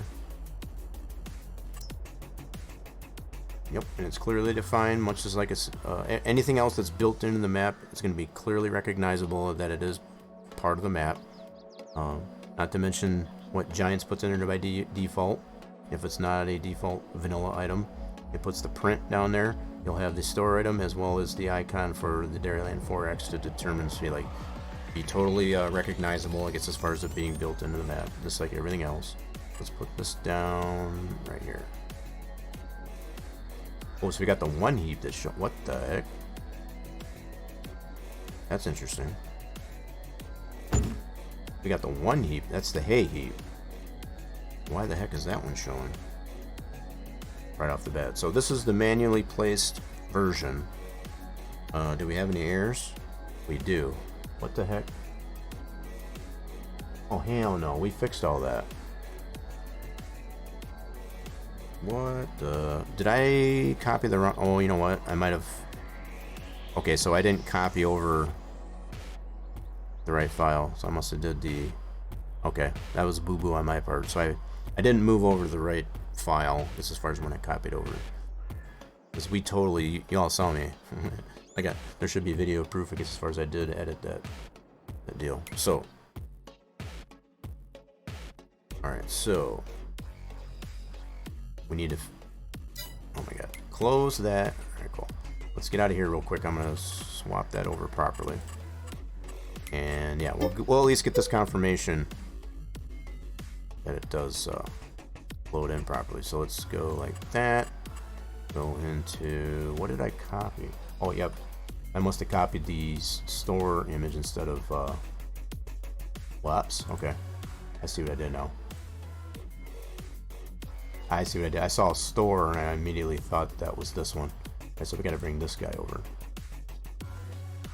Wait. No, that was right. Piece of crap. Okay, so why didn't that... Yeah, shows that we did save it. Alright, let's try bringing it over again. It is over there, so what the heck?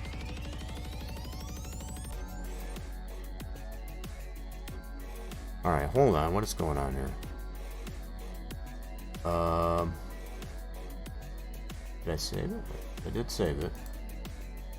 Why the heck has that got those errors? That should not have those errors.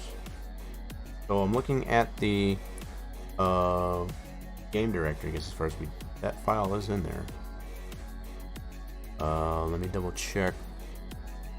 What i3D is it loading? Did I put... Nope. What the heck? Why am I getting that error for that? Okay, that's a little bit confusing. Did I... Oh, I missed one. That's what it was. So I missed making... Alright, we're going to make that adjustment. I'm doing this off screen. So there was one of the nodes for the heat PA. That's why that one was showing. Okay. I forgot to change that from a 2 to a 3. That's what it was. Alright.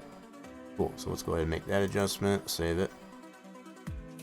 Alright. Now we can grab that new file. Fresh. Okay. Man, I was really confused there for a second. A little bit of an Ebbet snafu. Yeah. Alright, so now we got that replaced. Now let's go check it out. Now we shouldn't have any errors. So the only thing we're going to do when we go in this session is as far as to test the manually placed one. Just to make sure that one's all good to go. I'm glad I did check that, I guess, as far as because that would have totally been... I would have figured it out later, but it's better now than later, I think. Alright. So the fact that it does initially show on map startup is because it's not dynamic. That particular one related to that XML, it's not dynamically loaded. So the fact that it's not going to show you an error until you try to place it. So this is all part of the playtesting. Make sure we don't have those type of problems. Alright, cool. Let's again turn off that. And let's go right into the build mode. Construction. And this is a silo. I already explained. Alright, let's go over here. Silos. Window storage. Down right there. But yep, so that's working. Now do we have any errors this time? Negative. Alright, cool. So that's working, seems to be working the way it's supposed to. Cool. Now that should have, beat the fact that it is a silo, it does have a hotspot to it. So we have the means to be able to visit it, like so. And you can see that it is empty, so this seems to be okay for now. Yep. So that's about the only thing I gotta get figured out is the heaps. Now, the worst case scenario, now I'm gonna say it again, just to kind of close things up here at this point, because I am getting really hungry. The belly is getting very angry with me, I guess, as far as to put some food in it. So the worst case scenario with this thing here is it won't have dynamic heaps. I'll probably just have to put static heaps to it, just to give you clarity, I guess, as far as what goes into it. So that'll be the worst case scenario as far as with this thing. If I can get something figured out, I guess, as far as with dynamic heaps, then obviously I'll apply it. The fact that even as it stands right now, it will take all those items that I've listed, I guess, as far as the straw, alfalfa hay, grass, and regular hay, with no problem, as far as it'll show up, you know, and be able to dispense on the outside. We've already play tested that before. It's just the dynamic heaps, as I'm calling them, I guess, as far as don't want to present themselves properly. So that's the only problem with this so far. As far as the other functionality of it is just fine.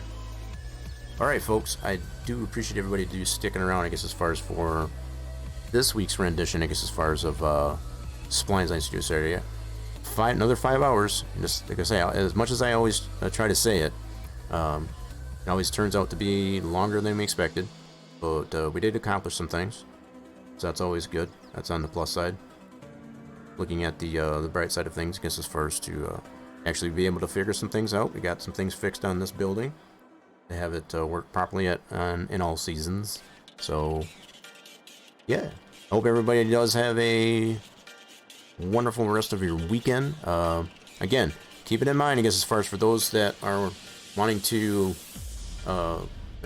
participate, you're all invited, I guess, as far as it's relatively tentative, I guess, as far as for now, but I am shooting for having a stream anniversary 5 years Streamiverse. It's hard to believe it's been that long.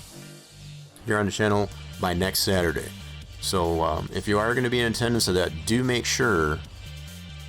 definitely make sure that you get on the Rock Nation Discord. Put in I got an announcement in there, I guess, as far as for that, and let me know that you're going to be there.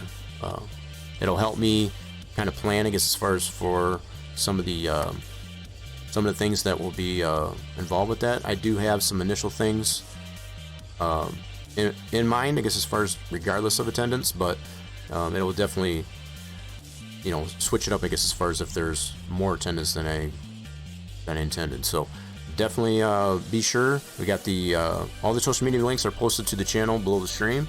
Let me go ahead and put those out this way as well, just so that you have all that information at your fingertips. I'm also on the Twitter, and we got our Spline Design Studio Facebook group page. This is our forum or our mining group, SplineDesignStudios.com. That is what Spline Design Studios Saturday is all about. So with all that being said, do feel free to stick around for the raid on the outro of the stream. It was kind of a quiet night. I appreciate Giasso coming along here. I hope you do have, well, and anybody else that might be lurking. I know we got probably some lurkers out there. Lurkers are always appreciated. Let me take a look and see. Ooh, did he go back on? All right, hold on a second. I think I know where we're gonna go. So do feel free at the end of the stream there. So during the outro, the outgoing credits and so on, we're gonna be going and raiding over to John Von Zombie. He's playing some Diablo 3. So I guess he's kind of getting caught up, I guess, as far as with the release of the beta for Diablo 4, possibly. I haven't played any of it myself, so I'm gonna go over there and check that out. So hopefully to see you all over there. Again, you all have a fantastic rest of your weekend, and we'll probably be seeing you, I guess, as far as by no later than Wednesday, I guess, as far as continuing the playthrough of Mon Bazoo there on Wednesday. If there's any other changes, I guess, as far as to schedule, maybe a modeling Monday, maybe some trucking on Tuesday. Again, check out those links, I guess, as far as the social medias, the Discord, and all that stuff to just get some change. I'm trying to get the raid set up, I guess, as far as to go over to see John Von Zombie. Hope you will join me in on that action. Oh, hold on. Yeah, just playing some Diablo 3. Just want to make sure this gets set up before I close things out.